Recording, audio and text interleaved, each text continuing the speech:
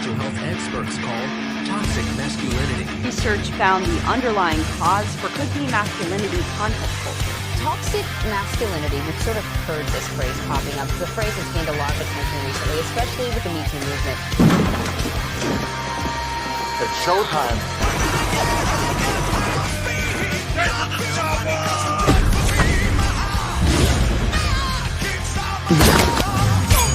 I'm no godless Tommy. I fought the Star-Spangled Banner. You bring the cavalry? Woman, I am the cavalry. They are my people. I am their sovereign. I love them.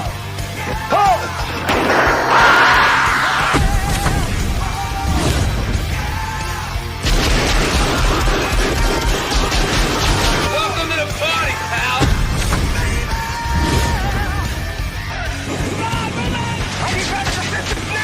Knock.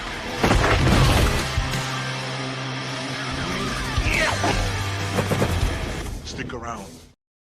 What's going on, ladies and gentlemen? Welcome to another episode of Masculine Mondays. Here we're talking about episode number 55, starring Sean Connery and Nicolas Cage in the 30th anniversary of The Rock, which some consider the last good Sean Connery Bond movie, and also perhaps the best Michael Bay movie that he's ever done. But that discussion will be held for another time. If you're new here to the channel, I would appreciate if you hit that like button, subscribe. It's free. It helps me out a lot, and I do appreciate it. We just passed 1,000 subs. Shout out to every single one of you guys, new and old, that have been here since the start for over a year now. I really couldn't have done it without you. We're going to do a proper 1K celebration next week, a double celebration, because your boy's getting a little bit older, and we're going to have a little birthday celebration along with the 1K celebration. So it should be fun. Should be a good time. We're going to have a lot of people, and still forgetting some other things. But for the importance of masculine Mondays, what do we do here? We talk about why masculinity in cinema is important. We talk about the masculine traits for every character, or mostly every character, in the movies that we discuss. Each Monday is a new movie, of course. And we talk about the affirmation the characters have, the inspiration the characters have, and the aspiration they have as well. Sometimes we cover a female character here and there. Don't ask me why. We just do it because it's intriguing. And then we also have some, female panelists as well. So it's good to hear their thoughts because, we appreciate everyone. But talking about the panelists here, going to introduce everyone to the stage. We've got Mr. Emperor Goodwin, the Papa Pumpkin Gourd King, Mr. Cole Hauser, and Miss Cindy Vera. How are you, gentlemen and lady, doing tonight? Doing good. Hello. Hi. Oh, man. Just got out of Leon's stream. It was quite fun, actually. Nice. Yeah, we did have to push the stream back just a little bit. So appreciate everyone hanging around. It's been a very busy day. But I think we're going to have Film Comics Explained Mr. Niat be joining here a little bit. I know he's a little bit behind too. And then we're going to have our friend Blue Collar Loser just call her Loser today because, he was using blue a has blue been pill. solved. Yeah. Yeah. Blue has been solved. He's taking a blue pill to treat something. Yeah. Sometimes duty calls beyond the measure of. Sometimes booty calls. Yeah. Yeah, exactly. So, duty, booty, same thing. You gotta handle them both, I guess. So, see, no, Waylon, we actually started on time. Technically, it was just the buffering of the countdown that went into the 9:31st minute. So blame it on StreamYards. It was just a StreamYard thing. But Rio, good to see you. I hope you're doing well here in this Monday evening. Kojo, greetings from North Carolina. Hey, greetings from Florida, man. Hope you're doing well up there. It was a rough game for the Carolina Hurricanes in Game 3. I was rooting for them, but it's been an interesting series so far. So better luck tomorrow night in Game 4. Bootzilla, what is going on? Good to see you here as well. Beans. I had beans for dinner. Nope. Black beans, white jasmine rice, some ground beef. Oh, a mixed dinner. Nice. Yeah. Jax, what's going on? Saw you in here. Hope you're doing well. And Crovax, What is going on, my friend? How are you? Hope you are well. And who we got? Master Keyhole. Hi, Cindy again. Yes. Coming over from the Neon Leon, or not Leon. Wow. Countercast. I do I'm just that confused, too. Don't even feel bad. Yeah. It's been a long day anyway. Cliff, what's going on, man? Hope you're doing well. The Scroat Cam will be making an appearance next week. Absolutely. Not going to go into it now, but Waylon has it correct. I am indeed saying turning 32 again. I don't know if you can measure Scroat age. You have to cut them in half and then count the rings. Right. Okay. It's like trees, no. right? I will not be streaming the Pain Olympics version 2.0 though. No. Yeah. Hey, look at this. Traba's over on Kick. We are streaming on Kick as well. Because you just never know what happens. YouTube can be funky sometimes. And we're also over on X, so I appreciate the views where they fall. So I agree. Listen, I've been streaming to Kick, but Kick is just weird sometimes, I suppose. But I do appreciate the follow and the views on Kick. Maybe that'll start something up. I think they've been growing steadily but surely. So, Death on a Trikey, what up? How you doing? You measure how far they are from the knee, closer to the knee. Yeah, that's true. Yeah. It's all I'd about say the other one is when you're sitting down on a porcelain stool, and if you feel cold water, right, you are having a certain vintage. Yeah, It's like it's kind of like the dipstick test. That's Only right. You have to measure the amount of water on balls. Exactly. Yeah. You're like, ooh, there's a tingle. Well, It's like, was the hair wet? Yeah. Was the skin wet? Yeah. Were they fully submerged? Oh no! Time for that AARP membership. Anchors ashore. Uh-oh. Did you hear a faint collective scream from the inhabitants? Yeah. The boys were yelling out, "Save us!" Yeah. Throw me a life jacket. It's a I high never put one of those on Yeah, again. if you run aground, just forget about it. Just don't even bother anymore. If they're behind you when you walk, you're in trouble. Yeah. Just got to hear them bouncing along. Yeah, right. What was it? Was it the was it the Jackass skit where when Johnny Knoxville did the fake old man prank and had his balls out all over the place? I want to say it was him and Jackass. When he did like the fake makeup. God, we got a new Jackass movie coming up this month, I believe. I need to go back to the first one. I think so. Yeah. The final Jackass movie. I still think the best moment in chat that I can remember is I think we were in Mr. Brown's chat, and some guy was talking about how age is only a number, and Adam Gray replied with, "Tell me that when you sit on your own balls." That's right, Bad Grandpa. Okay, there we go.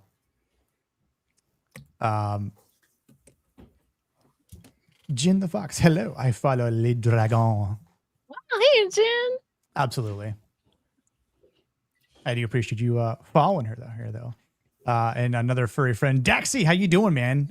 We are talking The Rock. Mm-hmm. Hell yeah.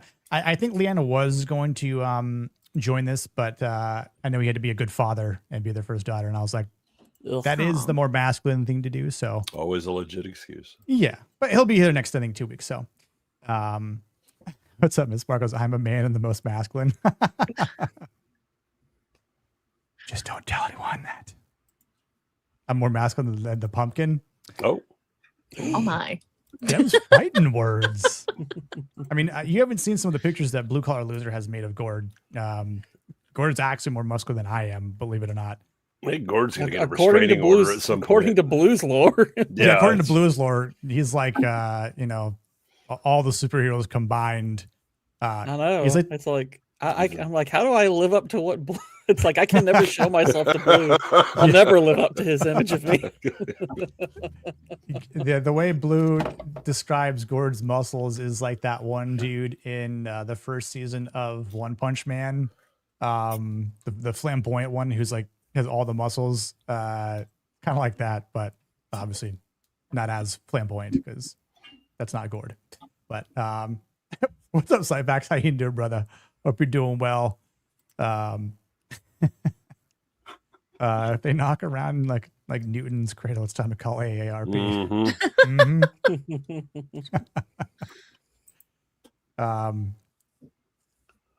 Do I want to sing this? No, probably not. Probably not. I'll sing it. I'll say it more in a poetic manner. I'll sing it. Balls? Oh no. Okay. By all means. Do your balls hang low? Do they wobble? Do they? What? That's not even the song, is it? It's fine. You can sing it like that. I thought it was. That's how the song went. It was, do your balls hang low? Can you swing them to and fro? Can you tie them in a knot? Can you tie them in a bow? Like I thought that's how this. I thought that's how the song went. I think it does. Yeah, works for me. That works. Yeah, close enough, right? The character's name was Irvine. Okay, yeah. Yep. Yeah, I haven't watched Bad Grandpa in a while, but that was a funny movie too. So, $2 from Mr. Daxi. This movie is kind of dumb. Is the kind of dumb I can get behind. Yeah, I agree. Like it is a silly-ish movie, you know, because you do have funny things and funny lines from Nick Cage, of course, pre-mumbly, like he is. Yeah, before the stroke, you know, when he was Spider Noir. Spider Noir. Also, this movie desperately needs an edit. There are like 8 endings on this thing, and I just oh my god, there's a reason that I stopped watching this a long time ago. And it reminded me that when I watched it, just how long this thing drags. Yeah, I'm like, holy shit, it's like 2 hours and 16 minutes. I'm like, this should be at least a half hour shorter than it is. Yeah, 145. Yeah, and there is a lot of freaking music behind like every single scene. I'm sitting there trying to clip scenes, and I'm like, oh my god, like I'm gonna get like some sort of like, you can't monetize this video or some shit like that because there's just so much music. And I try to chop things up as best as possible, and I was gonna try and remove some of the music from the clips, but it just was not working. So I'm like, whatever happens. But I'd be surprised if they're too stingy with the music on this one. But I mean, you never know for sure, I guess. It sounds like so many different other things. Like it's like that. It's a very generic soundtrack. I mean, it's fine. It works. Sounds like fine, Pirates of the Caribbean. Because Jerry Bruckheimer was on this too. Yeah. So like, you could definitely hear like the hints of like Pirates of the Caribbean, and I'm like, but this came out before Pirates, so you know. And you gotta remember too, because this is where that span in the '90s where Cage just had all these movies.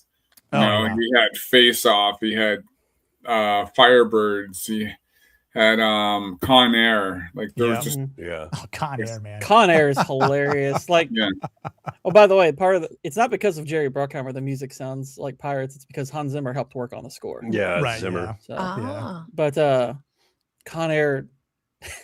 The funniest thing about Con Air is him getting put in prison in a clear self-defense case in Alabama. It's like, yeah, that's not happening. That's never happening.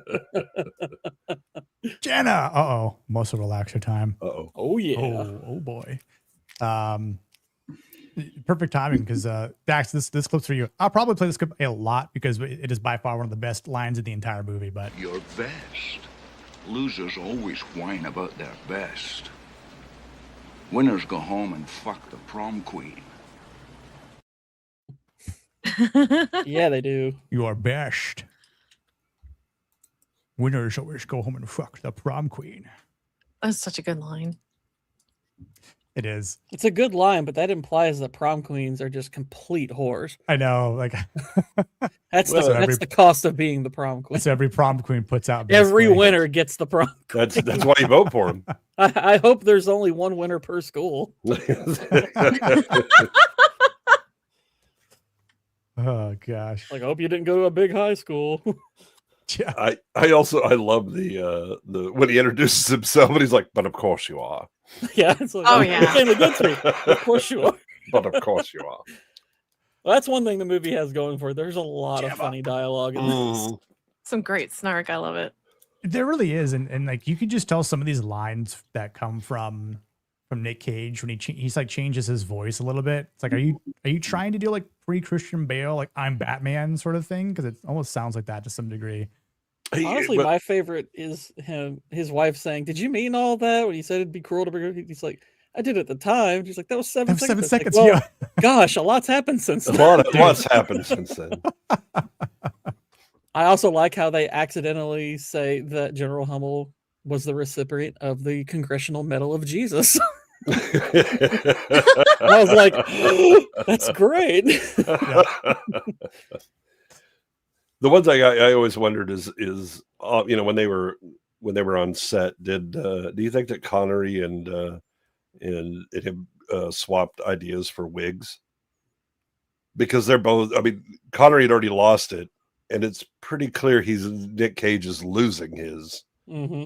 And so he was like, did we talk about hair systems or things like that when we're off screen?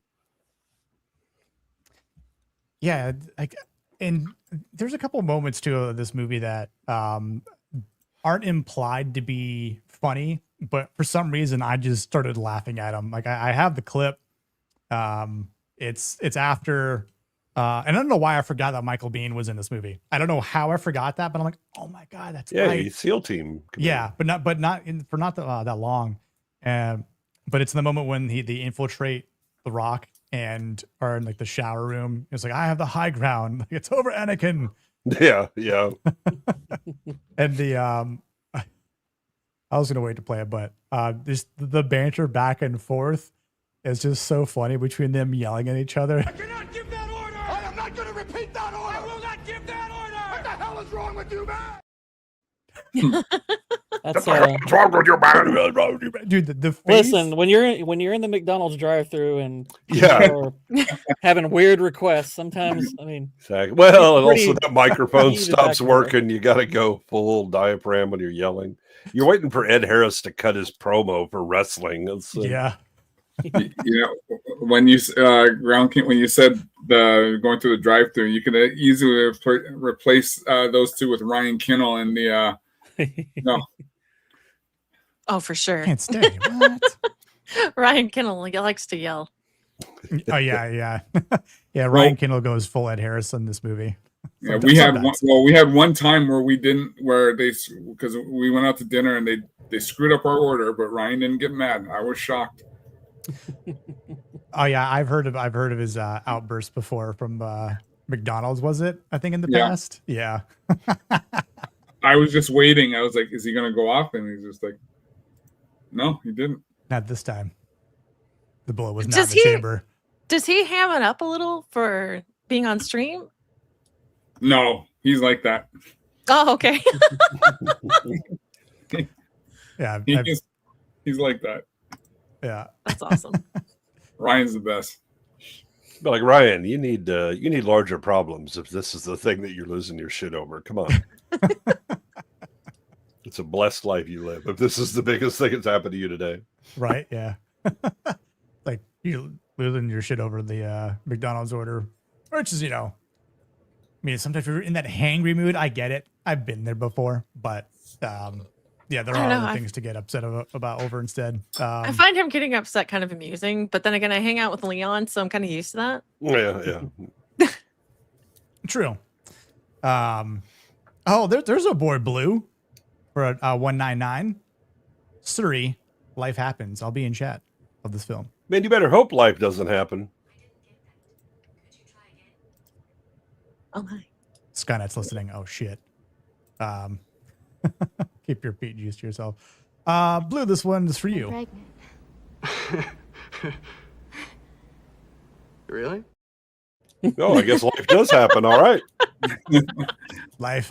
I'd almost forgotten. Rewatching this, I was like, gosh, I'd almost forgotten how hot she is. Yeah, I was like, damn. All right. I also like her situational Catholicism. That's true. Right. Yeah. Yeah. When I saw that line or saw this movie again, it's been a while. And then she said that, I was like, I'm pretty sure it's still against Catholicism for what you just did. Yeah. Well, that's her point, actually. That's why she said it's a problem for her. It's like, well, maybe if you'd have thought about that beforehand, you wouldn't be in this situation. What up, Nyat? Hey, what's up, guys? What's up, Nyat? Hello. How you doing, brother? Hello. Hope you're doing well. Yeah, sorry I'm late. Just been super busy with work. How y'all doing? You sound sleepy. All good. I am.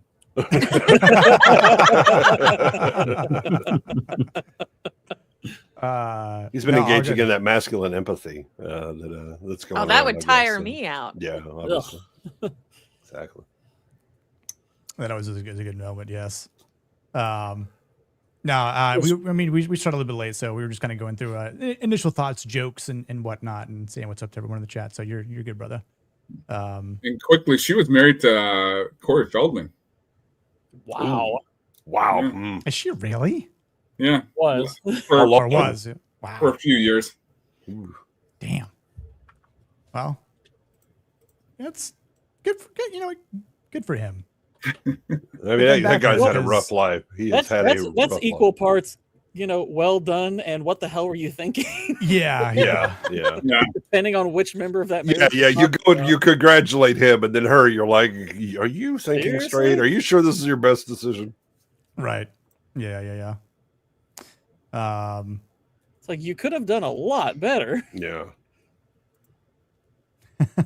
What's up, Piping Cynic? Yeah. He's a simple man. He's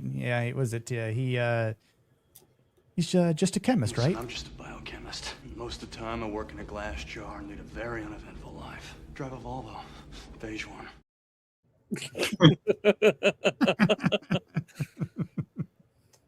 But what he has here... That was a little American Psycho-ish. I can kind of hear it there. Yeah, and then... Volvo, a beige one. But then he kind of gets... It even has a watermark. It's very much the same kind of character he plays in Gone in 60 Seconds. Yeah. With, and again, it's just Nick Cage playing Nick Cage, and for some reason that became a thing for a while, and then it didn't. Yeah, because I think it's like the continuation of that line. He's like, but what we're dealing with here is the worst thing we've seen here on Earth. He does this like, you give me some freaking slack. Yeah. Well, you know what? A little tired. A little tired, that a-hole. Yeah. And if you listen to his voice, it almost sounds the same when he was in in Firebirds. Yeah. Mm-hmm. The same style. Yeah. Oh, what a Wayfair. How you doing, brother? Yeah, I have that clip. We'll be playing that clip probably repeatedly because it's just hilarious. And I actually like Firebirds. Yeah. The old ones for sure. The crappy movie. It's so bad. It is. I saw that in the theater, and I'm embarrassed. Oh my gosh, it was a mess. I am the greatest. I think you could take any Nick Cage movie and just randomly insert lines from other Nick Cage movies, and it would be seamless. No one would notice.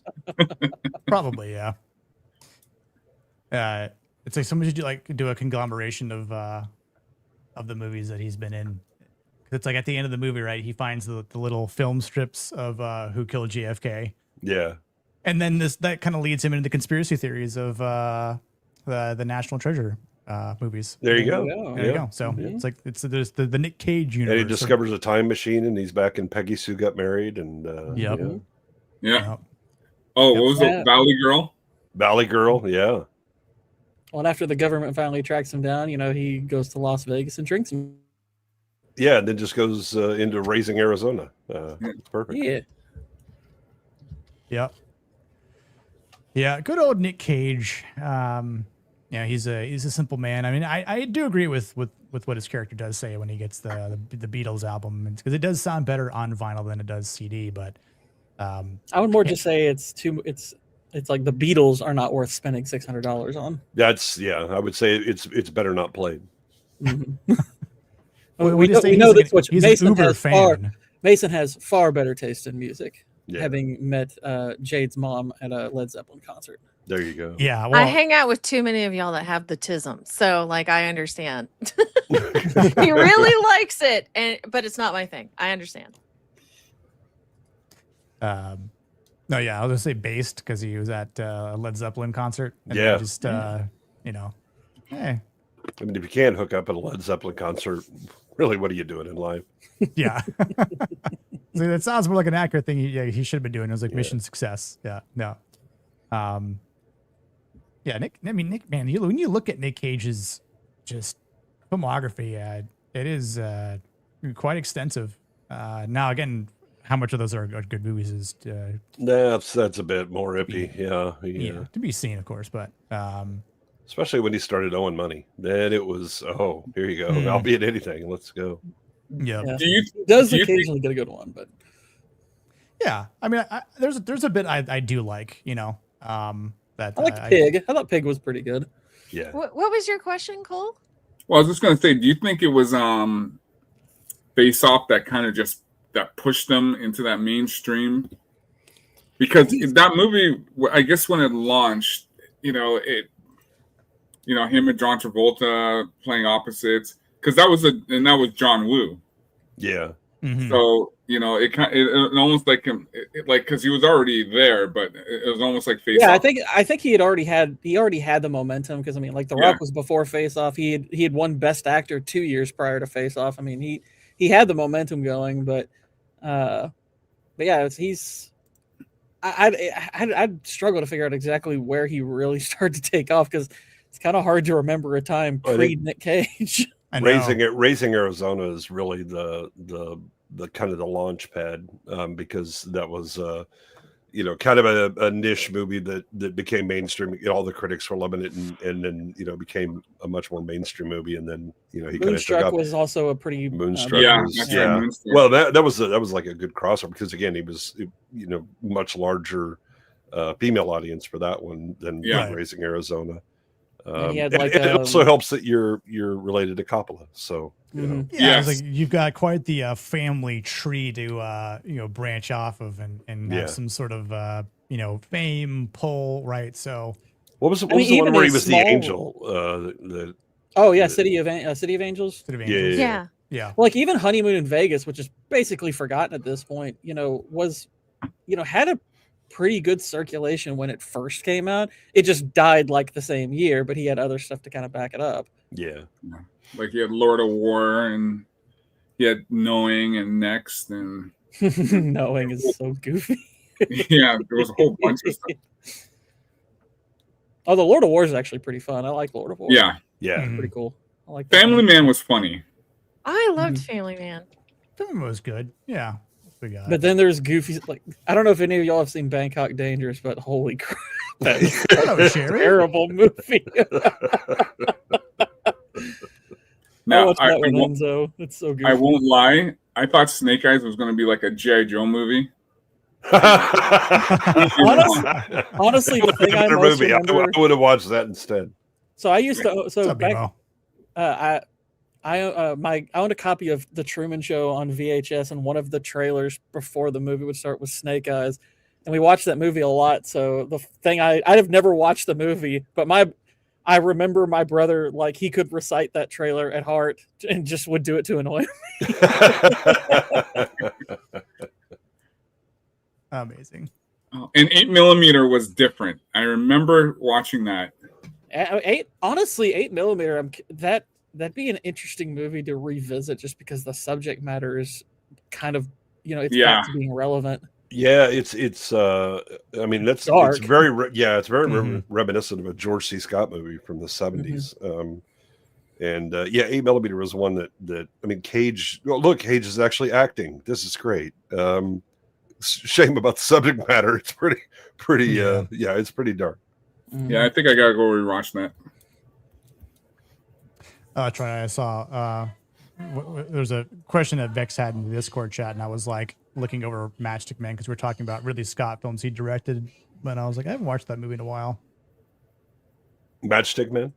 Yeah, Matchstick Men. Yeah, man, I don't think I've seen that since it came out. I never saw that. Yeah, it's like one of the few Ridley Scott movies that I'm like, I have no verdict on it whatsoever. Question: Is Madden coming out? When does Madden come out? I think that's this year. It says 2026, but I don't think there's an official release date. But I mean, I'm looking forward to it. I don't know if it's going to be good or not. I mean, obviously, it might just be Cage. It's November. Cage. I think it's supposed to be November. Okay, that's I not have bad. no idea how Cage is going to be able to do John Madden. I mean, Madden was, Cage can do like crazy boisterous, but he can't. First of all, he can't enunciate things anymore. I'm honestly more looking forward to Christian Bale as Al Davis. Actually, that would be awesome. That lines up perfectly. Yeah. Yep. Yeah, because the only one who's gotten close to John Madden was Frank Caliendo from Mad TV. Oh yeah, yeah. Like he was spot on. Yeah, he just needed to be about 1.5 feet taller. Yeah. Agreed. So, talk a little bit more about The Rock. If you are new here again, we do talk about the various traits. These aren't every single trait, but this is just a couple or a dozen or so. Anyway, about each character, what they have, what they possess. Of course, we do a little bit of a rating for affirmation, inspiration, and aspiration. We have changed the rating scale to obviously have reflecting of what it means from these numbers for each one. And so what I've also done, I was trying to change things up, spruce things up, see what is just enticing to see and be do for the sake of visuals. And so did change it. And I was kind of looking at some old going through some boxes and moving some stuff around, and I came across some old X-Men cards, some Marvel collectible cards from like 1990, I think it was 91, the old like Fleeter cards, if you remember that, if you're were alive back then, of course, but some of the old cards used to have their stats on them, and they would have like kind of like the different bars, and some of them like coded, and it was like a graph, which it was cool for stats for nerds, like how much speed they had, strength, fighting abilities, and all that kind of stuff. So it kind of just got me thinking. I'm like, that might be interesting to see how it would work in the aspects of like a dossier for the characters that we talk about here at Masculine Monday. So I kind of took that and still applied what we had, by default. So this is a working trial, a draft of the cards. So appreciate any feedback. Hope you guys like it. But essentially, this is what we're working with now. So we've got some sort of like graph, if you will, that we'll have on the characters. So we're looking at Mr. Stanley Goodspeed here, of course, our man Nick Cage, as we've been talking about. So I do think he is obviously this reluctant hero of sorts. Obviously has various traits. He is intelligent, being a biochemist. He does face on courage and has to conquer the fear, because he lies to Mason saying that he is a field agent in anti-terrorism. Which at that point, it's like, sure, martial arts. Okay. You know how to handle a firearm. But he actually forgets his firearm and needs another firearm from another agent, of course. Because, what good field agent would forget their firearm? So, well, it's in his sock drawer. What are you going to do? Yeah, he has it. And it's good for home invasions, if anything. Yeah.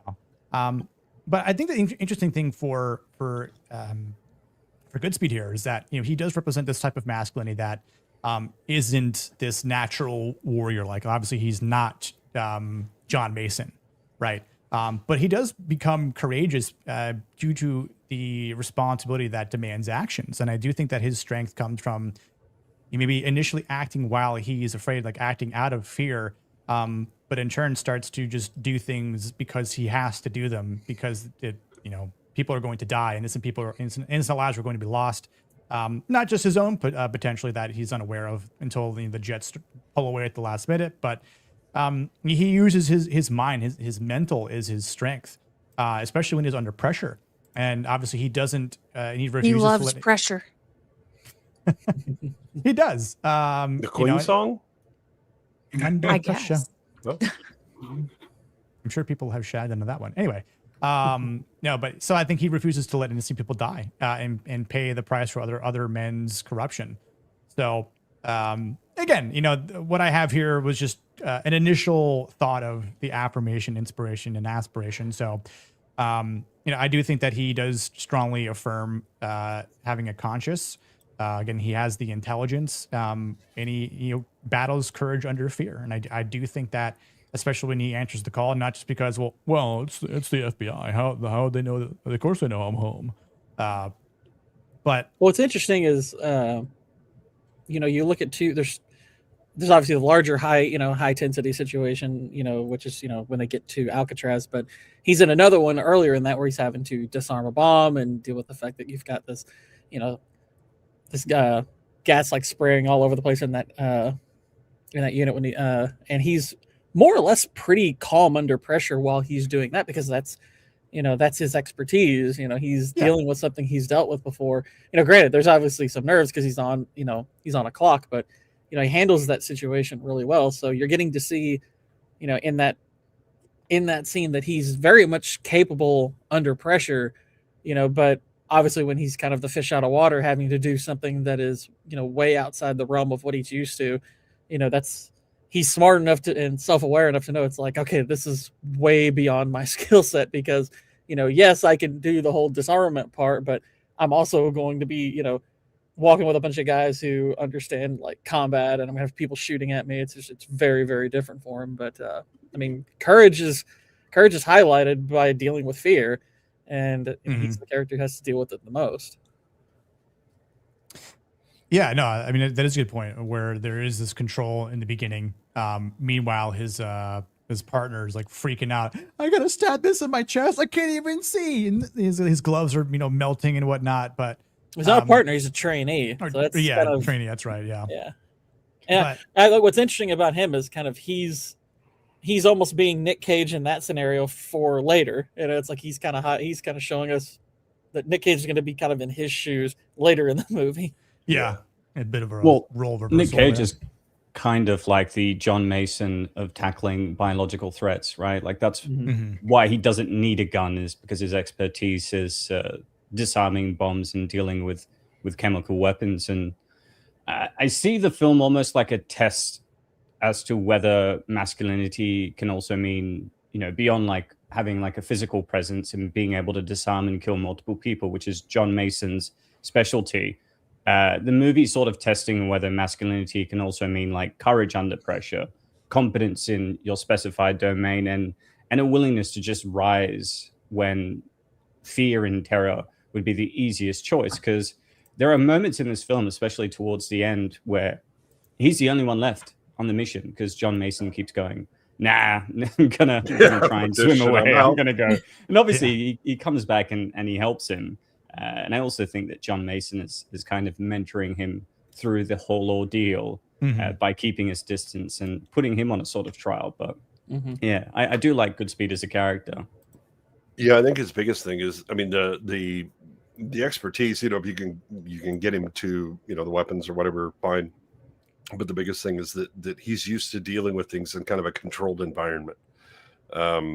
Yeah, the object itself can be a problem, but again, as he says, I'm used to operating in a glass cage, and now you're out in a chaotic environment where, oh, by the way, the environment itself is trying to kill you, in addition to the the materials you're dealing with, and he understands that he's not trained for this and doesn't have the skill set, but at a certain point he just kind of has to embrace that, okay, well, I'm the only one. And the biggest thing that's kind of driving his actions is that he realizes that his wife or his fiance is pregnant, is in the city, so she's at risk from all of this. That's why he's like, no, I don't have the opportunity to just walk away from it. So go ahead, Nat. No, go ahead, Nick. No, I was going to say, because at first he doesn't know the threat. He hasn't been briefed on the mission. So inviting his girlfriend, fiance at the time to say, why don't you come out, to San Fran as well? Stay at the hotel, and when I'm done, we'll continue this moment here, right? And so like the idea of everything's going to be okay is very much halted when they start asking about the VX gas and what that means. But sorry about that. But you getting a call from the FBI? Yeah, well, shit, they've been listening. Whoops. I was never here. Yeah. If I go missing, you'll know why. Mm-hmm. But what were you going to say yet? I do appreciate that as the protagonist of the film, he goes on a pretty interesting arc. Like his masculinity is developing. It's not fully formed at the beginning. Like he is intelligent from the start, but intelligence like doesn't make him admirable just by that one trait. And I do appreciate that he panics, he stumbles, he complains, and a lot of the time he looks completely overwhelmed. But I think what makes him admirable is that he doesn't run. You know, he becomes increasingly masculine over the course of the film because he sort of grows into the responsibility that's required of him, and he develops nerve and this sort of decisive action. He's a man becoming more than his self-image. Right. Yeah, he definitely has to change. And obviously he chooses to take things head on, even though he might have some sort of reluctance to do so. But as he's going through this and as he's seeing someone like John Mason, right, like he is, trying to be good at the same time. Again, like I think because he has this sort of, moral compass and he has a conscience, like when Mason is meeting his daughter, in secrecy after he escapes the hotel, and Goodspeed has found him and is sort of, listening in and eavesdropping before, the law enforcement shows up to take him away. But he understands, where Mason is. So it's sort of like, okay, well, I hate to be in this position, but I have to, and I'm going to kind of bail this guy out because I understand, a little bit of what he's going through. So I don't think it's being sympathetic, but I think at the same time, it's like, well, this guy is. Oh, I think he's being sympathetic. Yeah. Well, he's about to. He has to, but he needs to be a father. I think obviously he's pissed off at him, but he's like, okay, this guy's human, and he's trying to reconnect with his daughter. It's like, that's hard not to be sympathetic towards. I think the fact that he's about to be a father, it's like he's sympathetic in the moment. I think despite the fact that Mason punched him in the face, led him on a chase that nearly killed him, he's also aware that I forget the FBI guy's name, but he's aware that he ripped up his immunity, right? And that he's going to be going back to prison. Womack, he's such an asshole. But he's aware that he ripped his immunity, which is absolutely illegal, and that this might be the last time John Mason will have with his daughter. But I also think it's kind of hilarious that despite him bailing him out of that situation, it's kind of undermined by the fact that every cop still has their gun trained on John Mason. Did you guys not notice that? Yeah. Oh, he's that dangerous, right? But no. Yeah, but again, it's if the idea is no, he's helping us out, then why are all of them pointing guns at you? Yeah, because she says. Technically he is, and they still need to put their guns on him. So it's not right, really but that excuse stops working with the daughter when it's oh yes, I'm helping them out, and John, we need to go now, and they're all pointing guns at him. Because he's trying to keep the lie for John Mason that he didn't break out of prison, that he was released, and that he's now helping the FBI. But as I said, like every single officer has their. I don't know if you have an image of that moment. It's kind of hilarious because he's like, yeah, he's here helping me. And she just looks around and every single officer has their gun on them. Yeah. Well, it is rather funny. Well, it's a Bruckheimer movie. And a Michael Bay movie. It's a Michael Bay movie. Yeah, if you're looking for consistency, you come to the wrong place. Yeah, I think I have this little still I can really moment in the movie. Well, I think the other thing is you kind of see Goodspeed's sense of right and wrong. Now you can chalk it up to his naivete as an FBI agent because he works in a lab and he's not out on the streets or whatever. But the idea that you promised him that you're tearing up a document that's a federal crime, and they're like, don't worry about it, but he does. I mean, there's this sense of what's right and wrong, or at least legal, in his sense, in his mind, and it comes to, the fore when he's dealing with Mason. Yeah, it's right here. You can see on the back left-hand side. I forget if there's music here or not, but Well, gee whiz, John. I guess we ought to get going, huh? Whatever you say, Stanley. the music is so There's annoying. Yeah, see, that just comes everywhere.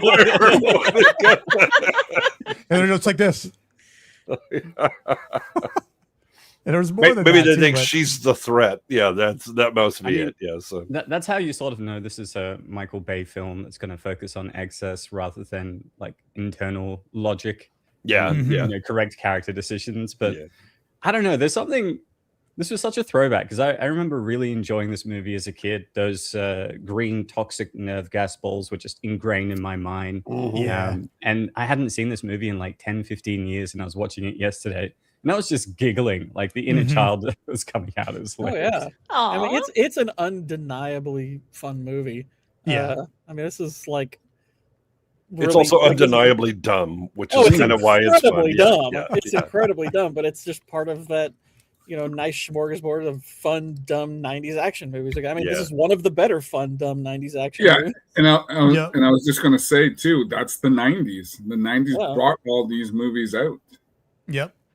Yeah, this is an homage to the 80s action to continue into the 90s, of course. And I agree with what Daxie said here. Like the whole car chase scene through San Francisco. Yeah, we forgot to mention Nick Cage. Like Stanley is a really good driver. Yeah, he steals a Ferrari and then proceeds to drive it rather well, of course. Well, he and drives a Volvo. Obviously, these are comparable cars. well, and then he goes on to drive Gone in 60 Seconds. So that's yeah. I do like that the guy he meets that's on his bike is like, "Yo, your Ferrari is like, you destroyed your Ferrari." It's like, it's not my Ferrari. totally And then he empty steals his Ferrari. bike. Yeah. It's not my Ferrari. Oh my goodness. Yeah, like the trolley somehow blows up, but like blows straight up and down. Dude, it's How did so- the guys survive? Yeah, well, I mean, it blows up, and if you actually watch it, like while it's spinning, they have animated fire under it to try and make it look even more impressive. But the everything that explodes has like 100 gallons of gasoline, to include hand grenades, or the guy that drops a kettle down into the tunnels, and all of a sudden it's blowing up all of the tunnels everywhere. It's like, I thought it was a propane tank. no, it's like an old kettle type thing. It's supposed to be like an improvised explosion, I guess, like, but that they put into a kettle. But it's like there ain't no way that's doing all that. Exactly. I was like, where is all this fuel coming from? What the hell is going on? Dude, I don't know why Who they brought this? Yeah, They should have launched that at the city. They would have absolutely destroyed it. when Michael Bay has an idea in his mind, he will execute it. He doesn't care if it makes sense. Like, have you guys seen the? Is it Armageddon, the one where the Where asteroids are he's coming down? basically telling him, like, shut up. If you look at the logic in the director's commentary, you've got like Ben Stiller saying, "Yeah, so when we met up during the pre-production, I mentioned to Michael Bay that wouldn't it make more sense for astronauts to learn how to mine instead of miners learning how to astronaut?" And Michael Bay was like, "Shut the fuck up! Exactly. You want to be in this movie or not?" Yeah. I mean, you could honestly argue that the task Stanley has, it'd be far easier to train one or two of those soldiers to do that than bring him along to work. Because if he gets killed, they're all kind of screwed. Yeah. Like, maybe he should show them how to do this. Yeah, and, let's like, cross-train a few people, shall we? Nah. Because, I mean, if you think about just the task itself, it's like, okay, you got to remove this very, very carefully, and you got to pull the chip out, and you got to put it back. It's like, okay, you can teach someone to do that fairly simply. You just have to, it's like, look, be very, very careful with this crap. It's going to kill you if you're not. The task itself, it's like, they're actually more capable because they're stronger. Yeah. Well, I mean, if you think about it, though, they didn't really need to send Stanley in to talk with my Sean point. Connery at all. yeah, Because he just gave him what he wanted. The police, the FBI guy could have done the same thing and then compromised for less. But no, they gave Nick Cage the role and he just gave him everything. I think the idea there was when Womack sees that, okay, they have similar interests, maybe he'll be quicker to trust him. And it's like, okay, I guess, but it's like, yeah, it's like if you're just gonna give him what he wants, it's like you might as well just send it. Anyway, well, it's kind of like the sending Clarice to talk to Hannibal Lecter. You know, that he's just, I mean, he's not going to convince anybody that he's, you know, oh, I'm running a scam on you or whatever. He doesn't have the ability, which might disarm Connery enough to actually trust them because they're sending in this guy. Yeah, and to be fair, I mean, his the way he treats him with his daughter has a thing, but also that throughout, you know, if you sent anybody else, Connery probably kills them and just immediately escapes, and that's the end of the movie. Yeah, just the way this moment with the camera angle, just like, you know, pre-Matrix like loop around him is that's hilarious. a very Michael Bay shot. Bay, yeah, it's, I don't know why it made me laugh, because the way Nick Cage like rises like it's this. such a Michael Bay shot. Oh, God, my God. it is. I'm pretty sure they parody shots like this, but they did like the Bad Boys one in Hot Fuzz. It was great. Yeah. So immediately as they do that shot, then it's like, haha, it's the Michael Bay shot. Exactly. The other one I love is during the car chase when he clearly just has like a handy cam and he's doing it low, and there's like people rolling around, and he's making it look like the Ferrari is just shooting in between them, but the Ferrari doesn't even go on that side of the trolley car, goes on the other one. It's just like, okay, whatever. What were you saying, Nia? I'm sorry. Michael Bay perfected the spinning Dutch angle shot of main character looking cool. Like he uses that a lot in Bad Boys. Yeah. Oh yeah. With Will Smith and Martin Lawrence. Mm-hmm. He really does. But yeah, this is the Ferrari crash scene. So yeah, and he uses a yellow Ferrari too in this movie. Hey man, you just fucked up your Ferrari. It's not mine. Neither's this. Kicks him off the bike and takes it. I should have paused it there for a second. The guy's like laughing, like,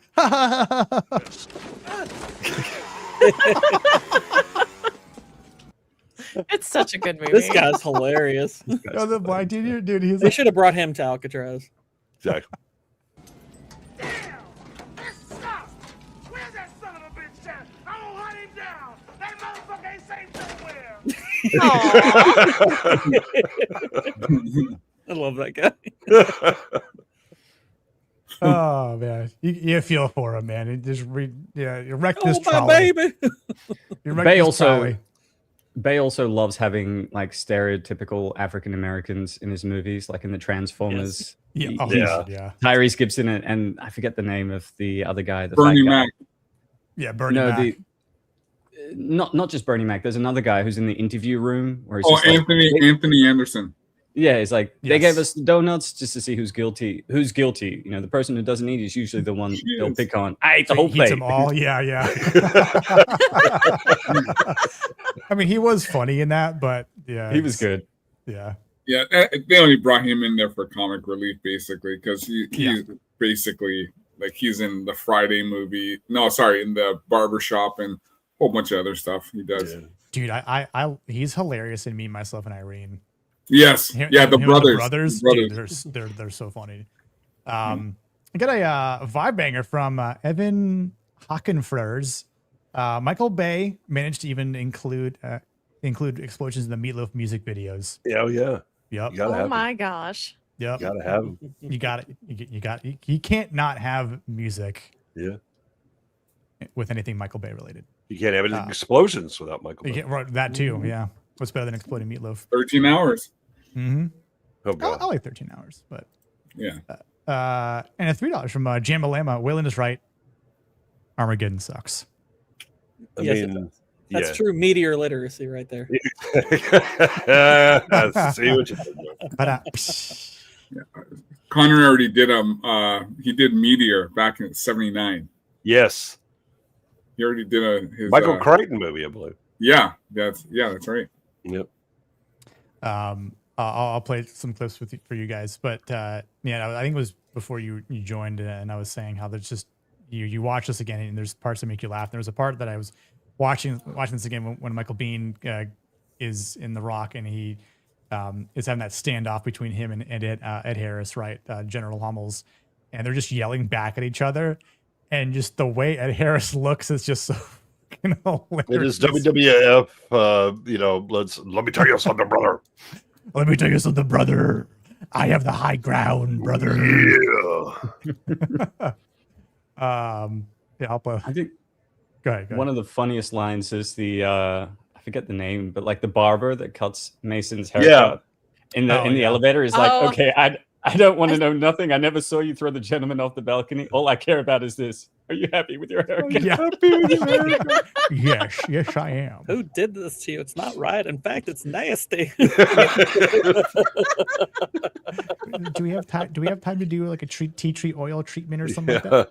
No. Damn. What he says, he goes, yeah, he's mean. He's like, not very nice. Not very nice. Holy Meanwhile, he's just like, I'm tying a whole knot underneath like the towel or whatever. It's like, are you the barber? No, stylist. Get it right. Gosh. Yeah. All right. This one's for Evan. I cannot give that order. I am not going to repeat that order. I will not give that order. What the hell is wrong with you, man? God, it's so over the top. Sorry, but it just seems like two women fighting. It is, yeah. Just yelling at each other. Yeah. Because that whole scene's much longer, but there's just this epic like build crescendo of music before the gunfire happens, and it's like we should take him out now. He says he's not going to repeat it, so he then thusly repeats it 2-3 more times. Yeah. That's how you know he's not going to repeat it. It's kind of weird that Michael Biehn's men don't manage to shoot one of the soldiers. I know they had the high ground, but they're the people that were above them weren't taking cover. They were just standing there. Yeah. Did anybody else think it was odd that none of them got Also, shot? nobody had a hand grenade that they tossed up into a balcony that's right above them that's only about 8 feet tall? They did. It They just only it had didn't go off. propane and That's what really went off at the end of the movie. The plane. Oh, that's what it was. Yeah. Oh God, the delay on that hand grenade was too much. Really, really old hand grenade from the Vietnam era. No. Yeah. I was gonna say for SEALs, they weren't very prepared in essence to take appropriate cover fire. Well, not only that, he's like, okay, secure this area. Nobody decides to hop on a toilet and then just climb onto the obvious balcony. No. It's like shooting just fish in a barrel. two-dimensional thinking. Yeah. It is kind of funny that Michael Bay's most famous shower scene, it has no nudity in it. Yeah. Well. Yeah. I'll play one other clip for Jamma here. Carla was the prom queen. Really? Yeah. I just like that. Really? Yeah, that slight smirk from He's like, well done, you. Yeah, well. Oh, show you a winner. Okay, yeah. Mr. Chemist. I also love the bit where Connery is talking about his normal day, and he's like, "Yeah, avoiding gang rape in the showers, but that's not so much of a threat. Maybe I'm losing my sex appeal." Yes, yeah. I was gonna try and clip that. I can pull it up though. That is a good bit. Such a good line. I miss Connery. I know. I'm watching. I'm telling you though, the best line is 3 Bronze Stars, 2 Purple Hearts, and the Congressional Medal of Jesus. I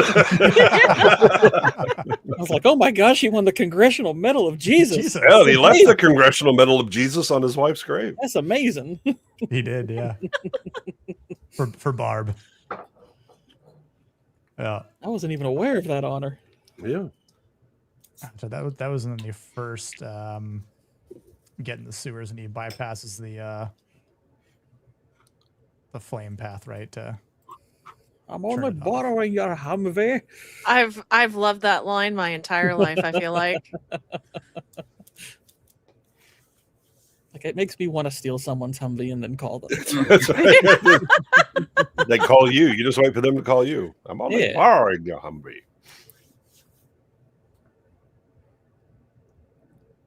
Yeah, again, this is such 90s over the top extreme cheese. Yeah. It was the decade of the extreme, and yeah, it's why Michael Bay was just meant for the 90s. Mm-hmm. He really was. Yeah, there's definitely some music involved, but whatever. All right, here we go. By a avoiding gang rape in the washrooms. Though it's less of a problem these days.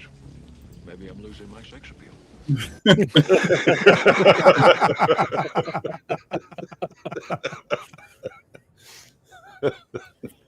That was some really good dialogue. I gotta give.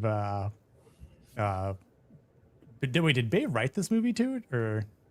Oh, Bay write. That's cute. No, they can't Who write wrote this? Oh, it was okay. Weisberg, Cook, or Rosner. Whoever wrote this, wrote that line. That was a good one. Yeah. Cook or Weisberg, one of the two, but well done. Yeah, the dog was pretty decent. Liz had really good one-liners, which again fits that whole action vibe from the 90s and 80s, of course, too. So, what's up, Dominique? How you doing? The Rock just watched this movie a couple days ago. Saw this when it came out. Total summertime banger. Yeah, absolutely. Yeah, I mean, it just passed the 30th anniversary, so that is. I mean, awesome. It's sad because like this came out at a time where you knew its place. You can enjoy the heck out of it without mistaking it for a great movie. But we're in a time now where this would be like a top 5 movie of the year, sadly. Oh yeah. And it's time in a way. Time's been kind to it, but not so kind to people's standards. I agree, It's like people rate this movie really high now, and it's like, well, I understand because it's like we have so much garbage now, but it's like if you go back to when it came out, it's like, no, this is by no means a great movie. It's like, I think for a Michael Bay movie, it's actually pretty good. It's one of his best movies by far, but yeah, it's no, this doesn't compare to like actual good or great movies from back then. There's a lot to choose from. I think part of what propels this into almost great territory for the 90s especially is the performance of Sean Connery. Like he is so like solid in this movie. Well, and it helps that you have a villain that you kind of sympathize with. You're like, I mean, granted, it's like I kind of feel like most of the performances are a fun kind of over the top, even Ed Harris. But he's playing a villain you actually kind of like because he's got principle and it's like you kind of understand where he's coming from. Now, granted, it's like, the plan itself is insane, but you're like, okay, yeah, but it's a fun vehicle for the action and whatnot. But yeah, it's like Sean Connery is absolutely killing it. He's got all the charisma in the world, and he's got it on full display here. It's like really and truly. I mean, a lot of people have said this, but like this is kind of the last Connery Bond movie. It's really fun. Yeah, I mean, it's really like the headcanon wise, it's like this is what happened to Bond.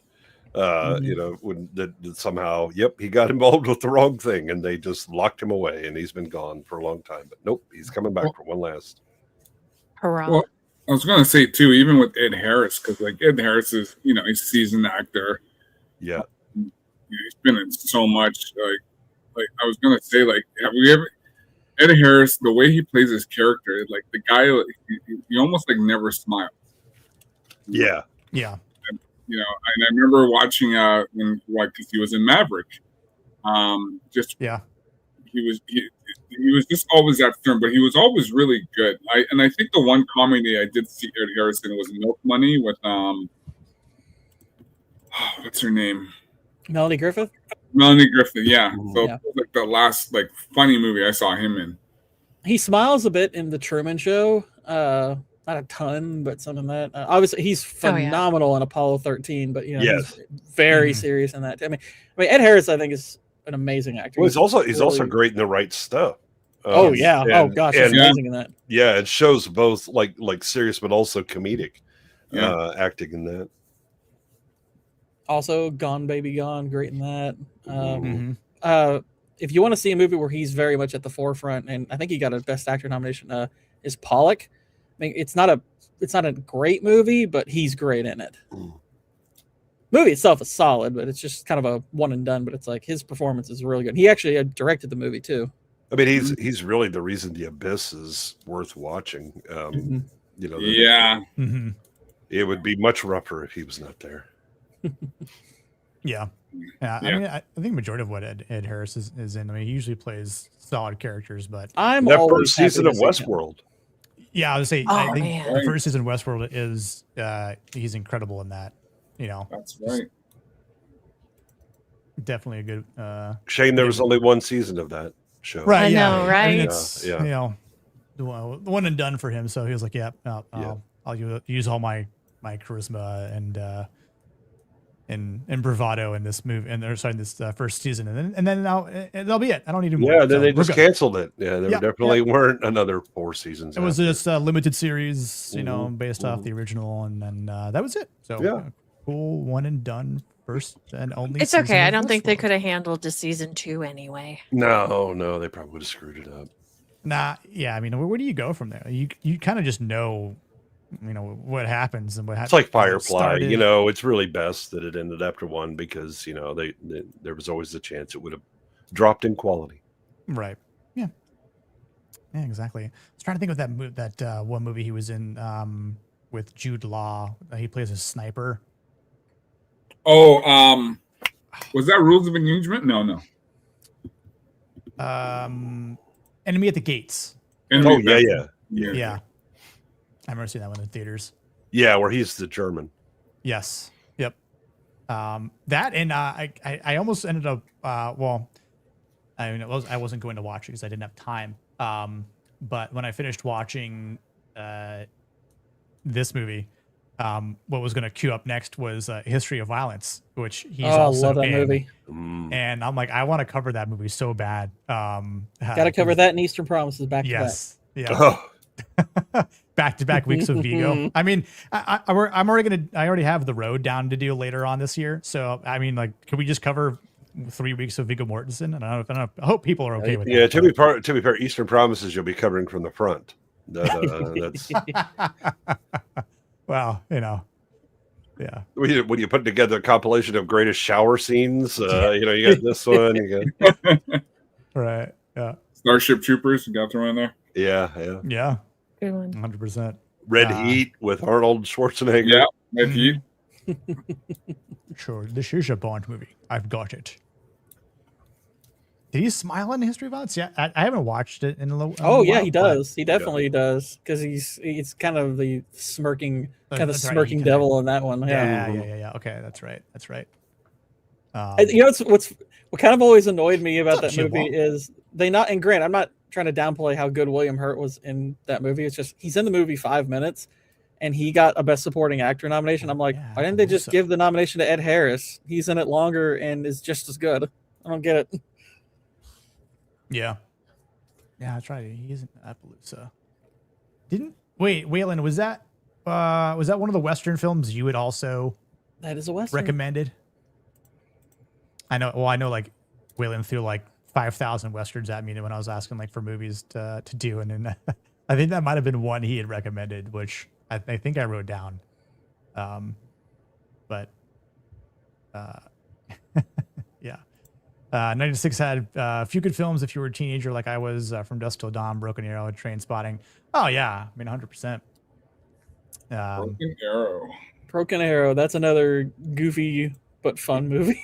Oh Lord, it's really dumb though. Okay, someone recommended it. It's really goofy. What's the terrible helicopter movie with Sean Young? Oh, that was Firebirds. That's Firebirds. Yeah. Okay. God, it is so bad. It is He was so in The bad. Little Bird. Yeah, it is so bad. Well, you had Tommy Lee Jones in it as well. Yeah. But again, it was bad. It was bad. Yeah. It was bad. I find it fun.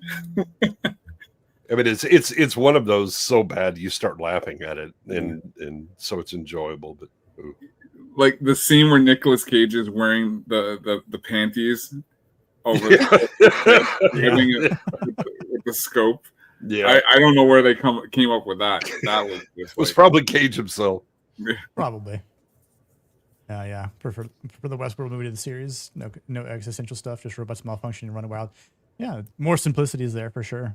I actually there is some existential stuff in that. I haven't watched the movie in a while. No, we covered on Blue Collars a month or two ago. Really? Yeah.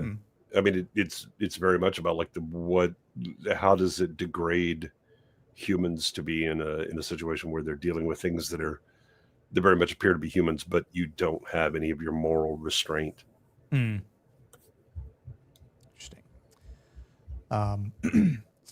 So to confirm Mr. Stanley Goodspeed's affirmation, inspiration, and aspiration here is his stats. What are we thinking? We think. I mean, again, I was like, I think 8s are good for him down the line. Again, I think with his inspiration, like he is willing to step into danger. Just despite him being terrified. But I also think that makes him highly inspiring. You know, he is smart. He's got.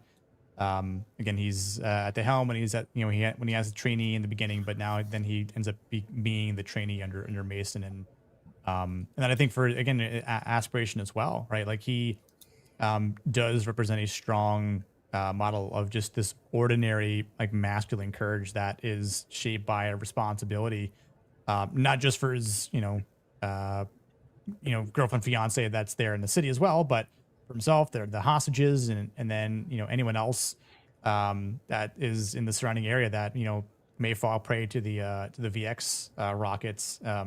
Yeah, he reaches beyond what he believes he's capable of. Right. I mean, this is necessarily aspirational. Mm-hmm. Yeah, but yeah. So what do you guys think? You think 8s are good for Mr. Goodspeed? Yeah, I think so. We can't give 10 because his girlfriend proposed to him. So exactly. Right. Yeah. Like that's I'm gonna erase that off, detract it a little bit, but yeah, he's just a good character overall, though. Yep. Now, this man, the hardened old warrior, he's got competent survival skills, discipline and control danger. And one hell of a grungy hairstyle. Yeah. Sure. At the beginning. Also, when he throws the knife into the dude's neck reminded me of Never hesitate. Goodwin's other favorite Arnold movie, Commando. Oh yeah. I will say this: a lot of because like, I was in high school. No, not in high school. I was in middle school when this came out, and but like my sister, like she'd have friends over and stuff, and she was about 2 years older than me, and was in high school at the time, and this was like the first older man I'd ever heard younger women really fawn over. Oh, like yeah. we'd watch, like she'd have the movie on, or we'd have in the background. She's like, "Oh," they'd be like, "Oh my gosh, he's handsome." I was like, "He's really old." It's like he's still really good looking. It's like, okay, he I'm has learning charisma. things. He has a lot of charisma. Sure. I mean, as a 13-year-old, it's like I was like, this is odd, but okay, I'm learning something here. Exactly. It's like it's all about the competence. Again, he's got that swag. He's never never startled by a situation. Just everything is like, yeah, I'm in control. I got this. Yeah. He's got the gravitas. Yeah. Yes. Oh, yeah, or much like Trauma Tuna says, one could say he has ridge. Yeah. Yeah. Zaxy. What's up, brother? How you doing, man? Hope the family's well. I'm praying for them every day. Exactly. You are 45. Yep. Give a whole generations of women daddy issues. The good news is, unlike their daddies, he will slap them occasionally when they need it. Yeah. Yeah. We need to make that popular again. Yeah. Yep. But yeah, I mean, I do think just because of his old world, representation of this masculine competence, like he's betrayed. He's imprisoned for 30 years. Obviously we know he had to avoid gangbangs and whatnot. So I mean, man's been through it, of course. He's had to survive a lot. But we know how dangerous he is. It's like to completely erase someone's existence for 30 years, with just how low T Womack is. But you just see how clever he is and how capable he is. Like, oh, here's a quarter, right? He goes, oh, I'm gonna, I slam do this like chair. low key I was like they slipped this in there, and I was just like, it kind of made me chuckle because like he first mentions that he's been in prison longer than Nelson Mandela, and then he names like people that have been imprisoned wrongfully, but Nelson Mandela's not one of those, and I was like, exactly, because Nelson Mandela was kind of a piece of crap. Exactly, yeah. He's in prison for a reason, and his wife really should have been. Yeah, it's like this this insanely glorified terrorist. Yeah. No, we have not run the poll yet for Con Air versus The Rock, but I can throw that on the YouTube poll for sure. I mean, I'm with Waylon though. The Man Who Would Be King is a great movie. Yeah. Yeah, I agree. Him and Michael Caine. Michael Caine. Michael Caine. What year did that come out? Your cocaine. 70s. Earlier, yeah. It was... I once saw a man on a rock the size of a tangerine. Some men just want to watch the world burn, and it's Michael Bay. Exactly. With explosions. Yes. Explosions. Some men just want to watch the world explode. Master Broush. Yeah, and I just think that his arc gains weight over time because he does in the end choose this loyalty and honor over just simply escaping for himself. Like instead of taking this selfish way out, you know, he obviously comes back and chooses to help and save Goodspeed. But also when he recognizes too, I think it's a very wholesome moment between Mason and Goodspeed when the walkie-talkies looking for Stanley, and he tosses them the walkie, and are the hostages alive? And he's like, yeah, hostages, all of them are alive. And then Womack's like, oh, give me the microphone. Is Mason? What about Mason? Is he dead? Is he alive? And then he's like, no, he's gone, dead. How? Just pick me up. I think I actually have a clip of that, but God, I hated Womack so much in this film. Oh yeah, he was a simpering little shit. Mm-hmm. Yeah, where is it? Womack, what about Mason? He's dead, sir. How? When?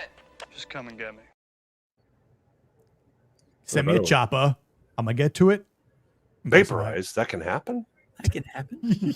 Yeah, I was like, duh. Have you not seen what napalm does to someone? It rarely vaporizes you. Normally if you need to get vaporized, there's going to be one hell of an explosion, or preferably the nuclear kind. Yeah, ask the Japanese. Yeah, you can't. They're vaporized. Yeah. Jesus. But yeah, I do think more of, again, like I think you mean Ash the Japanese. Oh, we already did that twice. Almost a third time. Yeah, that one would have taken a while. Yeah. We're like, hold up. We'll be back in a few months. And the war's over. But yeah, I do think that he affirms competence, survival discipline, and obviously has this masculine capability. Because after Mason says that he's gone, right? He did this great line, and just chop it together a bit, but I'll let the man say it himself. It's been a long time since I've said thank you to anybody, but thank you. He's so fucking manly. Thank you. I got a question. Yeah. Does this work without him? This movie? Hell no. No. That was my point. Where you couldn't make this movie without Connery. You just couldn't. No. You can replace Cage in a minute. Yeah, exactly. Yeah. Yeah. If Connery wasn't in this, and I don't know who you could get that could fulfill his role. But I could replace Goodspeed easily. Yeah. I think any one of us could replace Goodspeed. I would say, I think it came a thought to me afterwards. I think it was when I was watching the scene with Michael Biehn, and we always talked about how in the future flashbacks in the Terminator series they always use like a different actor or whatever. Like if it was like Ed Harris but like a little bit younger, but he was like the older John Connor, like I think he could have done a really good job. Yeah. And then when I would have wanted a full film of a younger Ed Harris as an older John Connor. Cromax does make a good. I mean, Redford, yeah, because what is that? The castle? Yeah, the castle. Mm-hmm. The last castle. Last castle, something like that. Yeah. Yeah, Robert Redford could actually be not a replacement, but just it would still work. Alternative, alternative. Yeah. Like if Connor's like, I picked a different movie, and like that happens sometimes, but. I mean, of course, one of the most famous things that Sean Connery didn't do was not playing Gandalf the Grey, right, from Lord of the Rings, which I mean, that's like, probably for the best. Yeah, no, I'm like that one. As much as I love Connery, I'm like, I don't know how we watch Lord of the Rings with him as Gandalf. I mean, it'd be a little weird considering like how much sex appeal he does have, even as an older gentleman. Yeah, I mean, at that point, like Galadriel would be like, yeah, you know what, I'm gonna give up my eternity or actually, well, I mean, he goes to the Valinor anyway, so it'd have been good for Aragorn. Eowyn wouldn't have even bothered him. A wizard is never late, Frodo Baggins. Nor is he early. I arrive precisely when I mean to. Oh God, I just realized, the year before this, Connery did First Night. That's true. I'd forgotten about that movie. Yeah, if you want to Richard see him Gere as, and Julia as Armand. Yeah. Oh. Yeah. Waylon, you and Host are on this mission kick ever since Goodwin recommended it. Well, they saw it and they were like, "Oh, they can't." Which I agree. It. Yeah, no, for sure. Listen here, you foppish little hobbits. Yeah. Throw yourself into and riddle us of your stupidity. At least Sean Connery got a lot of female too. Yeah, for sure. I think the last movie of his that I saw was Finding Forrester, which is not that bad. Yeah, it's a good movie. Like in general, I'd say the last one I watched was League of Extraordinary Gentlemen because we covered it not recently, whatever, it was 2 months ago, but yeah, I think the last one I did was well, I've watched a ton of his movies, but the one I really enjoyed I watched recently, besides The Rock, was Outland. Yeah, Outland is great. Yeah, that's a good one. Yeah. Yeah. So it is absolutely in the Alien universe. Yeah. Yes. Yeah. So I do think for his affirmation, again, I think because he has good traits and good qualities that it is, definitely a strong. So I do have him. I have an 8 for his affirmation. Yeah, I think that's fair.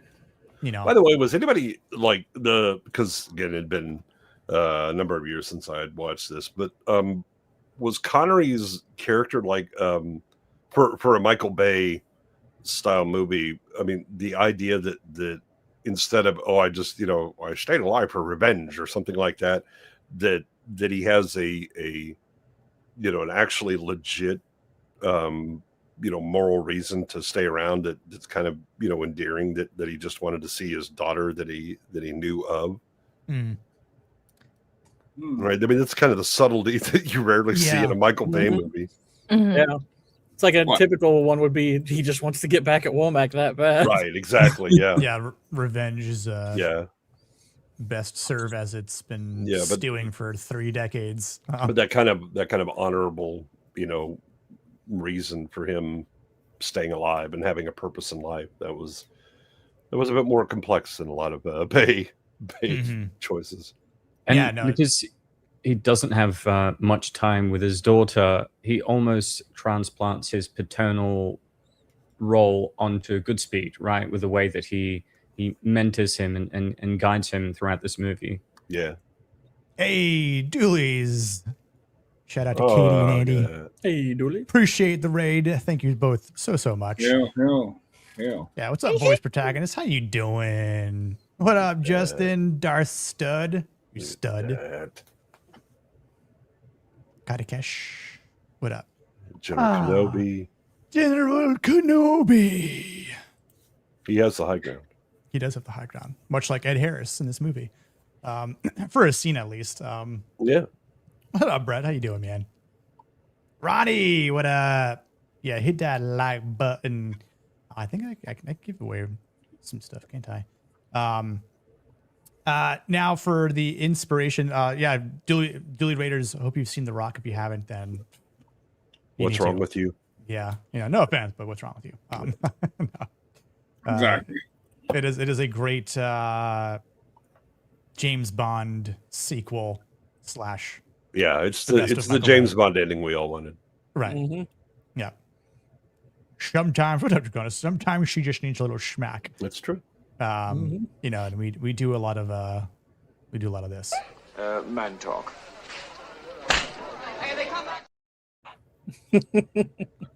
That slap was loud. Exactly. Well, you could see he kind of pulled a muscle there. He had to reach. Right. Yeah. I for mean, it, like, just like, damn that. Yeah. Well, tricep. there was some ass there. You had to make sure you get the full, And full you smack. get the full palm it, right? Yeah, like a basketball. You don't want to disappoint her. Right. Yeah. Total side note about Sean Connery, again, just to talk about how masculine of a man he is and was in real life. But he actually competed in like bodybuilding. Yeah. Before the golden era. Yeah, like he was actually like, again, like you kind of see it in that in the James Bond era, but he was he competed in a show. I think I bookmarked it. Was my buddy and I were talking about it maybe a week or two ago, ironically. Let me bring this up. And again, like this is what I'll show the clip here or the screen, but this is from 1953, guys. So just to you think about it, but I mean, just man's a fucking legend, all right? Oh wow. Sean Connery at the he is a Mystery legend. Universe competition 1953. This is 10 years before he would become James Bond. I mean, again, like this is what hard work does. And then just think about the like they didn't have all this science behind it. They just had, very By science, you mean they didn't shoot steroids in their asses. True. Yeah. I mean, again, this is what being natty really looks like. And again, like this is before they probably started to, look at more of, again, like the metrics of eating, a lot more than they were back at that time too. But I mean, it's, I was like, this is just even, again, it just made Sean Connery even bigger legend than he already was. But, not everybody knew that he was a bodybuilder before he was acting. Yeah. I mean, he was in great shape. You know? Good form, good pose. I mean, I think at that point too, before posing really became an art form in the golden era, right? Like Lou Ferrigno, with Arnold, and whatnot. It's like, man, who knows what he would have done? Obviously, he was a little older, like 20 years older by that point. But it's just like if that was around at that time, who knows what he would have been capable of? But I mean, still, like that's. I suspect Connery would have been like, I have to shoot what? No. Well, I had to put this in my what? No. I don't know if anyone knows, but his brother Neil Connery played in a movie called Operation Kid Brother, where they had the original Blofeld and Moneypenny in this movie. So really, yeah, it's called Operation Kid Brother. Because I remember I was watching, and the only reason why I knew about it. Sorry. Oh, I understand that. That's right. It was on Mystery Science Theater 3000, and like I'm looking and I'm like, that guy looks a lot like Sean. And then I went and looked it up, and yeah, it was his younger brother. Oh, but damn. Yep. That girl Dink had something to work with. Connery had to put a little oomph into the love tap. Yep. Yeah. Yep. But on top of that, I'd say for his inspiration, however, I think because he does return. I mean, he has his own agenda, and again, he wants to get back at Womack. But I think because he does go back and he does help, and he kind of has been again mentoring and giving some advice, some suggestions to Goodspeed, that because he returns, and I think he is loyal to Goodspeed, really gives him that like redemption aspect to his character. Again, his character does change, even though he by the time he does again, if this was cut like we were saying earlier, when like this was edited to be a better film, and shortened, and then have maybe his introduction come a little bit sooner. But regardless, I think because of where we see him enter the film, and we kind of hear a little about his daughter, and him looking at that as his legacy too, and wanting to change and wanting to you know, no. Well, I mean, he has every reason to be cynical about the world. Oh yeah. I mean, he's been screwed over by a government for 30 years, and you know, and just thrown away and forgotten about, and it comes out. But again, when Goodspeed, you know, kind of points out the moral, you know, issues at hand, and he's like, all right, you know, I'm going to do it. That's again, it's why the edits need to happen at the end. You need to get rid of the 8 times that Connery decides, nah, I'm out of here, even though he's already morally committed previously. And then suddenly he has another, and it's like, fuck off.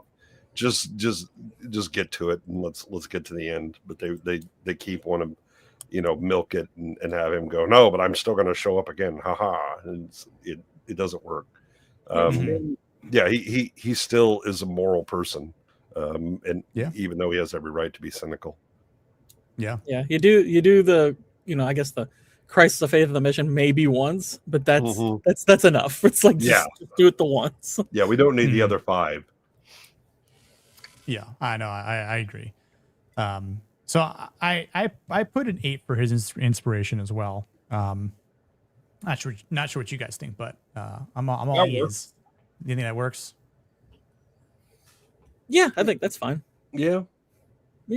Yeah, I was like 7 to 8, but I'll give him the benefit of the doubt because it's I don't say I was biased because it was Sean Connery, but I think he's just. I mean, I'll be honest. I mean, I think if you were going to argue with it, I'm arguing more than 9 higher because he maintains it despite 30 years of wrongful imprisonment. You know, he still maintains principle. You know, he stays hopeful. He stays sober minded, and I mean, this guy's gone through a lot and still maintained a lot of principle. Yep. Do we want to bump him up to a 9 because he's? I mean, that would be if I was going to lean anywhere. Yeah, it's going to go to 9. Yeah, that works. I mean, I might even argue that he's a 10. He's a 10 because he's independent, intelligent. He's mastered self-mastery. He's capable of like tremendous violence. I mean, he single-handedly wipes out Hummel's men, but he's not defined by mindless aggression. Like he reads people quickly. He's calm in situations that break other men, and add to that the paternal qualities that are hinted at through his daughter and the way that he sort of guides and mentors Goodspeed. He's almost like a very complete masculine presence. He's a warrior. He's a mentor. He's a father. I definitely think he's the most aspirational man in the film, but I would say 10 for inspiration. That's just me. Yeah, again, he also, I mean, you know, what does he do in prison? He's reading philosophy. You know, so again, he's intelligent and uses that. You could tell, like with the, you know, when he's having the conversation with the first FBI agent, you could just see he's frustrated with this moron he's dealing with. And he avoids gang rape. He doesn't accept it. Exactly. Yeah, that's true. Yeah. And then you think about. Sorry, go ahead. I was gonna say he avoids it by also just kind of killing them off or just mortally wounding them to it's like if you try to touch my ass again, I'll break your fucking arm. I know I'm a sexy beast. But... Yes, my sex appeal is amazing. Yeah, no, I was just gonna say, his character was called, for a reason in the first place. Yeah. So that puts him that puts him at a higher level because they wanted Mason and they wanted his knowledge of the Rock. Yeah. I mean, what do you say? He remembered the whole layout of it, and it's in his mind. He spent 3 days right in the dark, and just figuring it out. And Dominique, that's fine. He's not a U.S. citizen. He's a Brit. He was doing his mission. SAS. Yeah, he was part of Her Majesty's Secret Service. What's that line in? Is it Tomorrow Never Dies with Pierce Brosnan's Bond? He's doing a mission and he's blowing shit up, and one of the agents like, "What the hell is he doing?" And Emma's like, "His job." His job. His job. Exactly who he is. Good call back there. Yeah. But no, I agree. Like, I mean, he is by far the most aspirational character in this movie, and I was like, I have to give him a 10 as well. Like, even though like he does have a complicated life, and obviously I think because it might seem like he's been damaged, but you just think about how long and how much he's persevered through, it's like that is some freaking aspiration right there. I mean, like he had to just not only is he been in prison, but you think about he was serving, Her Majesty's in the SAS. Then he comes out and he does this whole job. He wants to, get to know his daughter. Like this has a second chance. He realizes like, now I'm getting old, but and maybe sure headcanon is like he somehow is able to reunite with her, in a different country. Who knows, right? But I mean, man's a top tier in espionage show. I feel like in secrecy, so he could probably just get away and get away with it. But yeah, no, definitely a full 10 on the aspirational scale too. He's just, who wouldn't want to be him, I guess. Of course. Even if he did some espionage, I mean, if I can skip that 30 years in prison, I'd like to do that. But otherwise, opt out of having to survive 30 years of gangbangs, then that would be a-okay if I could just avoid that. So Waylon confirmed that was the opening of Tomorrow Never Dies. That's what I said. Yep. Good call. Yep. I mean, and again, I think too, with the, I'll play the clip again, but the fact that he does say this. It's been a long time since I've said thank you to anybody, but thank you.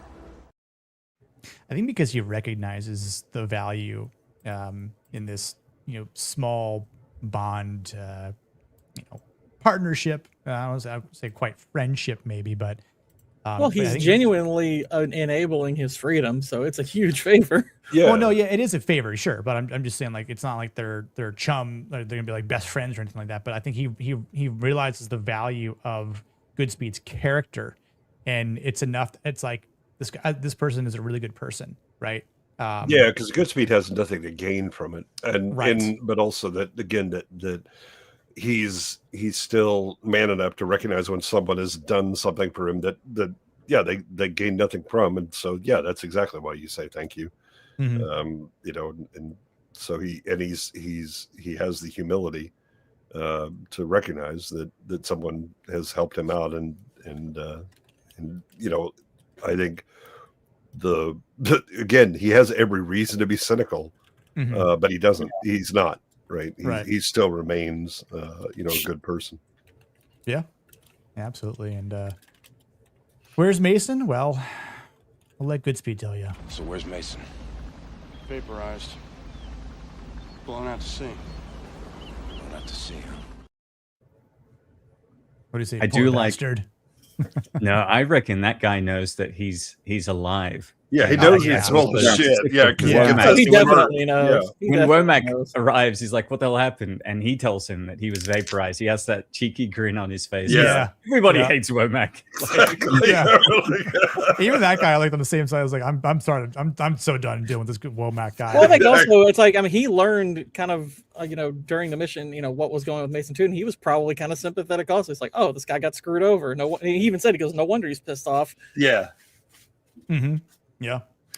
But no, I 100% believe that he knew, because then he says, like, there's like a slight pause with some more music, and it's like, poor bastard. Like, I mean, he just realizes that, oh no, he got blown up to water, and then, that's too bad. Vaporized, huh? Oh, well, lucky him. He got vaporized. Exactly. Yeah.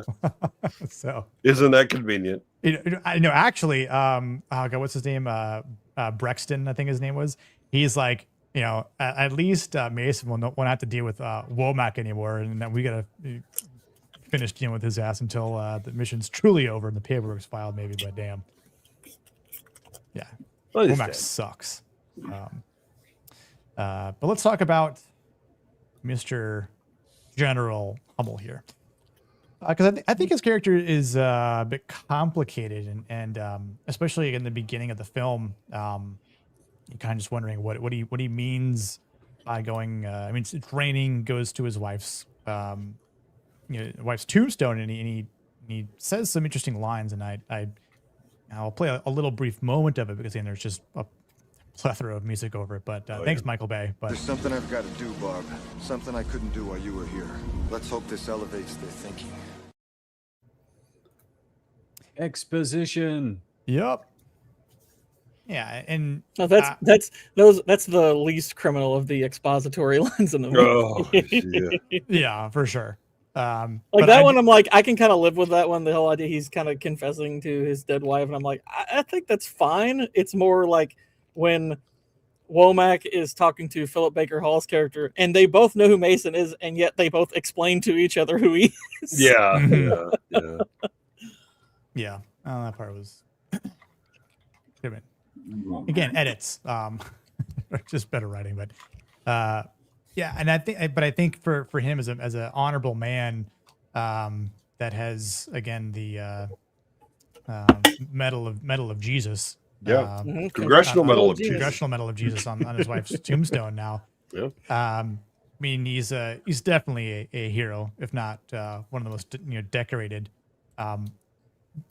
But to think that he couldn't do something because his wife was alive, and so it's like kind of paints that his wife was his moral compass, the light in his life that really prevented him from doing something that he would regret.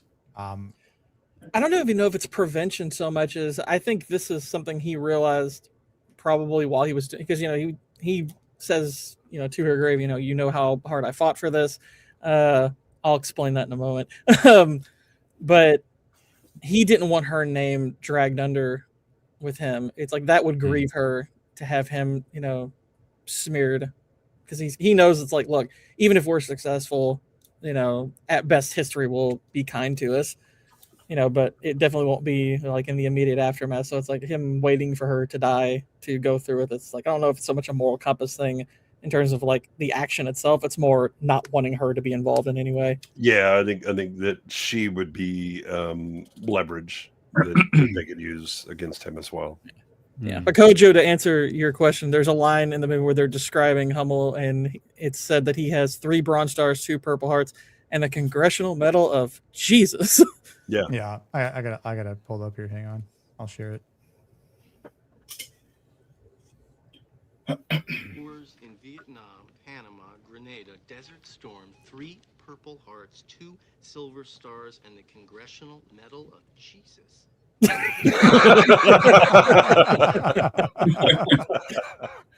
What's interesting is that guy there is the chief of staff for the president, right? And they say that he's 33. He does not look 33. He's like late 40s. Yeah. People used to age differently. No, trust me, we age differently in that era. Yeah. I was 26 when this came out, and I looked like I was 50. Tom Holland is 3 years younger now than that guy was then, apparently. I think. Go ahead, Nick. Oh, no, I was just gonna say, is that? Maybe I'm just not. I don't pay attention that close, but like 33 to be a chief of staff. I'm like, I mean, Stephanopoulos was really young when he was. Yeah, that's true. I was trying to think of who else was that young around that age as a chief of staff, but got to run through those ranks. Mm-hmm. What were we going to say, Nat? I think like Hummel is one of the most interesting masculine figures in 90s action because he's not a cartoon. He's got a lot of complexity to him. He's disciplined. He's commanding. He's principled as well, right? Deeply authoritative and driven by a genuine sense of injustice. And that's something that people under him recognize, and even Michael Biehn's character recognizes, right? Like, it's like, look, I'm actually with you on this, but the path through which you're trying to achieve your goal is dishonorable. And like he has all of that, like dignity, gravitas, courage. But the tragedy is that these virtues have been corrupted by his hatred for the US government, and his masculinity is initially noble, but it becomes extreme because he can't let go of like grievance and hatred. And so he confuses righteous anger with moral permission, which is why I do like his character. I think it's an interesting, he poses an interesting discussion on masculine traits because he has a lot of them, but they've been corrupted. Yeah, I think in again for a Michael Bay movie, my God, do we have some actual subtlety in character and the way everything is set up, and it's something that couldn't happen after 9/11. That everything kind of went black and white again, and we got to have the mustache twirling bad guy that we go get or whatever. But this is it's the wall had fallen, the Soviet Union had ceased to be, and so this is an era when there's a lot of introspection and kind of turning in. And you look at a guy that like Michael Bihn's character talks about, perhaps the greatest commander, battalion commander, of Vietnam. the Vietnam War. Mm-hmm. And, kind of letting them know, these Marine recon, and oh, by the way, they're being led by somebody who knows his shit and has actually been, in real fights. But the idea of him saying, that there's a lot of black ops stuff going on, and we've lost a lot of people because it was politically inconvenient to discuss it because what we were doing was illegal, but again, we're military doing that. And then him kind of trying to go through the legitimate pathways, to correct this. Cause it starts out with him, testifying, before Congress, and trying to bring this up, and no one is willing to do it. And so he's kind of the righteous crusader who has lost his moral compass and he's now using the ends justifying the means. Mm-hmm. But even so, I mean, his threat is hollow. He's unwilling to do it. His hope is that right. that his bluff will convince people to act. Yep. And then he calls it because you can see him. He's like, he starts coding the missile to turn, and then it's like, we're going home. We're packing it up. They called our bluff, so the mission's over. We're done. The mission's not over. We're mercenaries now. Well, you're dead. Yeah, so. He's not. Yeah. Mm-hmm. Yeah, he's not a mercenary. So, but no, I agree. He's definitely I think the most complicated figure in this movie. Well, he's kind of the reason why the story works as well as it does. I mean, and it's by no means it's a great story. It's like, I mean, Connery's the reason the movie works, but it's like Hummel's the reason why the story works. It's like, well, he's actually an interesting character, Mm-hmm. It's like he's. I mean, granted, it's like if this were a great director, you'd be like, it's kind of it's okay, but it's a little cheesy. But because it's Michael Bay, it's almost like, wow, Michael, this is surprisingly complex and subtle for you, sir. What the hell is going on? Right. It was somebody else who wrote it. Yeah. I think all of the complexity we see with his character is in spite of Michael Bay's proclivities. But that's how well, I guess for this character, that's how he does it, because you look at his background, his traits, what he's doing. I don't mean to be on it, but you kind of have some sympathy for him. Oh, absolutely. Oh, for sure. Because of is he in the wrong? Just some, because he has followers. Yeah, I mean, he's so you have, again, this is very much the introspection, and maybe we were the bad guys all along, which is also a very 90s thing. But the you have Sean Connery, who is illegally kept in prison for 30 years, so that's a sin of the past coming. Yep.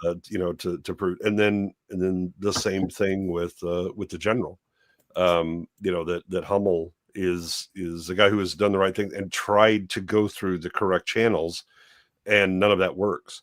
And as he says, I mean, he's like, the tree of liberty has to be watered with the blood of patriots and tyrants, I think is what he uses. I believe the original quote is despots, but the idea of that these the secret wars that we've been doing, and all of the kind of shadow in the shadow stuff that we do is now coming home to roost for everyone. That's really what drives the movie. Also, by the way, we shouldn't have BX gas. We're signees to the chemical and biological conventions. We're not supposed to have these weapons. Mm-hmm. That's another call out in this movie is basically that the government is doing. And you know what? I miss the days when we used to make the government the fucking enemy. Not just one guy. Yep. Not just, again, remember Ghostbusters? The EPA is the bad guy. Yeah. Yep. Morally gray bullshit. Yeah. Well, no, it's one side. Oh, the government is great as long as it's the right people. Oh yeah. I think what's interesting is that both Mason and Brigadier General Hummel are sort of two sides of the same coin because they've both been wronged by the US government, but one is willing to put the lives of civilians on the line and the other is not. And when Hummel gives him that line, the tree of liberty must be refreshed from time to time with the blood of patriots and tyrants, Mason responds with patriotism is a virtue of the vicious, according to Oscar Wilde. And then he gets hit by Hummel. It's like, thank you for proving making my point. So, I mean, this movie does have a lot of great lines that expose. Right, but also remember that Mason then tells Goodspeed, he's like, he won't do it. Right, he won't kill civilians. I saw him. I read his eyes. Right, he's a soldier. This is a thing that's just not within him to do. That's why he's willing to walk away, because he's like, nah, this guy won't do it. And he's right, because again, they're both kind of the same, two sides of the same coin. That there are limits to what they will do. They may threaten it, they may try and bluff you, but they're not going to do it. And unfortunately, Hummel has some mercs that are working for him, and that's not so good. Yeah. He has a candy man working for him, which is never a good idea. No, it's not. No. Yeah. Oh man. This movie made me sad because it just reminded me that a lot of these actors have already passed. Yep. Mm-hmm.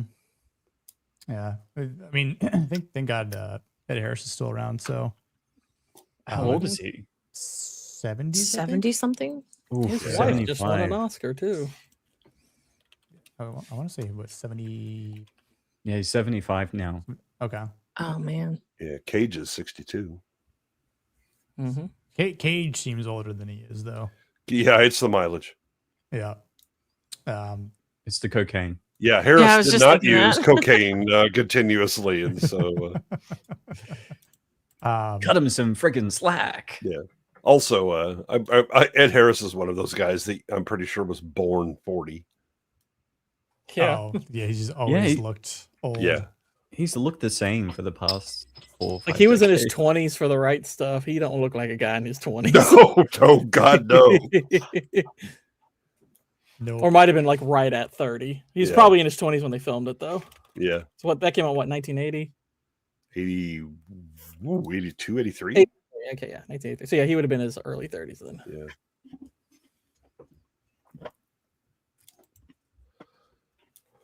See if I can try and.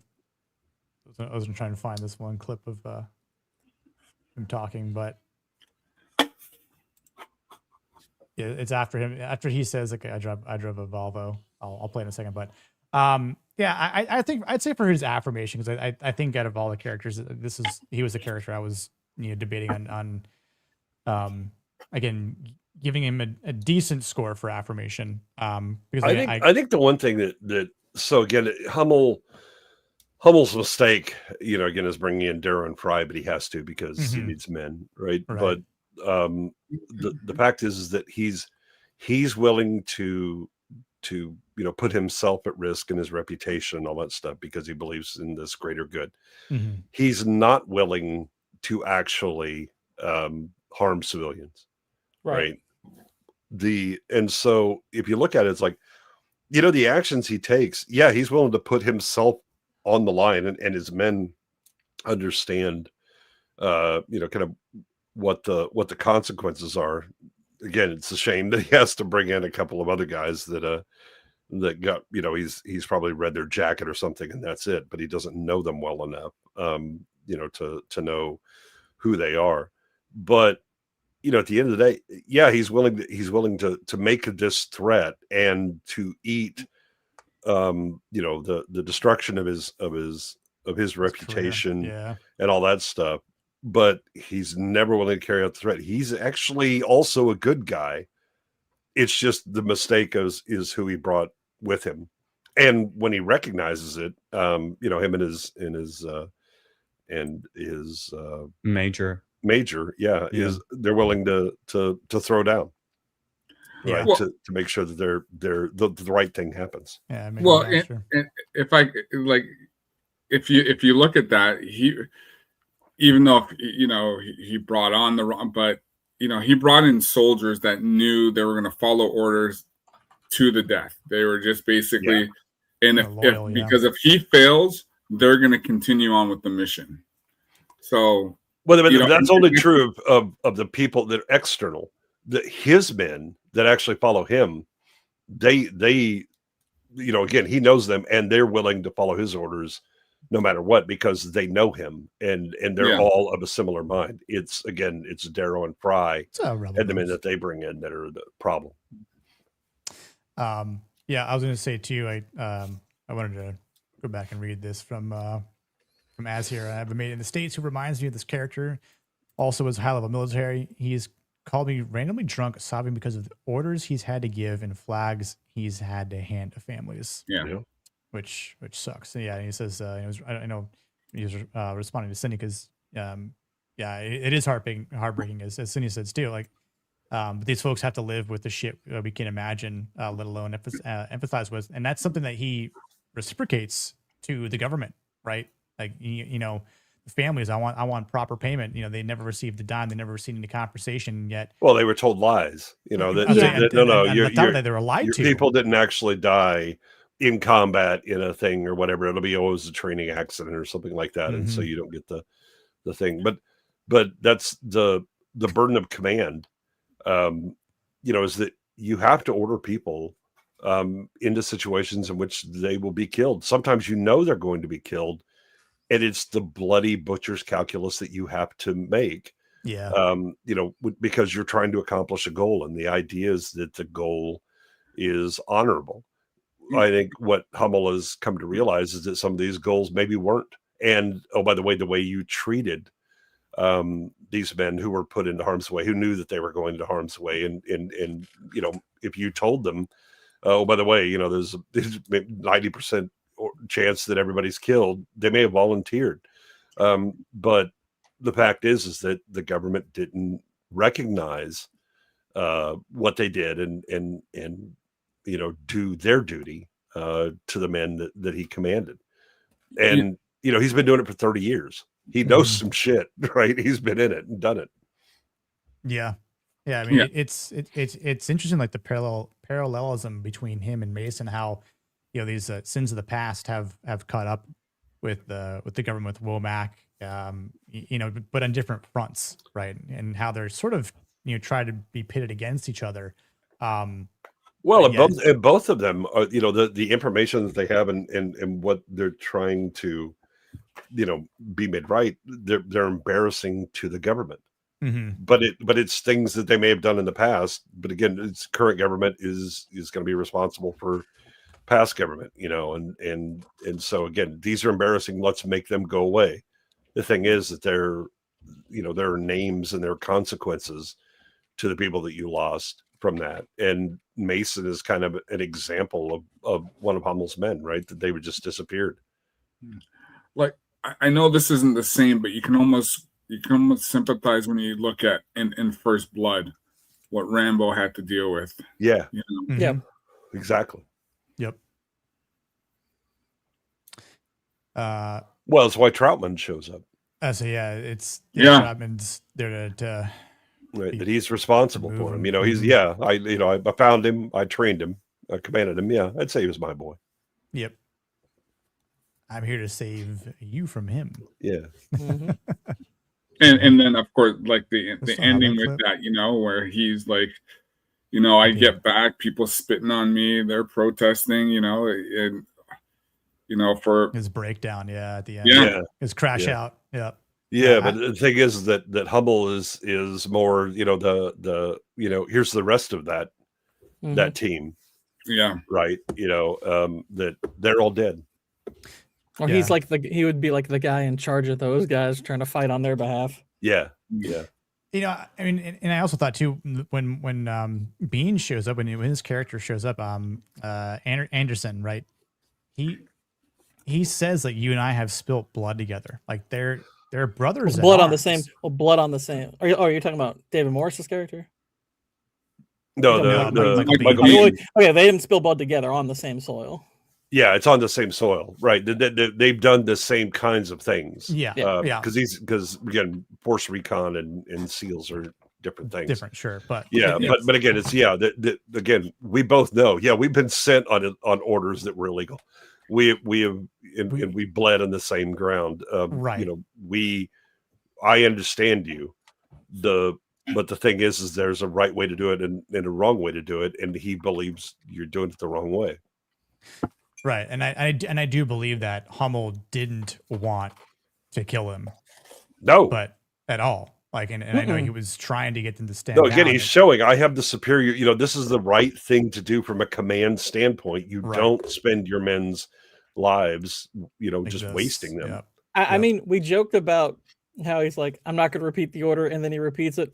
Part of the reason he does, because it's like it's a bluff in that scene kind of too. It's like he doesn't want to kill these guys at all. Yeah, it takes the outsiders, kind of instigating to make. Well, the other thing, because you have the bricks, but also these guys are trigger happy to begin with. But but there's another thing Michael Bean says that shames him a bit, and you see it affect him. And he's said, we both swore the same oath to protect against all enemies, foreign and domestic. Yep. And you see, like, I think he just a little kind of there's a bit of a twitch where he's like, okay.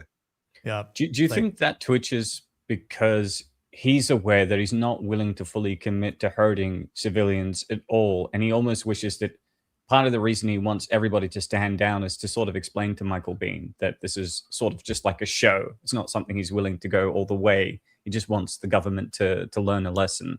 Yeah, he's hope. Well, so again, he thinks he's in control of the situation, that people will make the right decisions from a military viewpoint, and the secret to him is essentially, no, I'm not gonna actually kill people, and the men that follow him would recognize that he's not that kind of person or whatever. The problem is that everybody else, but Bean is looking at it going, I have a man who is threatening civilians. No, I'm not standing down. I don't have an option, because again, I'm protecting. I have a greater cause I have to fight for, and it's frustrating to Harris because he knows he's bluffing. He can't say it. Mm-hmm. Yeah, it just makes it even more painful and sympathetic for him to have to go through that, because he doesn't want to. So like it's more blood spilled. It's more brother at arms with lives lost, and he's already lost a lot. Even though he doesn't command those men, still there's still forces. American. Yeah. Still American military. Yep, exactly. Yeah, but also there's a point where he should start to recognize the character of Darrow and Fries and his men and their men, because the one guy's like, hey, just put a bullet on him. He's like, stow that weapon. When the guy's dying. Right. Yeah, exactly. I was like, dude's already dead and dying. Like, you don't need to shoot him again. It's like, put him out of his misery, and it was like, hold up. That's an American soldiers. What are you doing? Right. Yeah, they were acting more like mercenaries before they even realized that's what they were. Well, there's a bloodthirstiness to them. They're killers. Yeah, killers. Yeah, so they belong to Alcatraz all along. Mm-hmm. They're trained to do. Mm-hmm. Yeah, I mean, so again, just thinking about his affirmation here. I did have an 8 for him as well, because I do think he has a lot of great qualities. And again, like you could say like if you go according to his worldview, which I think you can at least partially judge him by, it's like, he does rank pretty high in there. It's like there's I do think there's part of a person you judge by according to their worldview. It's like, are you consistent with your values? And I think in that front he very much is. And then there you have to judge more objectively. It's like, okay, but you are doing stuff that is objectively wrong at the same time also, and we have to also judge you on that front. Yeah, there's also a tactical problem with his decision that, when he's like, no, this is they called our bluff and we're done. The thing is, you never try and start a fight unless you're willing to lose or you can win. Mm-hmm. Right? The idea of the bluff is, okay, what if they call it? Mm-hmm. Yeah. Like, well, you gotta be ready for that consequence. Yeah. That response, and everybody around you has to be ready for that, right? I mean, you have to plan that out. The bluff was called, and then we walk. Well, you almost get the sense that him calling it a bluff there, it's just like he didn't necessarily even know he was bluffing until the moment came. He's like, I'm really not going to do this.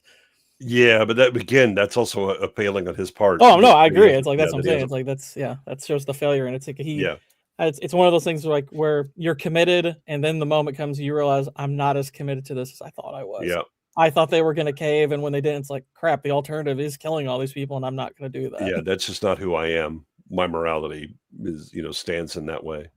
Well, the other, like the major and everyone, like they're basically, listen, we got a duty to perform. We got to look after our own because no one else will.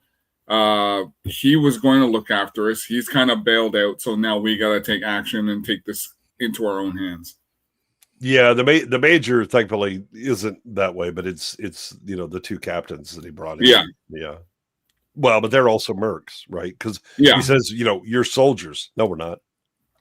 We're mercenaries now. Yeah. Mercenaries get paid. We're mercenaries now. Yo, Fry, arrest him. I'm relieving you of your duties, General. Hummel does get some last second redemption by telling Goodspeed where the last rocket is, but it's like, he does. In his own mind, he is going out of failure because he's, dying. He's like, what have I done? Yeah. So he doesn't even know if they're going to be successful. So in his mind, it's like, crap, this could be really bad. And I'm the reason. I may have killed innocent civilians because of choices I made. Right. So again, I was conflicted about his inspiration because I do think that he does have some good inspirational traits and qualities. But I know because of what he does might seem, a little anti-patriotic, even though he does quote, Washington and Jefferson did and so forth. So, rebelling against the Brits. But I put him down as a 7. I was like, I don't think it's. Again, he meant well in what he was trying to get the government to atone for. Right, but his ends were incorrect. Right.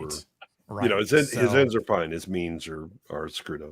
Yeah, I didn't want to go any higher than a 7, but I'd struggle to put it above a 5 personally because of the actions, and that's ultimately what is going to matter. Mm-hmm. And it's like I definitely think he has the right motives, and he did try. I mean, so he has an understandable position, but it's like you would consider his principles inspiring, but the actions are far more important. So I think that definitely takes it down. Yeah, because he wasn't going to do it. And the moment you see him steer the rocket away, it's he actually doesn't want to take, other Americans' lives. This is all bluff to him, despite obviously killing, members of the SEAL team. But really and true. It's like even if not for Nick Cage, the best case scenario, as far as the results of his actions were, all the hostages would have been killed in the missile strike. So it's really Nick Cage kind of keeps his legacy from including the deaths of a whole bunch of civilians, though it still has SEALs. He still has the blood of SEALs on his ledger. Yeah. So we'll chop it down a bit. Mr. Harris here, or Mr. General Hummel. No, aspiration. Again, similar. He's not really ideal, and again, he's got. There's definitely some aspects of his character that are aspirational, but for sure. But again, it has its limits because he makes poor choices at a certain time, right? And you can't lose sight of the morality of the means for the ends. Yeah, like he's his character's not ideal, and I do think that like what he does or what his character shows, portrays, represents is a tragic warning about what happens when you have someone who's honorable, but is experiencing or is trying to make up for pain, but they lose, or he loses, this moral restraint here. So it's like kind of just starts to teeter down or fall off the scale, for his aspiration. So like I this I have him as a 5-4, but yeah, damn if it's not a little bit lower because of what occurs. So.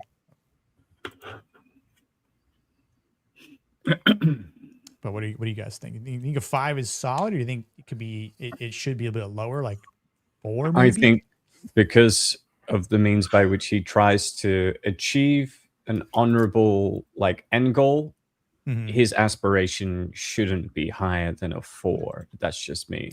Yeah, no. I mean, I agree. Yeah, I think a 3 or 4. Yeah.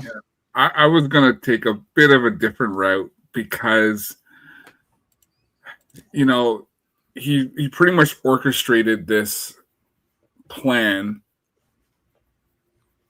not knowing, I guess he had to have a contingency plan where, government forces were going to get involved to stand against them. But, I kind of looked at it where, what if he succeeded? But because like he basically put this ragtag of troops together to actually follow his orders, even though he didn't want to do it, and he got guys who were going to do it. So,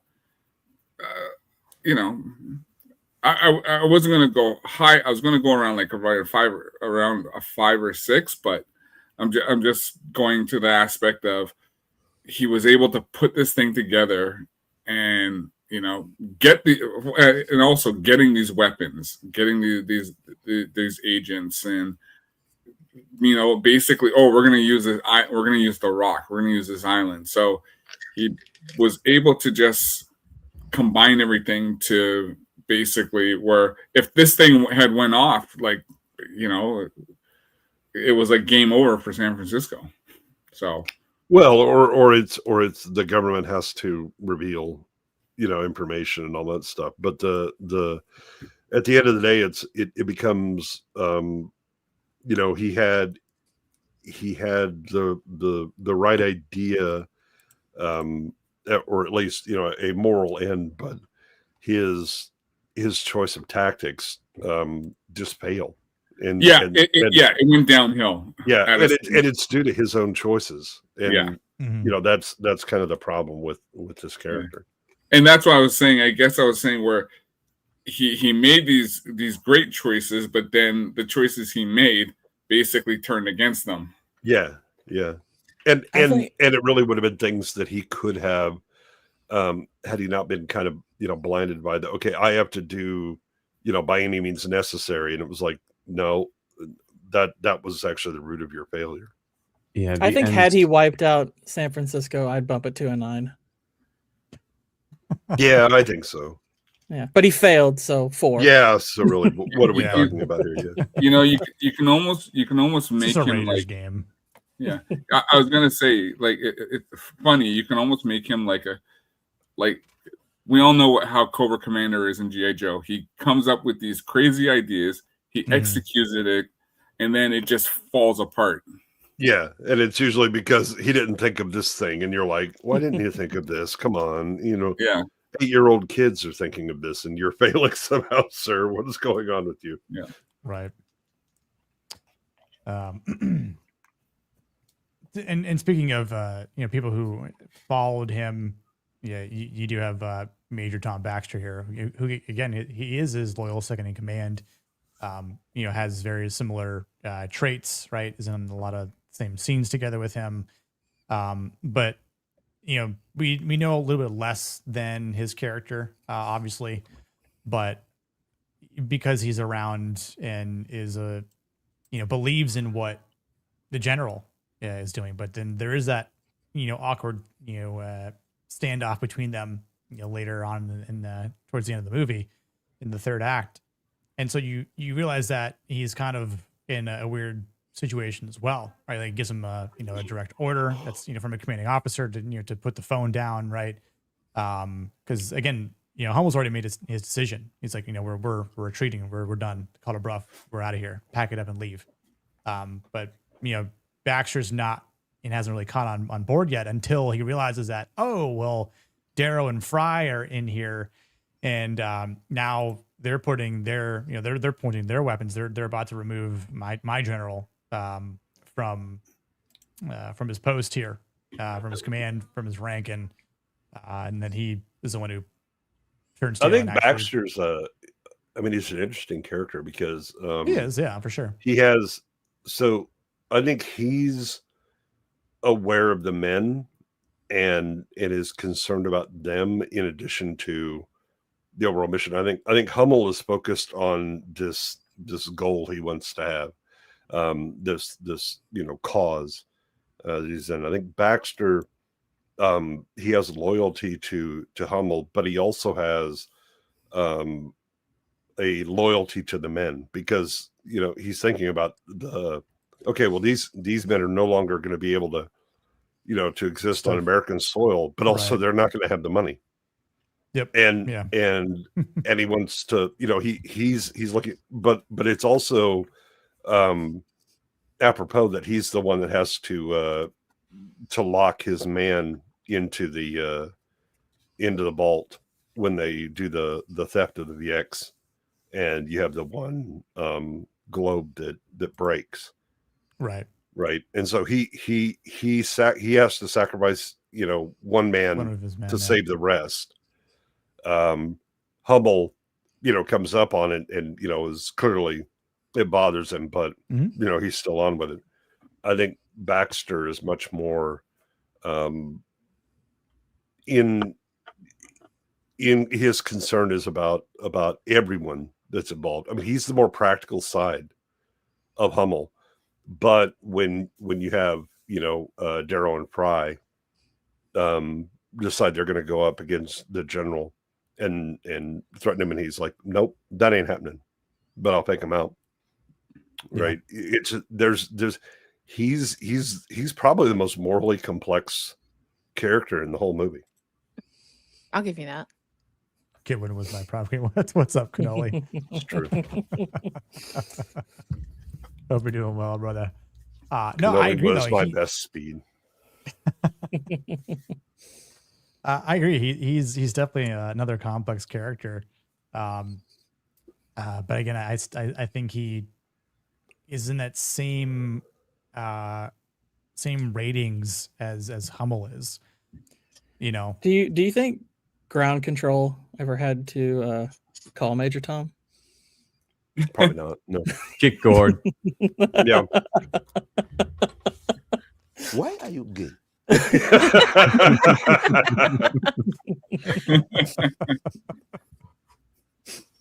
Oh God. I was not expecting that, Gord, but I thought it 10 minutes ago, but I was like, must resist. Gord, he's doing it. Yeah. Gord is not going to be able to resist that. No. Nah. What's funny is I didn't think about it till just now. You must never hesitate. never hesitate. In fact, I actually think no. Wait, did I? I think I had it pulled up, and I. What's so funny is he delivers that line while there's still another guy in the room with him. Yeah. I thought it could. He says that right as the guy's turning the gun to shoot him. It's like, did you not see him? No. There's not cover there. It's fine. This is fine. I have to get the one-liner out before the guy starts shooting. That's right. The ends justify the means. Yes. I was looking for. I think I had it up and I didn't play it. But then I had a. I want to go back and find another clip. Oh, actually, here it is. This will work. Hang on.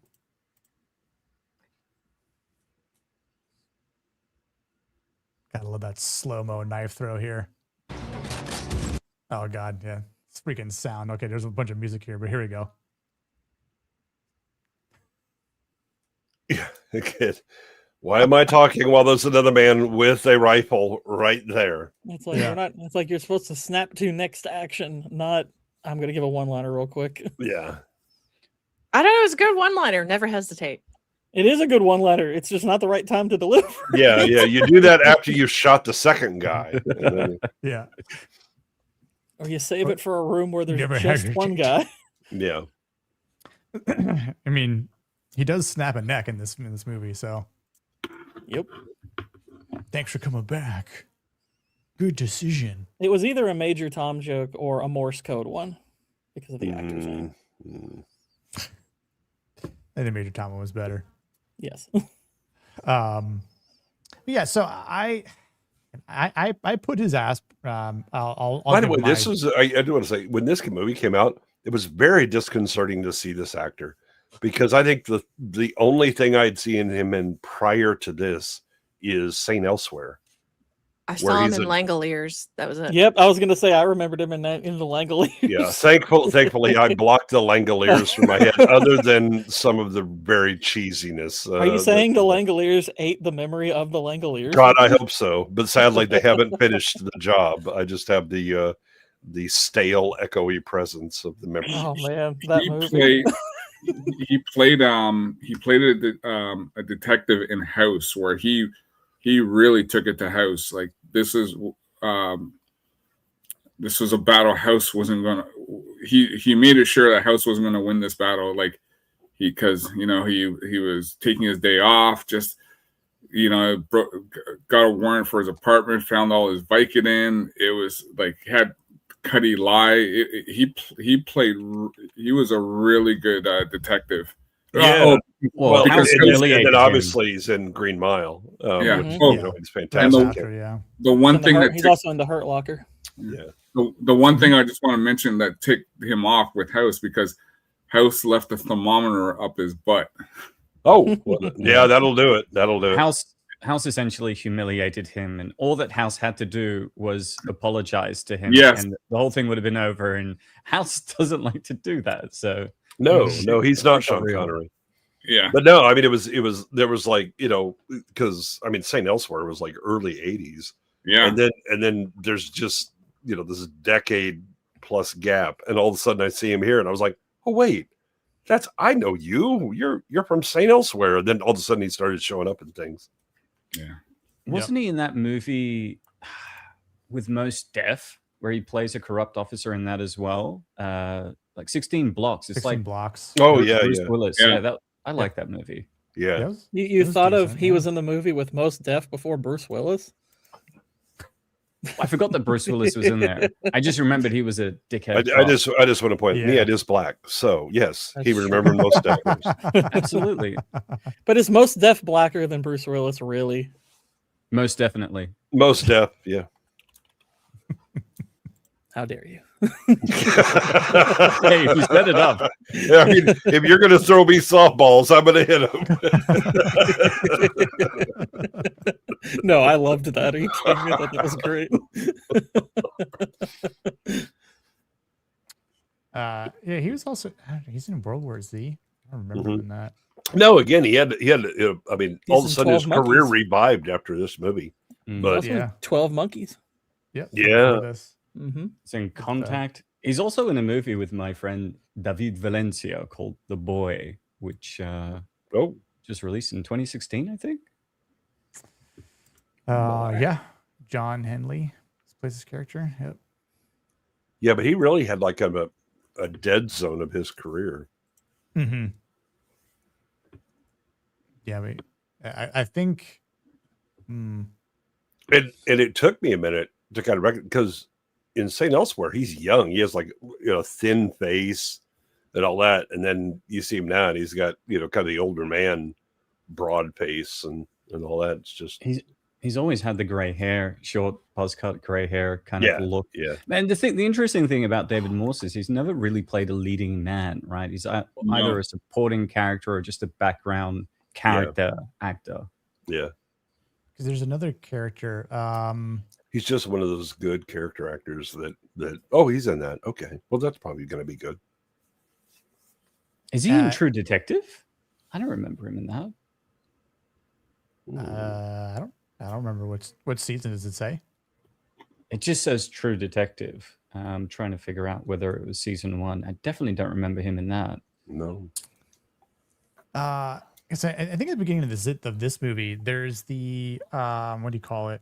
One of the lab coats. Wasn't he one of the directors? I think in the first season of 24. Been in a lot of stuff. I'm totally blanking on his name.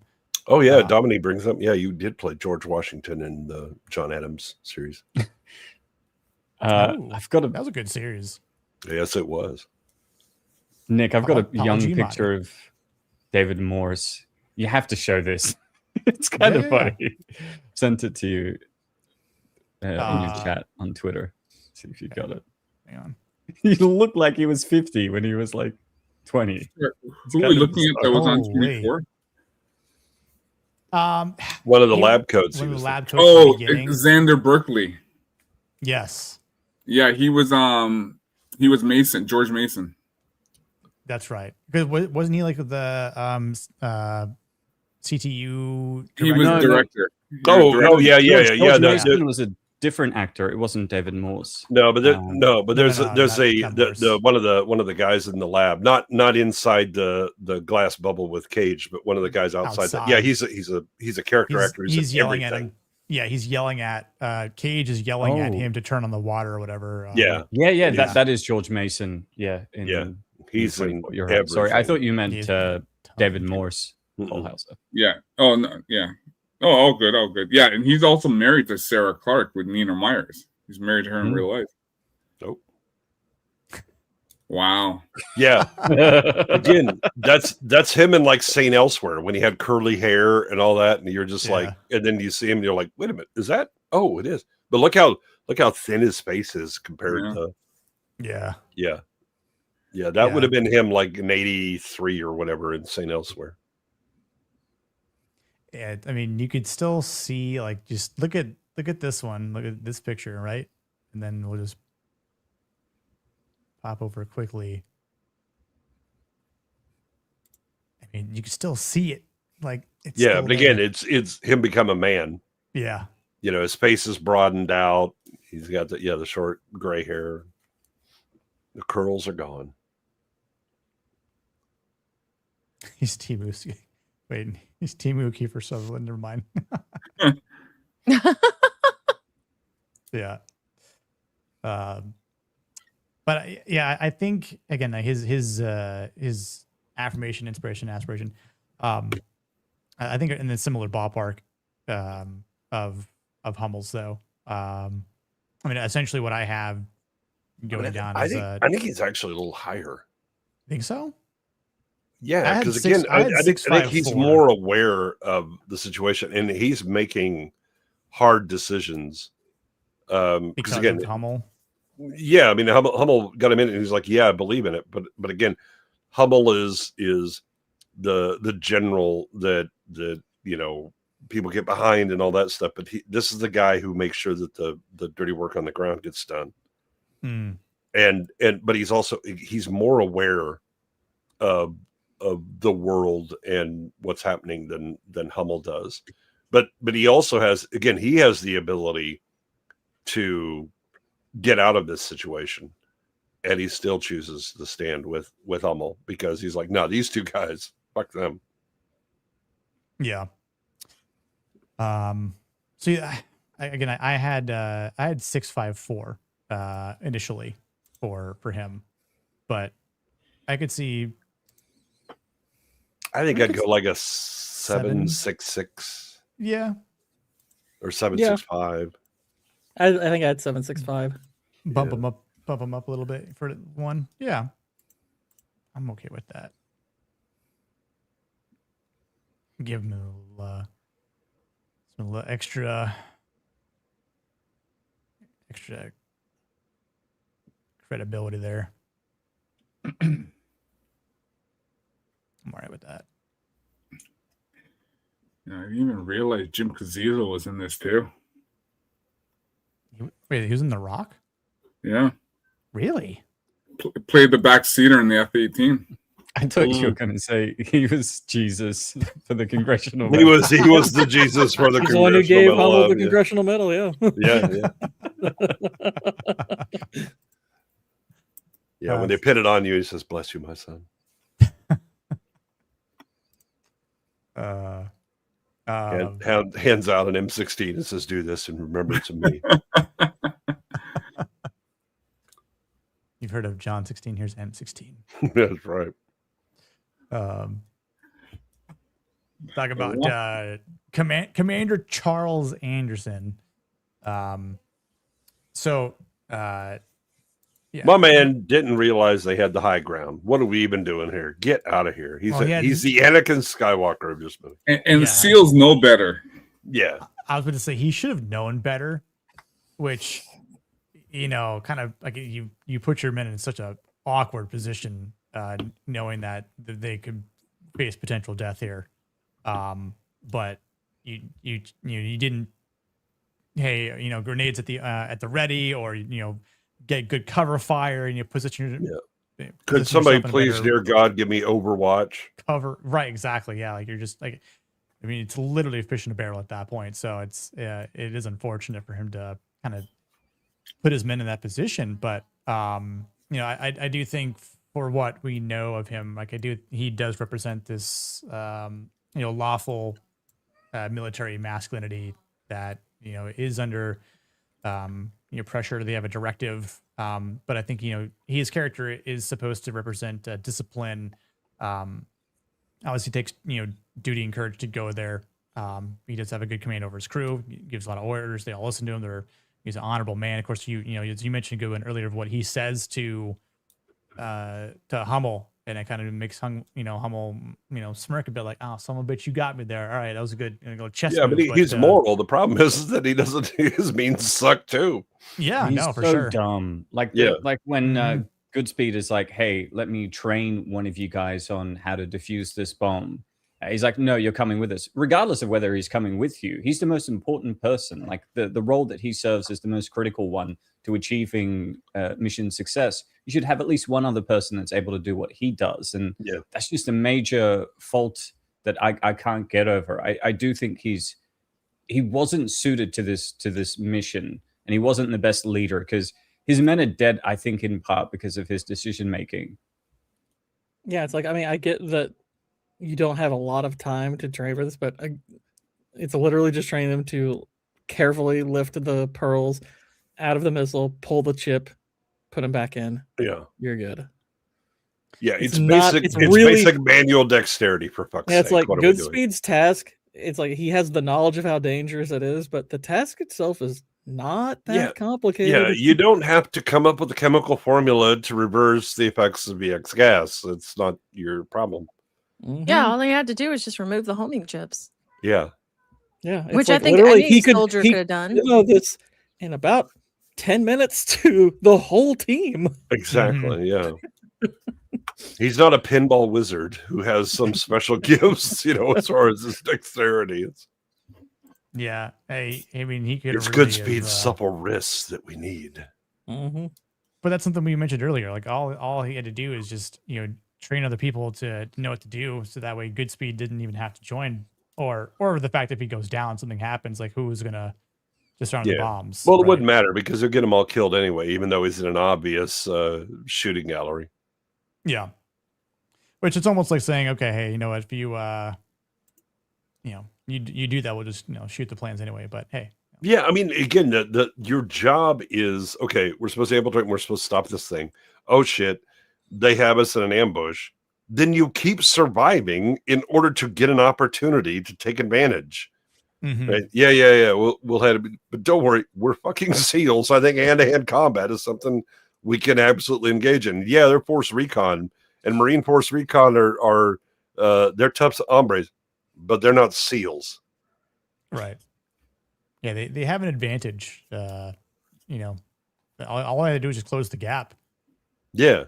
At that point, like it is interesting because I know that they wanted to take through or go through the sewer drainage for the showers. And obviously there's a bit of foreshadowing too. They're like, oh, no one knows about this technology. We're going to throw them off with the red lasers, and then once this springs. By the way, what a load again, Michael Bay, fuck off.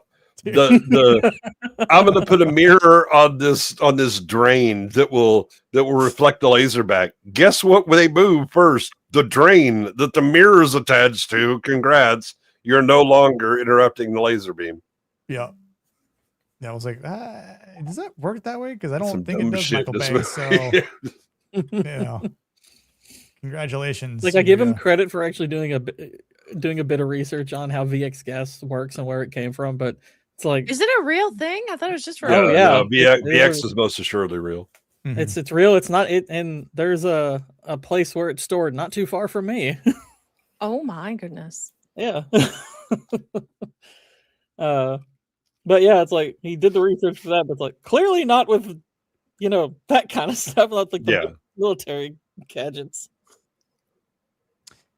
I'm just gonna, again, a guy with a fucking dental mirror. Okay, I'm gonna reach up and just make the laser. It's like, okay, well, that's in 30 minutes of you just spraying the laser around trying to get it to actually line up. And again, you then attach it to the grate that we move. Thanks.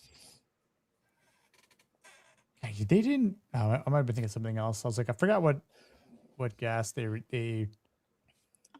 No. The initial one when he's in the glass bubble, it's supposed to be sarin. Sarin gas. Yeah. Mm-hmm. Yeah. By the way, sarin is not eating through plastic. Stop that. There was that, and then I was wondering if the numbers would have been correct, which I'm sure they probably would have been. And it was like 60 or 70. Oh, it's not bad. Well, 1,000. yeah. So VX it's pretty potent. It's extremely dangerous. Yeah. Like all it takes as far as like skin contact, about 10 milligrams, that'll kill you. Yeah. That'll kill you. And if you inhale it, which is what they were talking about, even worse. Vaporizing it, then yes, you don't need nearly as much. Worse. Yeah. Yeah. Well, yeah, that happens to the dude that gets locked in the chamber there. Yeah. Now, what it doesn't do is cause your skin to boil off or whatever the hell. It's some of the effects it's they do get right, but some of the effects they do get right, but yeah, the whole boiling, it's like, it's more of a movie. The spasming and all that. Yeah, that's correct. Yeah. That's and it was an accidental discovery when it was actually discovered in Britain when they were trying to develop new pesticides. So that part they got right. I don't know if I don't think this is like this is true. This sounds like kind of BS, but atropine. Yes. Yeah, is that how it works? Yeah. Yes. For VX gas though. Yes. Yeah. And you do have to do it very quickly. And you have to do it very quickly because your heart has to pump it out to your body in order for it to have a chance. Yeah, that's honestly kind of the best indicator that the whole skin boiling thing's a load of crap, because it's like that doesn't make a lot of sense. It's like, oh, you stab yourself in the heart to cure it, and then the skin won't bubble. Or it's like, what? Yeah. Interesting. I mean, yeah, pretty bad stuff. Yep. Oh yeah. Yeah, and it's actually, I mean, so World War II, all sides discover some pretty nasty chemical weapons and make them. They just don't launch them on each other. Yeah, I mean, we may not be here if all the bioweapons that were created and were released. Well, we'd be here. There would just be much less of Europe. Okay, I did just read that where the VX was stored near, like, about a half hour from me, that has been removed apparently in 2023. Oh, that's good. I'm glad. They take it to Fort Detrick. It doesn't say. It doesn't say specifically, but yeah. That's in Kentucky? Yep. Wow. Yeah, I live in Lexington. It's even the cat agreed with me. Up in Richmond, which is about 35 minutes away.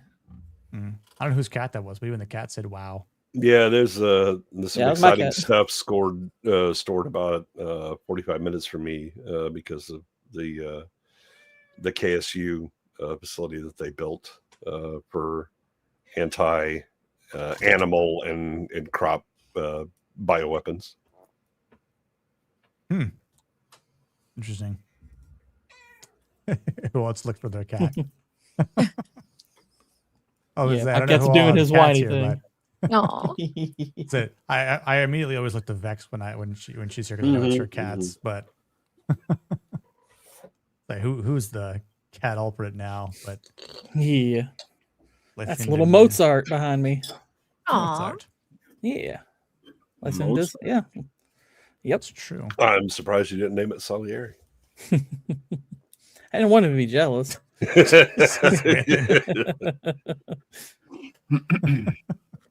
I had another cat, I would. Yes. So let's give Commander Anderson some ratings here. Not the smartest. He means well, I think, but I'm reluctant to give him something high for affirmation. I mean, again, I know he has this honorable military duty, discipline, courage, yada yada yada yada. Like I wouldn't go low for him, but it's like no, like a 6. Yeah, I was gonna say like somewhere between like a 6 and a 7 is kind of where I was at. Yeah, six works. Yeah. Now, inspiration. Again, I get his composure and willingness to face danger. Very admirable. But in the way he does it, I don't find that to be inspirational whatsoever. Yeah. So again, I'll say this also, it's like as far as how he deals with like Mason and even Goodspeed to an extent, it's like he's very hands off with Goodspeed, which I would think, you've got to. It's like, okay, Connery, obviously his character takes on kind of the sort of a mentor role for him, but it's like you would kind of want Anderson to be doing that, or at least delegate that to somebody, because it's like Goodspeed is otherwise going to be kind of a burden on your mission. And you're the one who insisted he come along. So, well, all that, but it's like the that have you done any combat? And he's like, what do you mean? And he has this man pronounce that, recite what it is, and he's like, no, I can't say, no. And it was like, okay, then maybe you might want to have somebody. I mean, he assigns the one guy to essentially just babysit him. Mm-hmm. That doesn't end well for that guy either. Yep. Nope. Yep. And again, I think for his aspiration, like he is again, when it comes to order duty, strong representation for that. But I think because he's just so he's in this movie for like such a brief moment compared to other characters. Well, again, he's written incompetently. Yeah, and that's the writing does not bode well for him either. So like it sucks to kind of give him a bit of a mixed rating, but I'm kind of like a 4 or 5 for him, unfortunately. Like, I don't know, did we go up to the 6 at that point, or did we just I wouldn't go, like I said, I don't think he does anything to where I would drop him below like the middle. It's like I don't think he's bad in any category. He's not especially good in any category. He's just kind of average. So it's like 5 or 6 kind of. I'm fine with like 6s across the board for him. I mean, he's downright incompetent at times. That's oh, for sure. Again, that's the way. Terrible in the drive-through.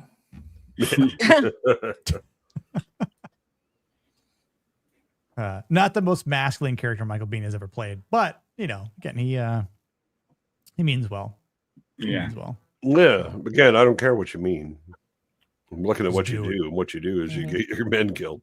Yep. And it's easy to kind of fall into the mental trap of of wanting to think about what else he would have done to even get into this position, because you can imagine him being heroic, but it's like, nope, you have to go by what the movie gives us. Mm-hmm. Yep. Yeah, exactly. Which is to his detriment. Yeah. Mm-hmm. I think we could just talk about them in brief moment. They don't have a very high rating, but they have somewhat of an important moment. One of the betrayers, obviously greedy, violence, some cruelty, treachery involved. Obviously, he definitely has this stripped honor of masculinity, because he's obviously being reduced to greed. We're mercenaries. It's all about self-preservation, domination.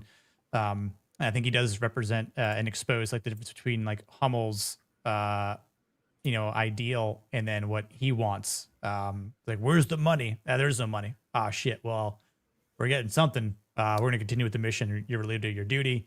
You can manage the other guys. Mercenaries get paid. Yep.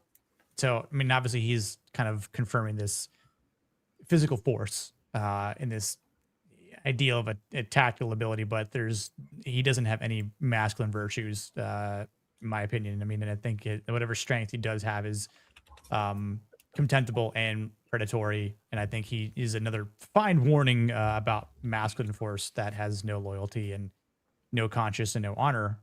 Even though, yes, he does follow Hummel at first, but I think, Cole, you mentioned like he needed bodies, right? Like Captain Darrow, Captain Fry, same peas in the pod. Like, well, and again, I mean, he's obviously been competent in combat or things like that, and that's what Hummel's read. Right. The thing is that he has no real moral character. Mm-hmm.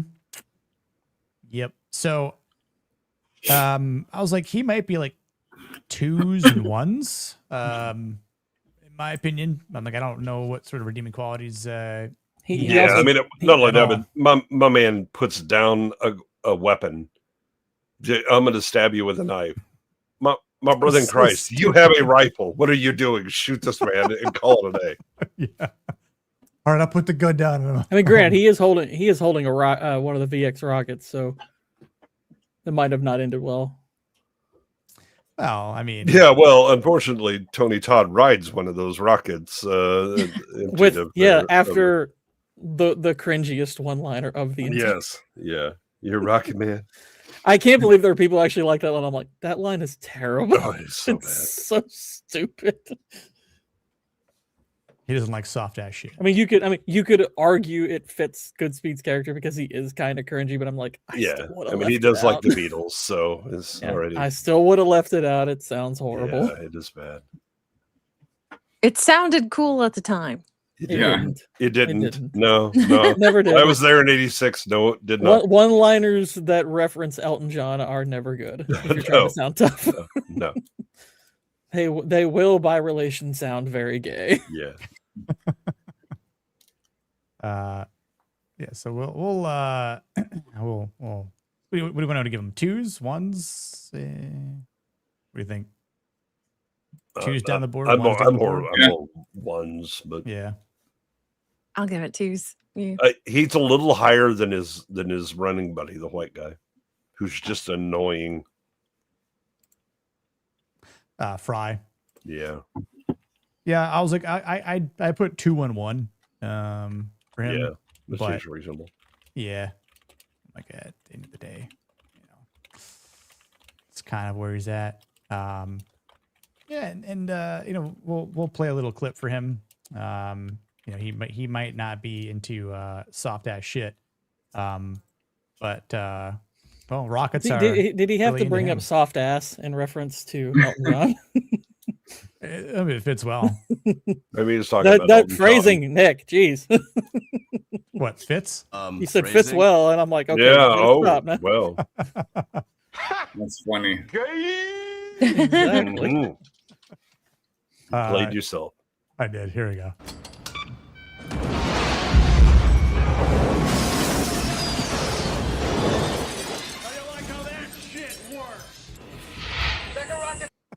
If he had fired it, like if the rocket had gone up ass first after the Elton John reference, that would have been hilarious. Yeah. Yeah. Also, can I just point out all of these people are dead because rockets have blast, and in order to fire that rocket out, there's a commensurate Newtonian counter effect that just destroyed Goodspeed, but also that Tony Todd would have been dead already because the first rocket they launched would have killed all 4 of those guys around that thing. Yeah. Did Tony Todd for real get a Final Destination death in The Rock? Yeah. Yeah.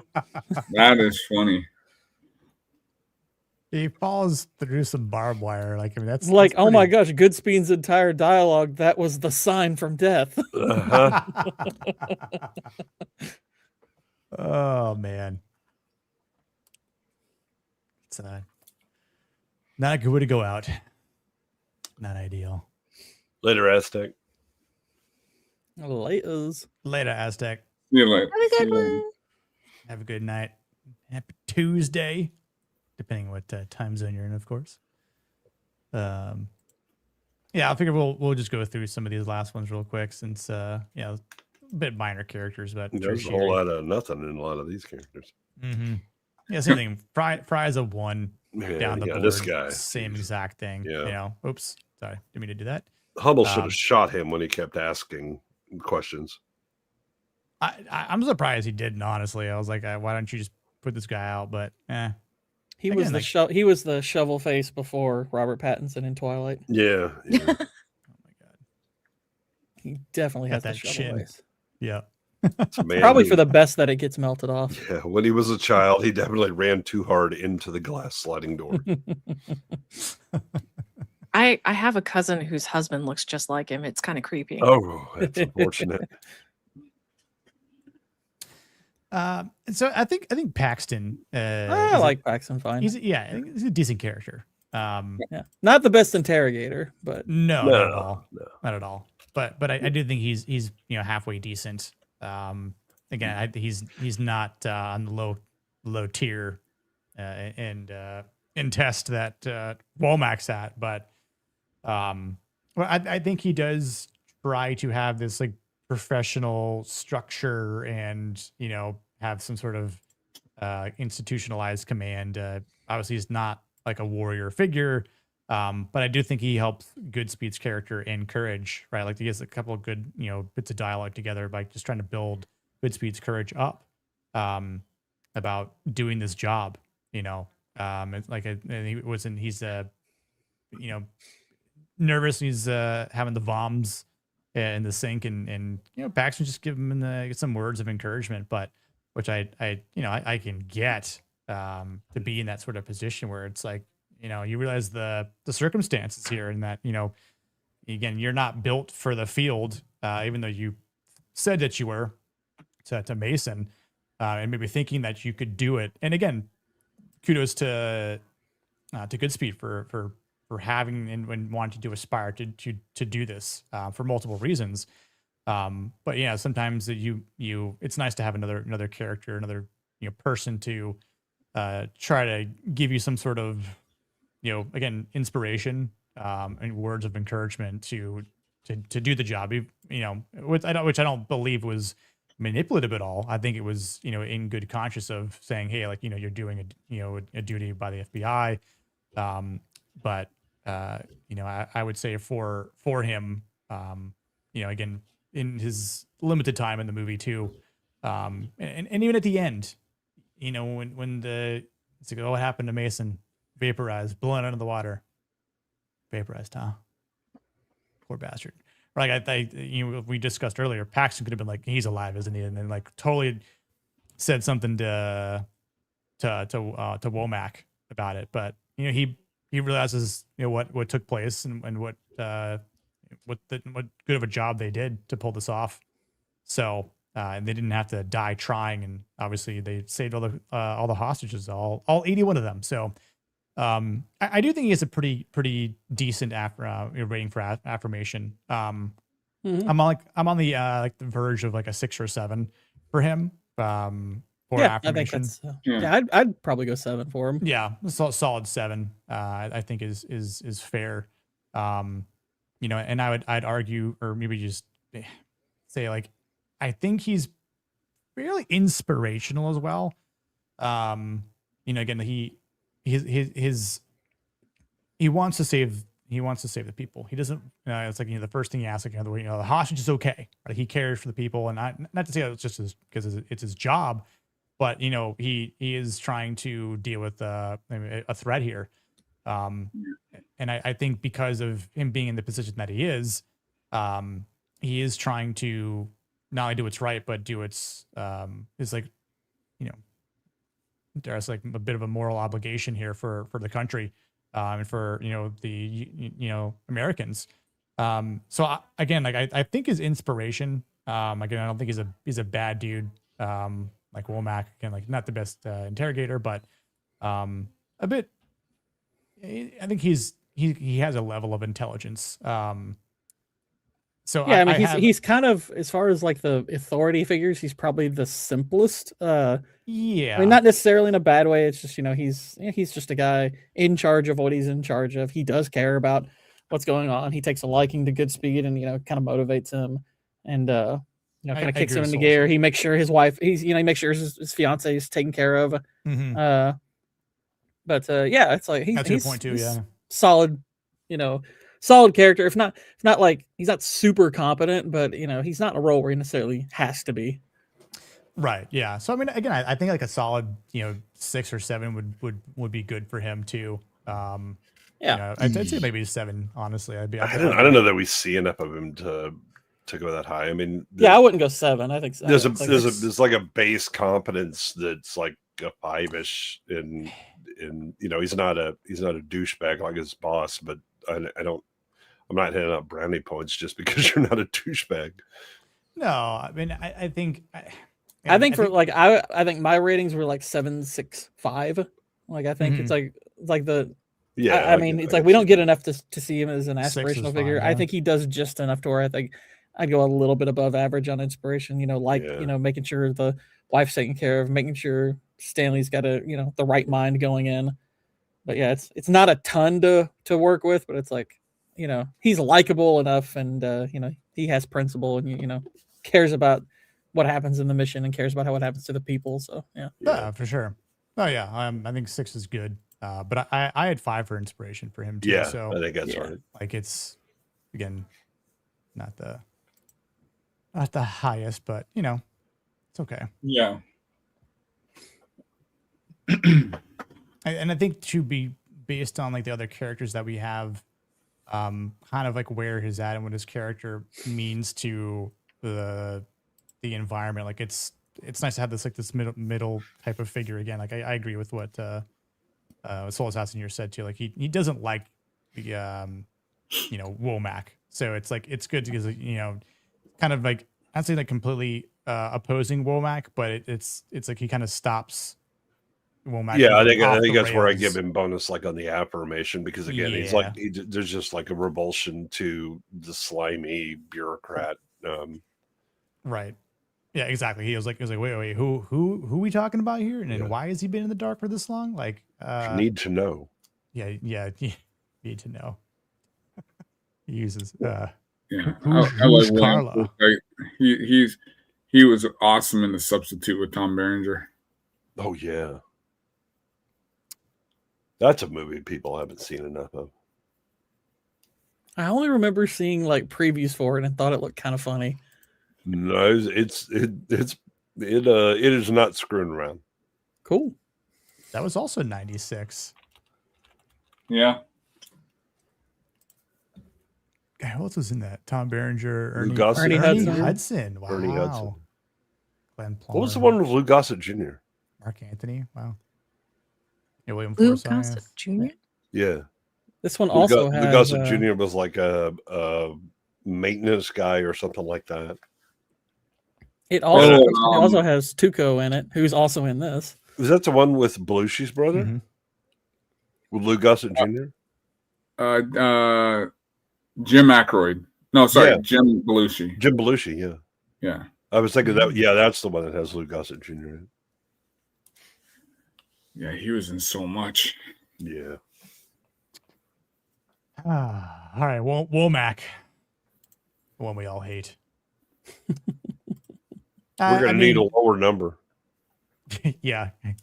Sorry, I'll make a different slide for for unique individuals that have a negative. You're gonna have a number line. You need the negatives. Yeah. I mean, but even joking aside, like again, like he has this. He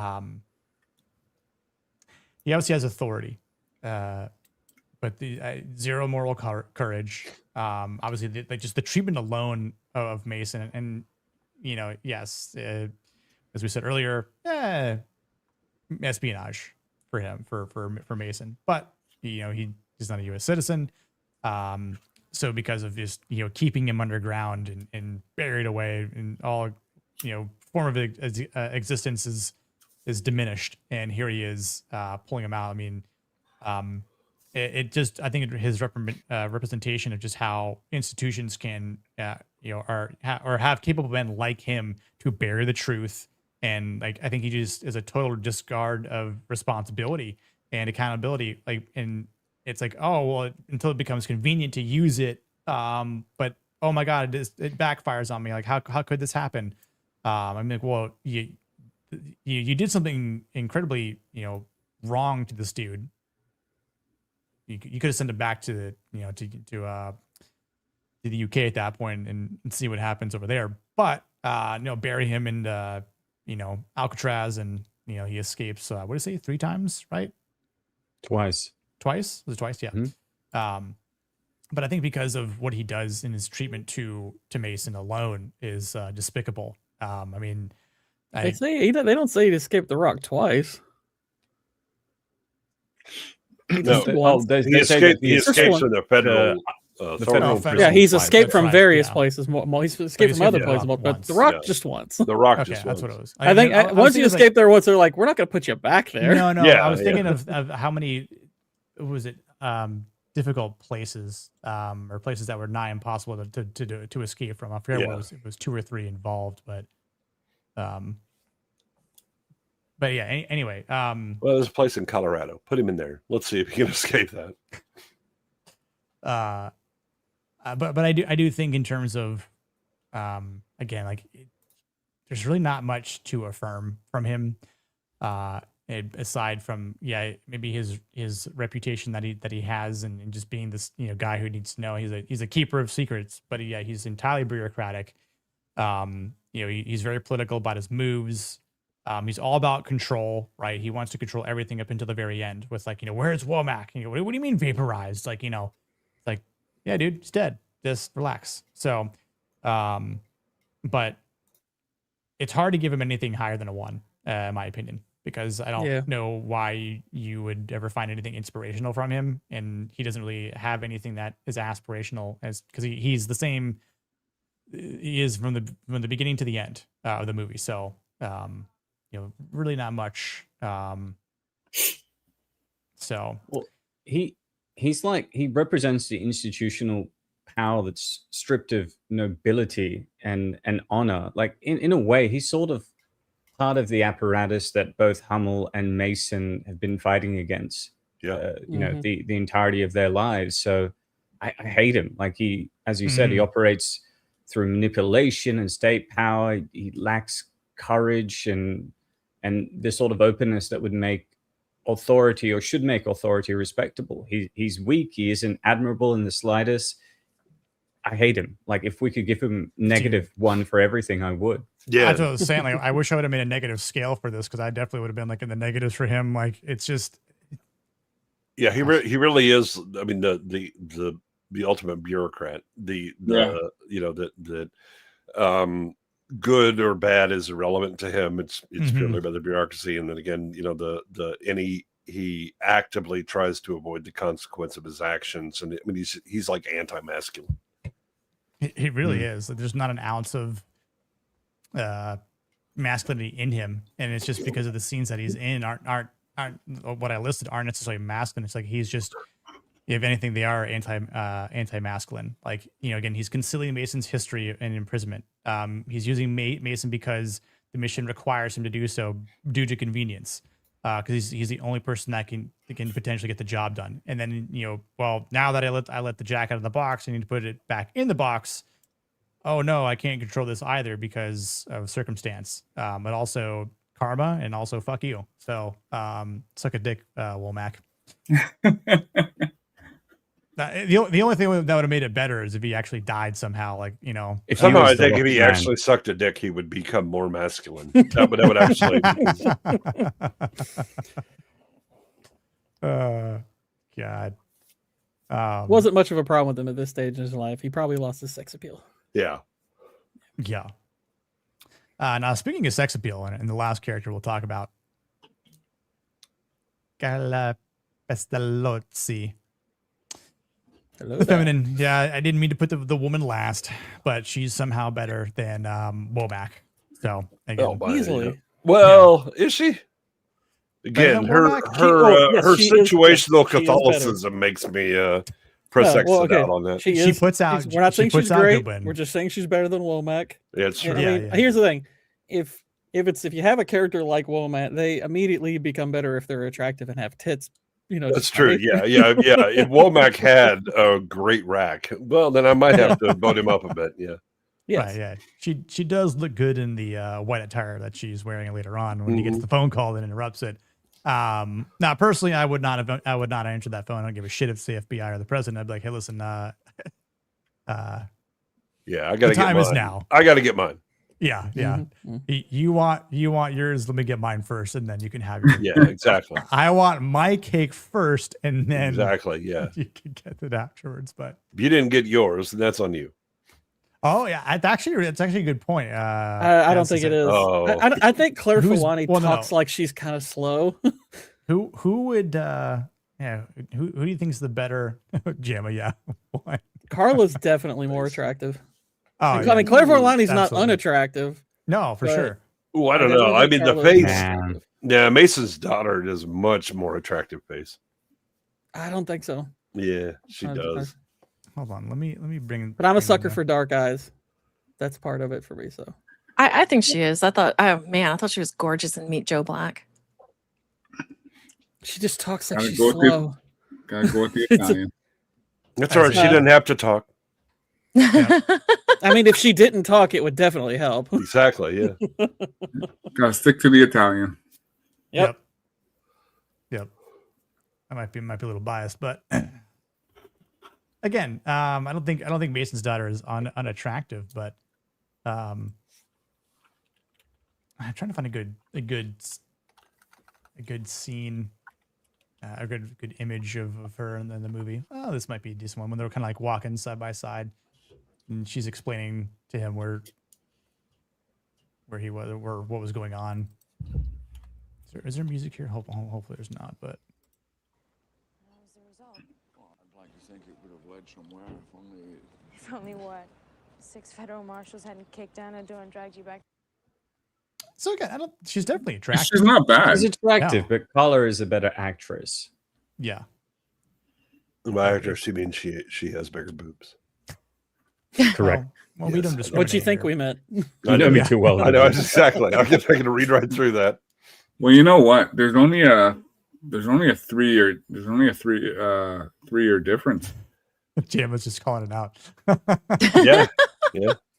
I like your honesty, Gemma. Exactly. Yeah. Again, she's got a very pretty face. Oh, that was her. Huh? She played Thing's girlfriend in Mallrats. Yeah. Oh, I didn't know. She's also in. She's also Ben Stiller's love interest in Mystery Men. No, it's right. Yeah. In which Michael Bay has a hilarious cameo. Yeah. I knew she looked familiar. She played Michael Rooker's daughter. Mm-hmm. I just want to point out the Sphinx. When do we get that movie? Come on, Marvel and or DC, do it. Yep. Yeah, Sphinx origin story. Make it happen. Hot vibe for sure. Yeah. Oh, and West Studio. That's the Sphinx. Yes. I got to change my vote. I got to go with the daughter. Yeah. Really? Mm. Yeah. Thank you, Cole Hauser. Appreciate you. Yeah. No, I just remembered. Yeah, because she was in Mallrats and she was pretty hot. Again, she has those eyes where you're like, yeah, oh, shit. exactly. Oh, that'll mess me up. Yep. Wait. Yeah. See, that's maybe that's why I don't lean that way. Is because blue eyes just there. I prefer dark eyes. I don't mind dark eyes, but I like them where I can actually see them. This woman has beady eyes. I'm okay with that. Yeah. It could also. I don't dislike blue eyes. It's just for me they're considerably less attractive. So you're not a Meg Poster fan. There you go. What's her name? Claire Forlani. Mm-hmm. Yeah. Yeah. I mean, yeah. I think it's. I don't know what it's not necessarily a wrong choice. They're not. No. Yeah. Neither are bad looking ones. Yeah. No. I'm just saying. I don't know if it's because they wouldn't be in a Michael Bay movie. I'd like to just say I'd like larger breasts on both. I don't know if it's just the way she's portrayed in this movie. As like a hoe? Obviously. No, I'm talking about. Maybe it also Mason's hurt daughter. that Claire Forlani. No, yeah, that's why I think that's why you're voting for Pestalozzi, because she's a hoe in this one. And I mean, I don't know. This one looks like she might be a lesbian because she came with her girlfriend, Actually, and all that stuff. I'll point out her blonde friend was actually maybe a little bit more attractive than she is. Ooh, she had a bit of the rough, there was some mileage on that face. Quite the way to phrase that. Good one. Yeah, no, she had a lot of trauma carried along with that. I mean, it's San Francisco's. Yeah, it's it comes with the territory. You could tell they live in the Tenderloin or something. I mean, but Carla was loyal though, because she's like, let's get married. Yeah. But she had to get pregnant to do it. I didn't have say she that was for many the streets. I options. just said she's for the hoe. Was that yet? She didn't have any options. That's she's true, supposedly Catholic. She's had a child out of wedlock, or is about to. That was more an act of desperation than anything else. Yeah. Loyal desperation. He had just said, I think bringing a kid into this world is crazy. And she's like, wait, hold up. Yeah. A lot happens in 7 seconds, though. She's not a bright child. Well, I mean, I'd say between her and Mason's daughter. I mean, look, we get Mason's daughter at least has an awareness of people because she's like, Sure. I don't know who you are. It's whatever. No, Pestalozzi would be like, oh, I'm probably, can you marry me because, I just suddenly remembered Catholicism. I mean, I think Mason's daughter too is a little bit forgiving in the moment too. Again, within 7 seconds, she thinks that her father is, her grandfather. Well, she's also like, are you here legitimately? What's up? Because again, she can read this shit. Like maybe this is a better image. Hold on. In the movie, of course, because we gotta compare movies. Gotta compare the movie look. All right, there we go. I think it's a better. She's got the eyes. Oh yeah. Yeah. She got the eyes and the DSLs. Because I think I remember in Mallrats, she had some blonde in her hair too. Yeah. Yeah, the highlights. Yeah, she had the highlights. She's got the eyes and the D's. Yeah. And in Mallrats, I think she was wearing like a tight shirt. She's wearing a tight shirt. Yeah. Yeah, the glasses really did it. It was the nerd glasses. Yeah. Yeah, it's the dirty hoe that's hiding behind the demure. Oh, let's go. Mm-hmm. Yep. Yep. Pardon me, Cindy, for all of my terrible misogyny. I'll allow it. Yeah. Just being honest. Waylon, look at the nose. I'm distracted by other fine qualities. Exactly. Look below the nose. Exactly. Pretty big coat. Yeah, see, Dominy's right. Who doesn't like the naughty librarian look? Right. Yeah. What kind of librarian wears a trench coat? The hell? I'm gonna come. Oh my gosh. I'm coming. Oh, ass. Give me your face. 90s and we're called good as just men. Exactly. I know. I was like, I was born in the 80s. This is just normal. Yeah. That's how I talk. I grew up in the 80s. It was like, oh, it's an action movie. That means there's going to be a large-breasted woman naked in at least one scene. Like, oh, there's going to be a hot chick in this movie. I just know it. Like, it's just... Give me Predator 2. Man, she's enjoying the hell out of this. Chicken Predator one, not so much. But no, not so much. No. You know, that was okay. Yeah. That was the one action movie we didn't need a hot chicken. I mean, it would have been all right if we would have had the woman from Commando just run by. Right, exactly. Yeah. Yep. But yeah, I'd say just to say where she's at in her feminine qualities.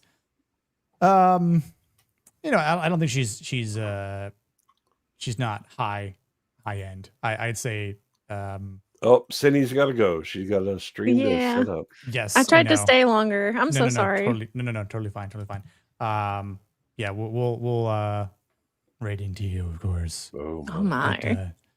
But, thank you for coming. No, glad you can make it. I'm coming. So I always appreciate. Thank you for coming, or at least faking it pretty good. Yeah, exactly. Yeah. Thank you for letting me come. Yeah. I'm gonna come.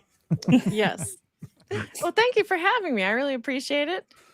Man, one of my favorite movies for sure. Is it a little silly? Yeah, absolutely. But I think that's what I like about it. It has a lot of charm and personality. Yes, real quick before we go. What's your masculine rating overall for the movie? I'd give it like an 8. Right. I'd give it an 8. A lot of the guys in there with lower testosterone tend to weigh it down, but overall, I would say that is it. That works. Yeah. Appreciate it. Oh yeah, I appreciate you having me, and that was, like I said, one of my favorite movies. So I really appreciate it. Thank you guys, and I hope you all have a good one. Get well soon, Goodwin. Yeah, I'll try. Take care. It's nice meeting you, Cole. You guys take care. Have a good stream, Cindy. Yes. Thank you. Catch you later.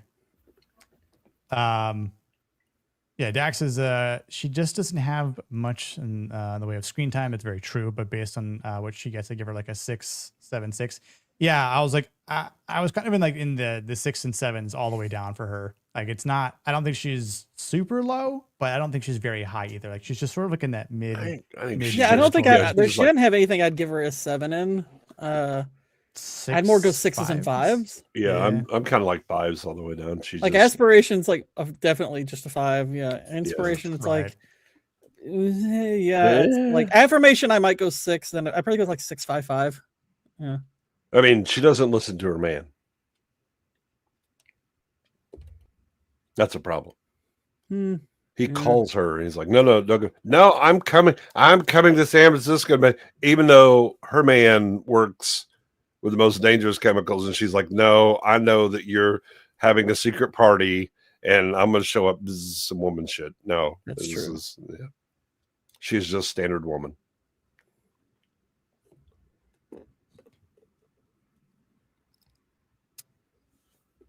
Maybe I'll give 6 then an aspiration because pigtails. Well, there you go. Yeah, she is. Yeah, her dress was nice. Gotta love the pigtails. Yeah. And she was checking to make sure. Is this working for you? Mm-hmm. Yeah, that's a good quality. You know, make sure you take care of your man like that. Yeah, exactly. So yeah, that works. I'm all right. I'm cool with this. Yeah. I mean, it's the beauty can warrant some extra generosity. So no harm, Daxie. And Waylon has it right. Yes. Yeah. Mm-hmm. Yeah, Dax, trust me, you've been in the desert. A 3 will suddenly give you motivation. Put 7 because she just motivates Goodspeed so much later. Again, that's no. If you're that's in the on desert, him. yeah, if you're in the desert too long, you'll end up having a mirage à trois. Oh my goodness.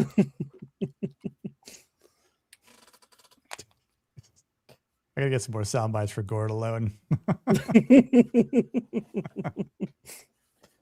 But yeah, that brings us to our final moment to our overall masculine ratings from the film. Why don't you kick us off here? What do you think the overall what's your overall masculine rating for The Rock? I think it would have to be a solid 7 because the film contrasts 3 broad masculine modes with Mason, who's like the seasoned masculine guy who's self-mastered, competent, and honorable. By the end of the film, we see where his priorities lie. We've got Goodspeed, who's got an emerging form of masculinity, is still quite anxious at the beginning and throughout the story, but ultimately courageous enough to see the mission through. And then Hummel, who's honorable but corrupted. And I think that's why the movie, despite a lot of its flaws, works so well, as it doesn't just give you one mode of manhood, it gives you a spectrum. The warrior who survived everything, the nervous agent who becomes brave, and the commander whose virtues become distorted by grievance. So definitely a solid 7 from me. Nice. Well said. Cool. What do you say? What do you think? What's your rating? I'd give it I think I'd give it an 8. I think the one thing with The Rock is, when you just don't put together a cast like this with, especially with Sean Connery, Ed Harris, and then, you go through and you cycle through who else was in it. But I just think it gives it that action dynamic, and it gives it that, whatever we think the movie is silly, but it works. Mm-hmm. It works. And like I said, if you don't have Sean Connery, you don't have this movie. Yeah. So very true. Very true. Gord, what do you think? I'd go 7 on it. I think it does a good job, with its masculine themes, its portrayal of those, and what it ultimately affirms. It doesn't do necessarily a great job with it. I mean, part of that is the trappings of the movie itself, because it is, kind of a silly film. But in a way, that's almost impressive that it would even get to this level, given the subject matter, given the person who's directing it. But it's really strong work by the cast, and even a decent job with some of the writing. So it's a solid 7. Nice. Yeah. Blue, what do you think? Oh wait, that's right. You could give it 1 blue pill. 1 blue pill. I'll get Blue's rating later. I guess I know we watched it, but good one. What do you think? What'd you say? Yeah, I think the when it came out, it's a Michael Bay movie. It's oh look, my explosions, and you get Sunbird codes. The best Bond ending that you would ever want, and all of that as a movie. But when you actually look at it from a masculine standpoint, I mean, there's a lot of people that would rate this really high because Mamacho, oh my gosh, did you see the guns and they shot at each other and bang bang bang, and isn't it cool? But yeah, this is stunningly complex characters for a Michael Bay movie, and really for a lot of movies of the era. The idea of the antagonist being an honorable man who's at the end of his rope, as far as the thing that he wants to do is the decent thing. He's tried all of the correct ways, to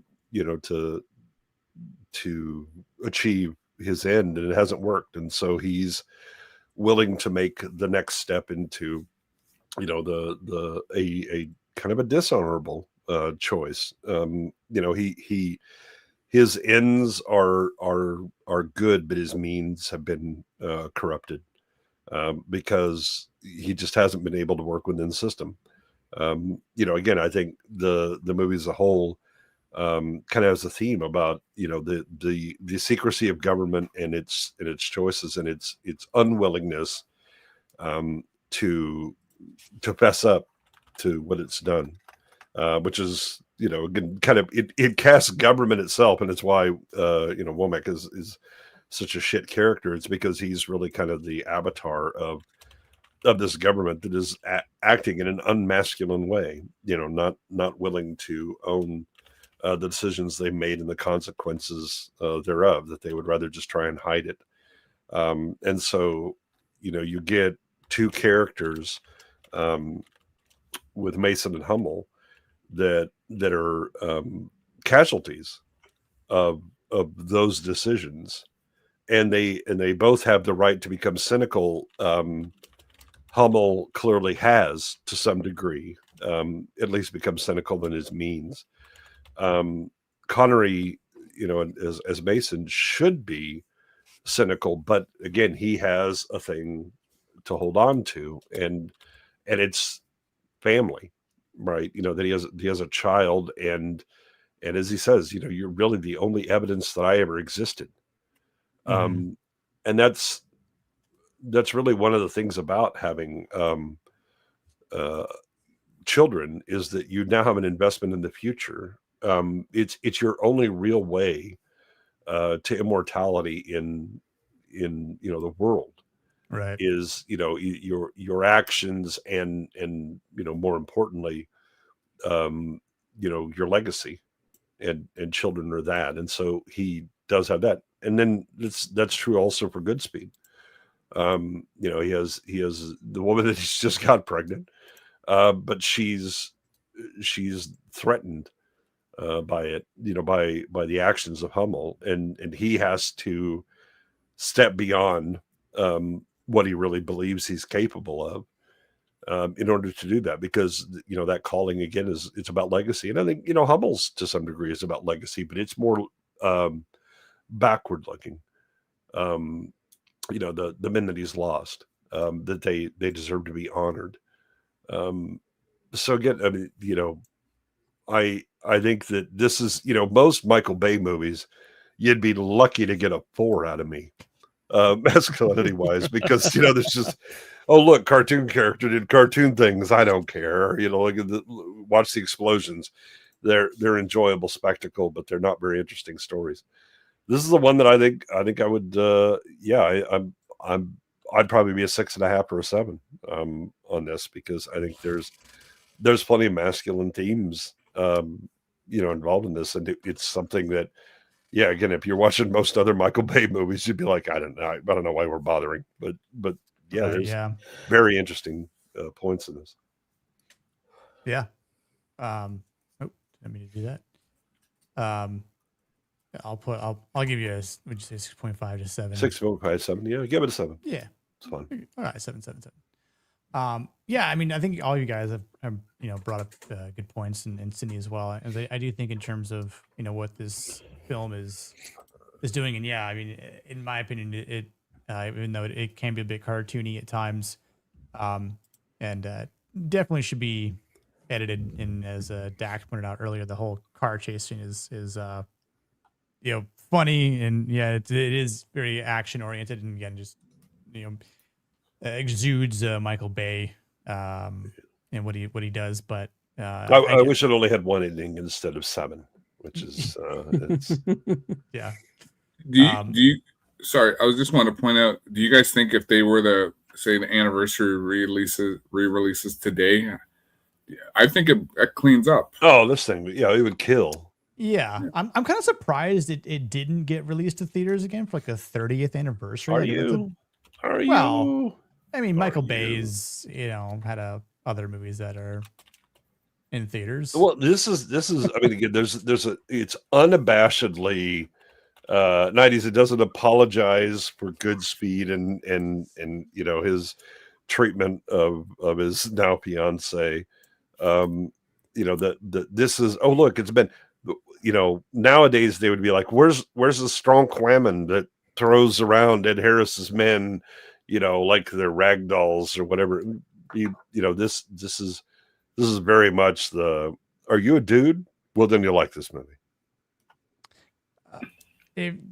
Waylon, I say if you're talking about the second best directed movie from him, then I would probably say. Ooh, I don't think this is Bay's best movie. What do you think his best movie is? I know I'm with Colehouse there. I think 13 Hours is better. I was gonna say if this is his best, then I would probably put 13 Hours as second. But I think I'd put it as first. Yeah, I don't think this is his best movie. I think it's his most popular movie. So do you guys want to cover Painting Gain at some point? No. I'm kidding. No, I was. When you cover Transformers, I will suddenly have appendicitis, even though I don't have an appendix. I would cover my television with a bed sheet. Exactly. Yeah. No, exactly. I would never. I would no. And I agree about Transformers. Also, no, Transformers is terrible.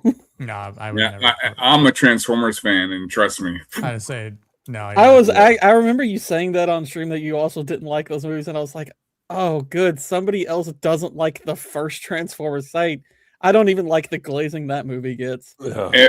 Everyone keeps telling me, well, the first one was good. I said the first one was terrible. It's like they're not good. None of them are like, good. but at least they mechanically transform. I don't care. But did you see how Optimus transforms? I did, and I did. Yes. Yeah. No. Yeah. The one that I love though is the one that Optimus decides to go psychopath. Give me your face. What? I'm sorry, Optimus. You say what? That made me laugh though. I gotta say. I'm coming. No, I think everyone just loved it because Peter Cullen came back and did the voice and was like, oh, but it's so good because Peter Cullen's back. It's like no, it doesn't mean anything though. No. So, yeah. The second one is just blasphemous for numerous reasons. But which one's the one that's like really creepy with the guy who's trying to hook up with the underage girl?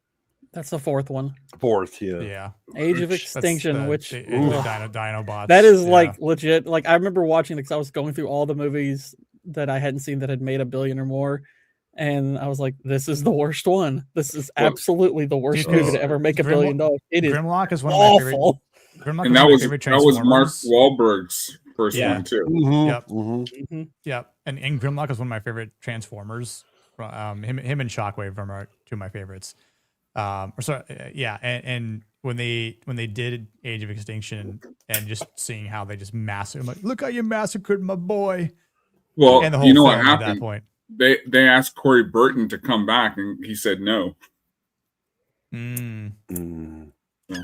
That's true. The first one does have prime Alice Eve. Yeah, Alice Eve better than Megan Fox? Yes, no? Yes, obviously. Yes. Yeah. That's not even close. Yep.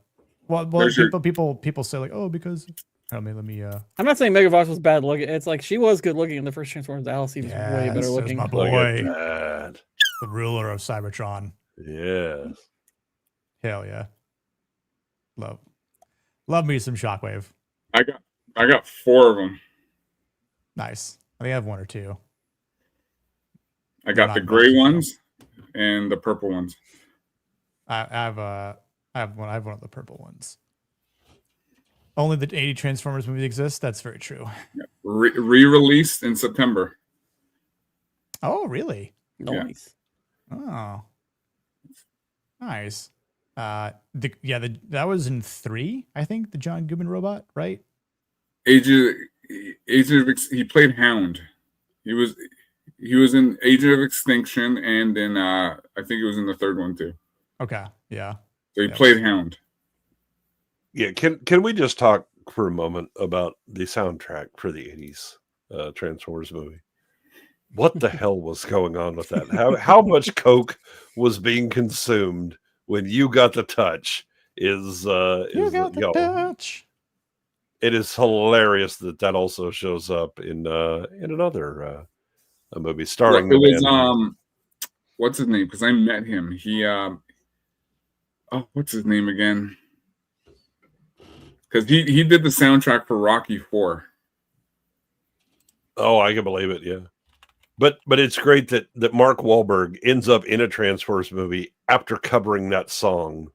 Yeah, in Boogie Nights. In Boogie Nights.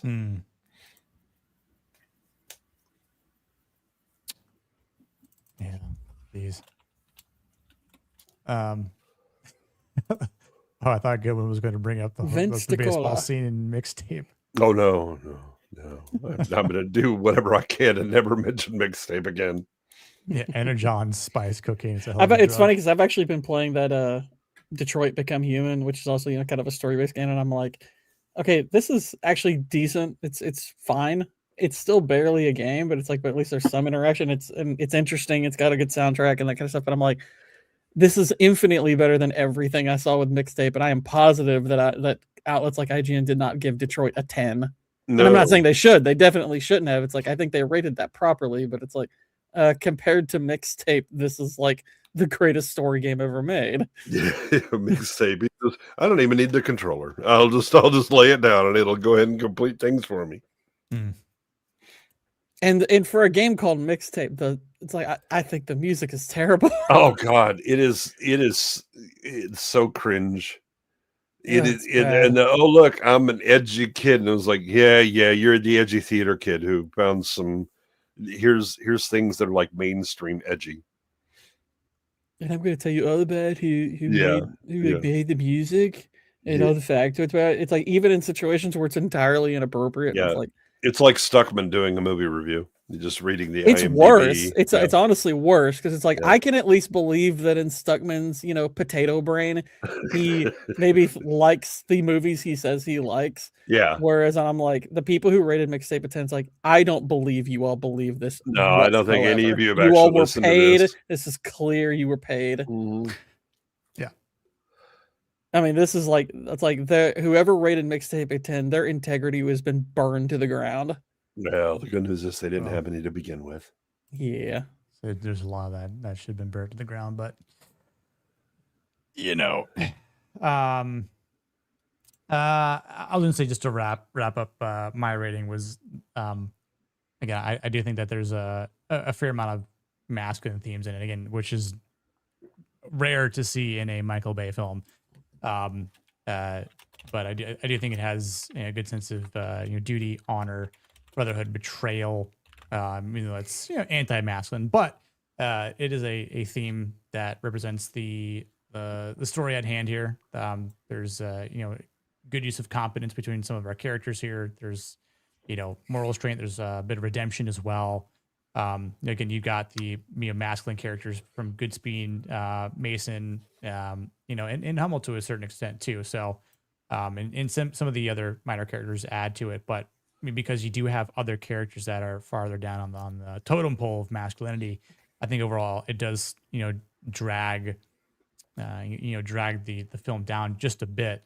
And I think again, Goodspeed is a character that could be relatable to people because he just seems like an ordinary guy, right? He doesn't drive a fancy car unless he steals one. In his hobbies are pretty easy, straightforward.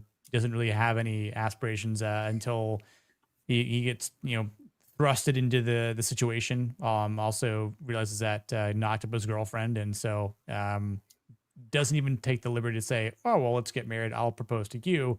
His girlfriend does it instead. So it's kind of like, I'm going to knock you down a little bit there, as we just discussed earlier. But there again, he grows into someone that has a much better character. Mason, obviously, as we discussed, where his whole arc, comes from, decades of vengeance, being held against his will, in prison, being shoved out of nowhere, existence being completely erased, but it has redemption, and has an idea of legacy with his daughter. And same thing as you mentioned, Goodwin. I think the fact that Goodspeed wants to and look forward to his legacy with his child at some point in time, but again, I think Hummel definitely shows the tragedy of the masculine virtues being corrupted or lessened because of I think when grief loses this sort of restraint. So yeah, I don't think it's definitely not a 9 or a 10, or and I don't know if I could go so much to an 8. I definitely think it's a solid 7. I think because of the other characters, right? Like you've got this institutional betrayal that happens with the men that follow Hummel, where it's you would have expected, maybe Hummel to have a better plan being a general, instead of just saying like, well, we'll just try to call the government's bluff.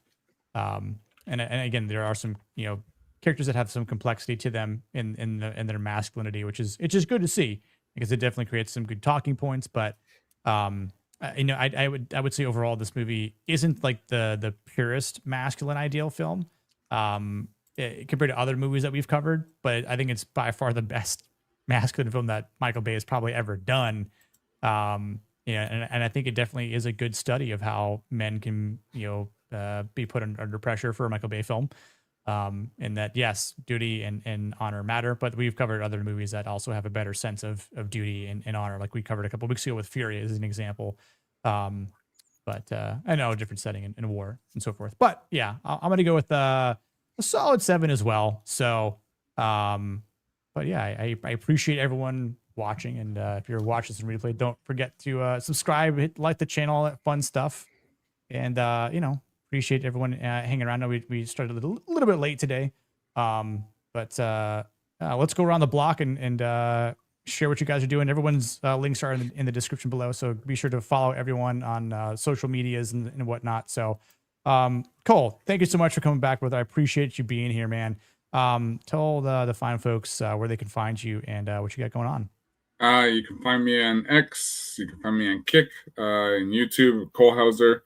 That's the name I'm using. And just doing some Modern Warfare 2 old school gaming with Isaac and Mozamboni, Nagnaral. So we're getting back into those and just doing some toy streams here and there. So yeah, I'd say when I'm working, I'll catch you playing some Modern Warfare, doing some like Transformer streams and stuff like that, which is pretty cool. So yeah. Shame that you have to game with those gay people, but yeah, I understand. You have to lower your standards, man. I feel you, man. Yeah, I know Isaac's super gay. He's been gay. Oh my gosh, so much gay. Naganal. It's June. You got to do your part. Right. Yeah. Well, yeah. You're the sympathies are going out, Cole. Yeah. Cole's leading the masculinity. Pride gaming going on. Yeah. I'm trying to teach them. Exactly. Yeah. All right, teach them. Boys, bring them to Cole. the masculine side, Cole. Right. Do your part, man. Yeah. Gotta straighten them out. Exactly. Yeah. Hey. Niat, my brother, what you got going on? And thank you for joining, of course, on the other side of the world, ahead of us. Yes, I'm in the future. Dude, always a pleasure chatting with you. Thank you so much for having me on. I'll have videos and streams throughout the week. Come check it out if you've got time. Yes, sir. Yes, sir. And for your movie nights with Niat on Sunday, what movie are you covering? American next? Gangster. Hell yeah. Again, we talked about this in a Discord. Potentially one of the better movies from Ridley Scott. Yeah, I think it's one of his certainly one of his better recent ones. Yeah, for sure. Absolutely. I appreciate you being here, Niat. Gord King Papa Pumpkin, Congressional Medal of Jesus recipient. Exactly. Yes. What do you have going on? I mean, streaming wise, I'm pretty much done for the week, so I will be working on a video. Nice. Beer Coach, we're gonna raid into Cine after this. Yeah. I haven't either. Good win. We hope you feel better. We'll see. What else you got going on? Are you going to stream with Blue tomorrow? Yeah. Tomorrow we got Blue Collar Loser. At noon we're going to be covering A Soldier's Story. Oh, nice. This is a movie that has sadly been covered and underappreciated. It's a fantastic movie. Early Denzel Washington. And yeah, if you haven't seen it, please do, whether you're watching it with Blue and I or not. But it is, I've loved it since I saw it, probably in 84 or 85 on HBO. And it just always stuck with me. Adolf Caesar is so good. Yeah. Oh my gosh, is he great? Yeah, it was up for because Gord and I last week on Blues covered Amadeus, and The Soldier's Story and Amadeus were against each other for Oscars, and it's tough. It deserved to be up there, but I'm afraid Amadeus it kind of overpowered it a bit. And then Wednesday on Proctophiles, I'll be talking about The Rock again. Oh, really? Yeah. We're gonna cover that. And I figured, since I've already done it once, why not? Let's fresh. Let's double down. Yeah, I definitely don't have to watch that again. And then Friday on Minority Report with Niats, where we cover the terribleness that is pop culture right now and make fun of it a lot. And I just want to thank Cole Hauser for being here, and I hope Niat never on here again, because he's a bastard and he made me watch terrible movies, and he deserves all of the hatred that everyone has.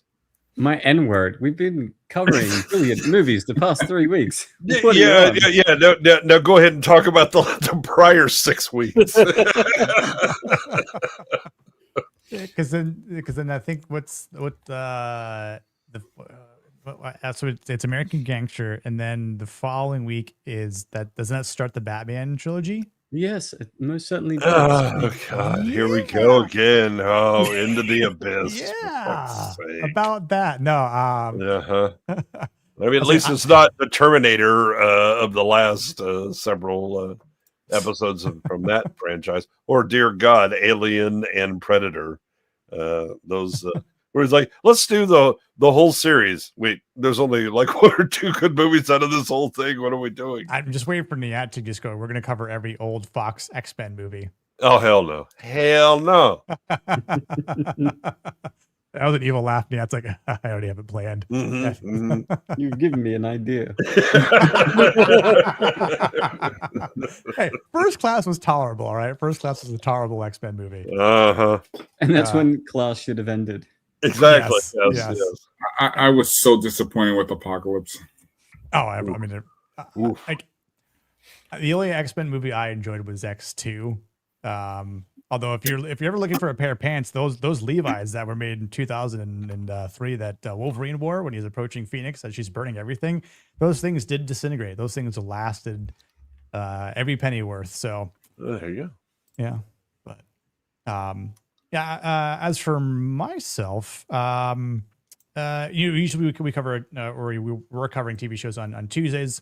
Been a bit busy, and then just other things have been coming up. So determining what show we're going to cover next. So stay tuned for that. But I think tomorrow, because it is the Destiny 2 server slam, and a lot of people have been rallying up against Marathon and trying to speak out against Sony and Bungie. So I think there's gonna be a few of us again to be playing with people like Isaac and others to try and get them on the straight and narrow. But should be playing that. I don't know if I'm gonna stream it or not tomorrow. Maybe I think ABF's streaming it tomorrow night, but we'll see there. And then I'll be on his show Wednesday afternoon. Gonna be streaming Path of Exile 2 with Cine and a few other folks on Thursday nights around like 9 p.m. Eastern. And then Friday, I think I'm going to stream Friday afternoon for another like Nick at Noon segment. I think I'm going to talk about haven't talked about it yet, even though this month is technically all about men's mental health, and that being a big thing. I think I'm going to do a little mixture between men's mental health and masculinity. So coming up with a bit of an idea to talk about that. And then the birthday festivities will start turning 30 again. I know it's I may not look it, but yep, I'm definitely turning 30 years old again. So hurrah for me. So I will not be on Niat's stream for American Gangster, even though I would love to talk about it. But then I'll be back for the Batman Begins stuff. So, oh God, help us all. Yeah. But next Monday night, bring your pencils, bring your peanut butter. It's time for a birthday stream. Birthday stream, and it's going to be a dual celebration. We passed 1,000 subs recently. Yes. So just shout out to every single one of you. I haven't done like a super shout out yet. Scrote cam is coming though. Yep. So stay tuned for that. Look, I'm going to throw up a tier goal. The shirt may come off. The shirt may come off next Monday night. We'll see. But I also want to try and maybe do something and give back to people. If we hit some tier goals, I'd love to give back to people with some sort of raffle. Kind of working on some things. So, but I really do appreciate all the support. Seriously. There's a lot of people I want to thank. I am also working on a new intro video. Been working with our boy Nerd Slap. So you may see some cameos. Oh. You may see some faces, some icons. Who knows? But yeah, stay tuned for that. In a original song. But yeah, it should be pretty interesting. So but definitely not Niat. What's that? But definitely not Niat.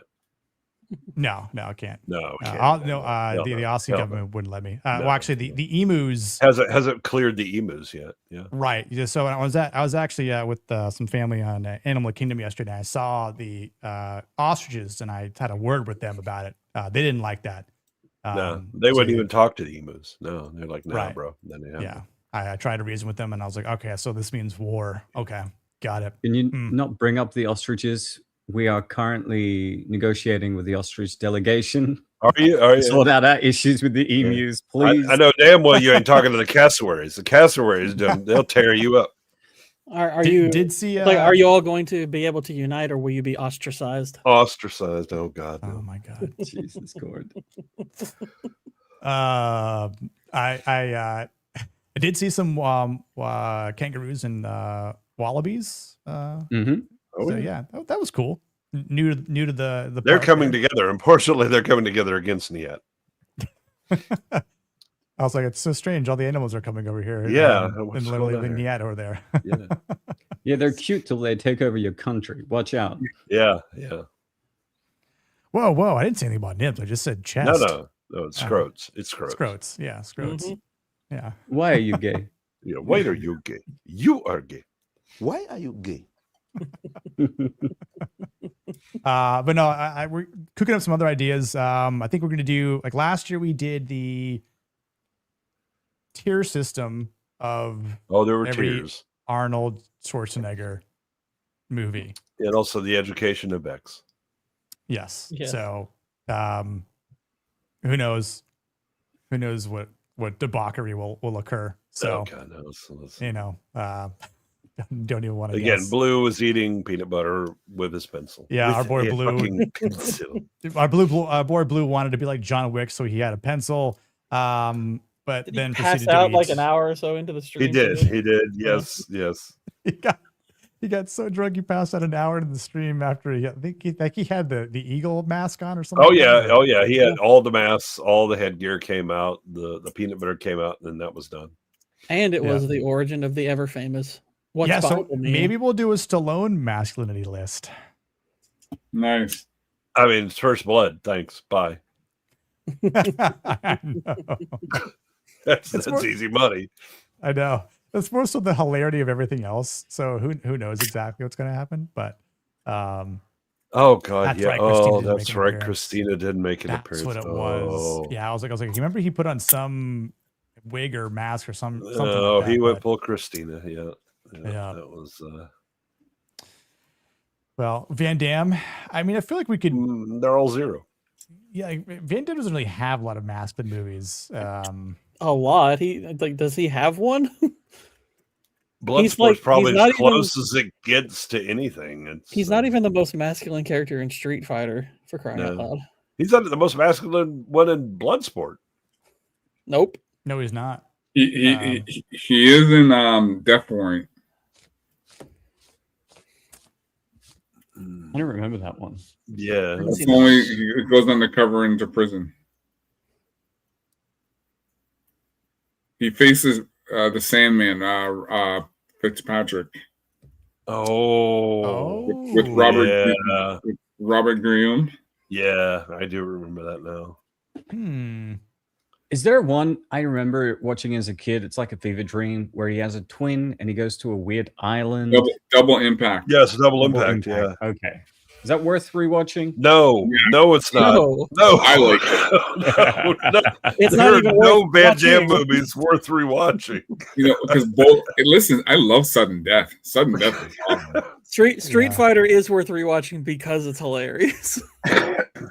Remember, and technically, Street Fighter is the first live action G.I. Joe. That's true. Oh yeah.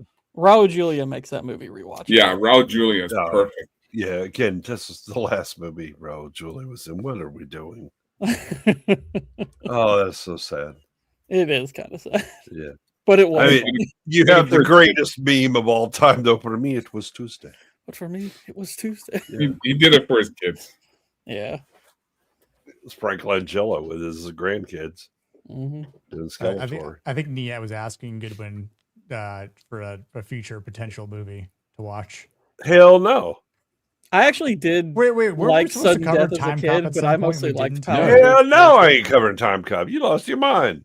No, I was just curious whether I should watch it. There's no way we're covering it. No, the answer is no. You know it's come on. I actually liked Southern Death as a kid, but I liked it because of Powers Booth. Powers Booth is great and everything. He's great. Yeah. Oh yeah. Yeah. Yeah. Well, I'll think of some other. Been rewatching Deadwood, and I'm just like, and Powers Booth character just entered, and I'm like, okay, it's like we got him and Al Swearingen at the same time. Let's go. Have you ever watched the HBO series, the Philip Marlowe series with Powers Booth? No. It's early mid '80s. You should definitely watch that. Cool. Oh, yeah, Powers Booth and film noir. Let's go. Could do Chuck Norris since the for the. Chuck Norris is just lieutenant everything. What are we worried right? about? Yeah. At that point, we would just be telling Chuck Norris jokes. Yeah. It's like you just put it all on the same tier. It's like which means maybe sidekicks like the movie goes down a bit, but it's like yeah. But Chuck Norris himself in it. That's still a 10. Yeah. Wait, what were we just talking about the one the other day where he just like stops a chainsaw with his hand or whatever it was? What was that? Chuck Norris. Yeah. Was that from Walker? I Walker. remember. It was I mean it's your clip, but it's where he's wearing the like, whose clip was it? I remember it's Diaz's It's my clip. Yeah. That's right. I play it every time for RTN said because he always has a awesome Chuck Norris quote. Yeah. That's right. That's right. Yeah. So we'll see. There'll be some fun Powers Booth and Red Dawn. Yeah. Dawn, yeah. Good thing they only made one of those.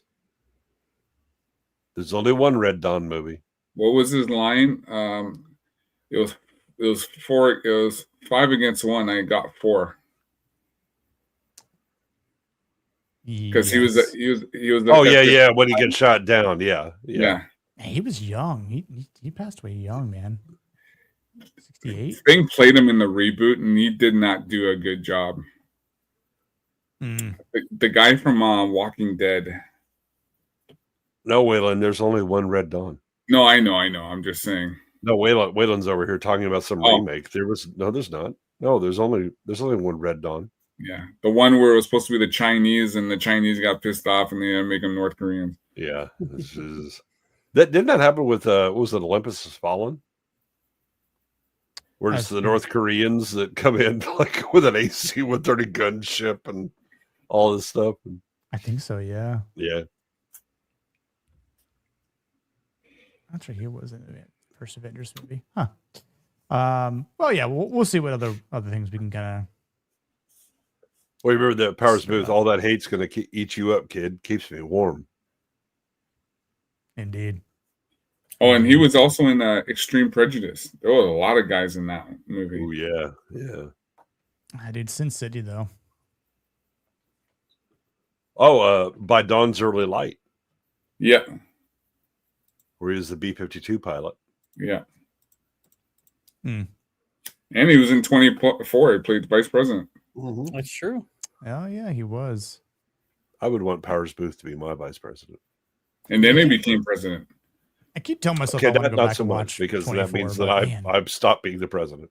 I watched the first 2 seasons of 24 again, like 4 months ago. But then once we got to season 3, I don't know, like when he starts working with Ramon Salazar, it sort of lost me.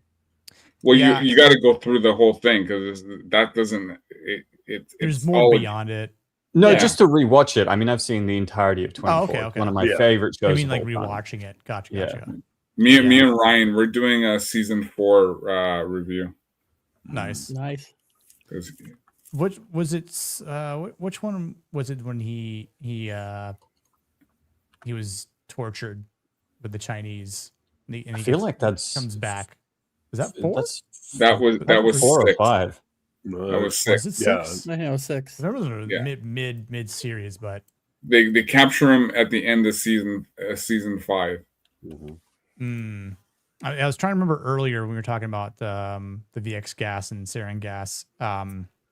Is it season 4? And they're at the airport and he stops the gas bomb, whatever was it? No, 5. Is that 5? Okay. Yeah. Man, go back and watch those. Well, I think season 1 or 2 has a nuclear detonation go off. Like they disable CTU. 2 and 6. Yeah, LA has a nuke dropped on it. It's kind of insane. Dude, like I'm like that show, they were not afraid of like just like, yeah, a lot of people are gonna die here. Like, okay. Yeah. I mean we're gonna torture this group. What's interesting is, going back to our discussion on Hummel, Bauer is a character who basically got us to side with the notion that the ends justify the means, because he does some pretty fucked up shit to protect people. Yep. That's what makes it fun. I'll say, but that's also what makes Jack Bauer's character, a little appealing, right? I think it's why we always love like Jack Bauer can do anything. Jack Bauer's the shit, right? Like how move. Oh, look at that! Oh, no way! That's Cole. sick, dude. So awesome. That's awesome. Jack Bauer, CTU. Yeah. That is awesome. McFarlane tours, hell yeah, dude. I love the fact he's kicking in a door. Of course, yeah. While I was it's like the Mad TV parody of 24. I always thought was really, really funny. While I was in high school, I had the damn it. Oh, do you see the one they did on Boondocks? Oh, that one's great. They do a 24 parody. Nice. Yeah, exactly. Government. It really was, because it came out right after 9/11. Yeah. Yeah. 2001. Yeah, I mean it's very much like how later as you kind of had the liberal fantasy of government being in charge with the what was the series that had Martin Sheen in it as the president? Oh, The West Wing. Yeah, The West Wing. West Wing. Yep. That's a good show. Yeah, Sorkin. Yeah, you had that was kind of the liberal fantasy, and then 24 was the conservative fantasy of government. What's interesting though was that was released during a time of relative bipartisanship between the Democrats and the Republicans, because that was a show aired on Fox for conservatives, and President Robert Palmer, who's black, was a Democratic presidential nominee who becomes president, and you wouldn't really see that in conservative television nowadays. No, but you wouldn't also see it in liberal television either. I mean, it was always... absolutely not. Yeah. But Nick, if you want to share my screen real quick, I'll show you the conservative fantasy. Yeah, he was just really a few based, seconds. Yeah. Who are you working for? Oh, I'm an old man. Damn it! Damn it!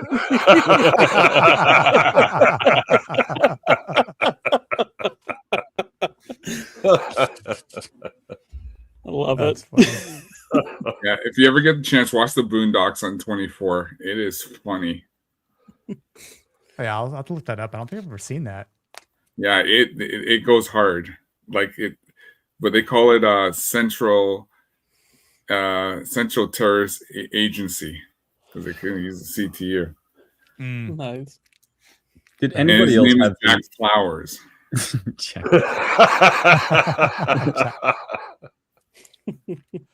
that what that would be Dax the liberal is referring version to? where he comes in and he's yeah, he kicks people in the nuts. Amazing. Did anybody else have the CTU ringtone? I had it when I was in high school. Yeah, I The phone did. would I ring have- and go off I like. have it on my cell phone. Like what? Let's see what it's called. Oh, it's going down as the episode, I guess. Okay. Yeah, I got this thing here. It's basically this is CTU operations manual. Oh, nice. Oh, wow. Pretty That's sweet. awesome. Nice. Very nice. It says kick in the door, punch everybody. Welcome to the counterterrorist unit. Nice. That's a picture of I love Kiefer. 24. Yeah. Yeah, I do. And I know they had that. They tried to reboot it or like kind of like a spin off afterwards. No, they did a reboot and then a spinoff. That's right. Yeah. Yeah. Neither of which were good ideas. Yeah. So currently, Kiefer and the creator basically went to Disney to say, "Hey, listen, let's end my story." But he basically said, because it's going to Disney, he basically said, it's in their hands. They're probably not going to want it. So, Yep. Disney gonna Disney sometimes. Yeah, For won't all the really time. match modern sensibility. Yeah. No, yeah. They would never. I don't think Disney would dare to do things that they did in the original run. No, they weren't involved in the original run. Oh, I know. I'm saying like because what Fox did and what they were willing to do. Yeah, hell no. Yeah. Yeah, especially after 9/11, right? Like, you know, but I also think that's why a lot of people watched it, was because of what happened. So yeah, again, it was a fantasy. It was a power fantasy for people who felt, you know, what are we doing here? Mm-hmm. Yeah, absolutely. So. I think season 6 was all right. Season 7 got really good. Season 8 it went ballistic because of just the it got crazy. But I mean crazy in a good way. Yeah, like I said, like I have very vivid memories of some of the latter seasons, but it's been so long since I've watched them. But because I watched those shows, growing up and as they were airing originally, right? I mean, like every Monday night, I think at 8 p.m. it was. Yep, Monday nights. Like, yeah, I watched them with my parents, like just like because it was so fucking good. But yeah, it's been a while, so I'm like, I keep telling myself I need to go back and watch it, but I just gotta find the time to do it. Well, you see that we're rewatching it, right? Yeah. Because Isaac and those guys they've never seen it before, so they're just like, oh, these young pups. Isaac's never seen a lot. Yeah. You know, but just Isaac's like Brawler. It's like, oh, we're gonna watch movies. What is a movie? Oh, let us show you. Yeah, this. I don't want to insult the entirety of that generation, because I mean, got like Waylon and Hosty, which is seen a decent amount, but then yeah, but they're having to like intentionally look it up. I mean, the thing about like Cole House and I, okay, well you have 3 or 4 channels. You're gonna watch what you watch, and if you're up and you're like, okay, what do they got on? Okay, well then I'm watching that, and you got exposed to a lot of movies that you wouldn't have like intentionally gone out and saw it after. But you see them and you're like, oh, that's actually pretty good. What the hell is going on? And you saw them from multiple eras. Like last week I covered Casablanca, and the number of people that are like, oh yeah, I just saw that movie like a couple of years ago, and I'm like, what in the hell is going on? Did you only see Casablanca in the last couple of years? But I think about it, it was like, yeah, you would have had to you had to seek it out. Nowadays, yeah, that's true. Yeah, that is the trend though. Like a lot of people have to seek out movies because they just don't know of it, or they just I mean, it could be the spheres that they operate in too, which I understand, or the people that might not be big movie folks, which I think could be something about it too. But well, I mean, you have the control and choice of, okay, I'm going to go. Let's see, I'm going to hop onto my streaming platform and then find whatever I'm going to watch. Cole House and I was like, the streaming platform was whatever the hell was on TV. You didn't get a choice, and so but again, you got exposed to movies. Yeah, you never would have gone out of your way to see, and then once you saw them, you're like, oh yeah, that's some good stuff right there. Yeah, I mean, I think too for those of us that grew up during like the blockbuster era, right? It's like that was the thing to do, was rent a new movie, watch a new movie, and just you had the opportunity to see so much. And I mean, like when Redbox came around, I guess sure that was a thing too, unless you were like a collector, like, hey, I gotta own things on VHS, or comes out to Blu-ray, I gotta start owning things on Blu-ray, right? Or DVD before it got higher quality. But there again, it either forced you to go out and watch it to rent it, or watch it to buy it. Word of mouth was really the only way of knowing about those things, unless it was something you were watching on TV marketing, or back in the day too, when you had to wait in line to go to the movies to buy a ticket at the theater to get good seats, and then you'd have to show up early and then you'd see the previews because you want to make sure you actually had a good seats to sit at. Or you'd go to the theater and be like, what are we going to do? We're going to go to the movies. What are you going to watch? I don't know. Whatever's I'll buy a ticket, and the good news is that I got about 75% plus chance of seeing something decent. But I mean, things like King Kong. I mean, that was playing like Friday nights, on TV. After the news, they would have the scary movies of the early era, and so ended up seeing Dracula and Frankenstein, Bride of Frankenstein, King Kong, but then also Godzilla. You get Godzilla on it. Like, I remember my brothers waking me up because Godzilla is on at like 1:30 in the morning. Yeah.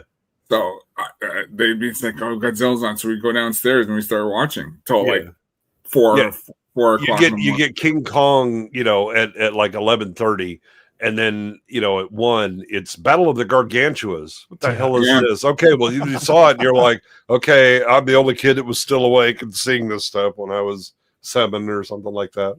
Like, what was cool? Like, so Friday nights, because we got Buffalo 29, which eventually turned into Fox 29. On Friday nights, they would show action movies. So anything that would come out, they would show, and then they started throwing in when it was G.I. Joe Pyramid of Darkness, Friday night, 8:00 p.m. prime time. You're watching because it was a 5-parter, so you'd be getting that. The next week they're showing a Clint Eastwood movie. Just you got all that stuff. Yeah. So or the Kung Fu theaters where you get the Hong Kong cinema. Yeah. Well, we remember Spike TV. Yeah. Spike TV. Well, I mean USA. USA had Kung Fu theater on Saturdays and Sundays. Yep. Yeah. By the way, Wayland. Sahara is not. Yeah, it's not. It's Matthew not. Matthew McConaughey. Right. Everyone has seen Sahara. It's not obscure. It might be obscure for your generation. Are we talking about the George Clooney one? No, it's the McConaughey. Matthew McConaughey, Penelope Cruz, and that I forget the dude's name. It's based on the Clive Cussler series of novels. Steve Zahn is the other person. Yeah. Has anyone watched the Andy Sedaris movies? What movies? Andy Sedaris. He did a bunch of movies. It's TNA basically movies. Hard Ticket to Hawaii, Hard Hunted. All it was is action movies with chicks, and like Eric Estrada was in a couple of them. Oh no, they were great to watch. Put it that way. Because all it was government agents. They were government agents, but they were the hottest chicks you'll ever see. Perfect. Andy Sedaris. Yeah, Andy Sedaris. I'm actually surprised you haven't heard of this guy. I don't watch Skinemax type movies. Yeah. Maybe I have. I don't. Great. I love these movies.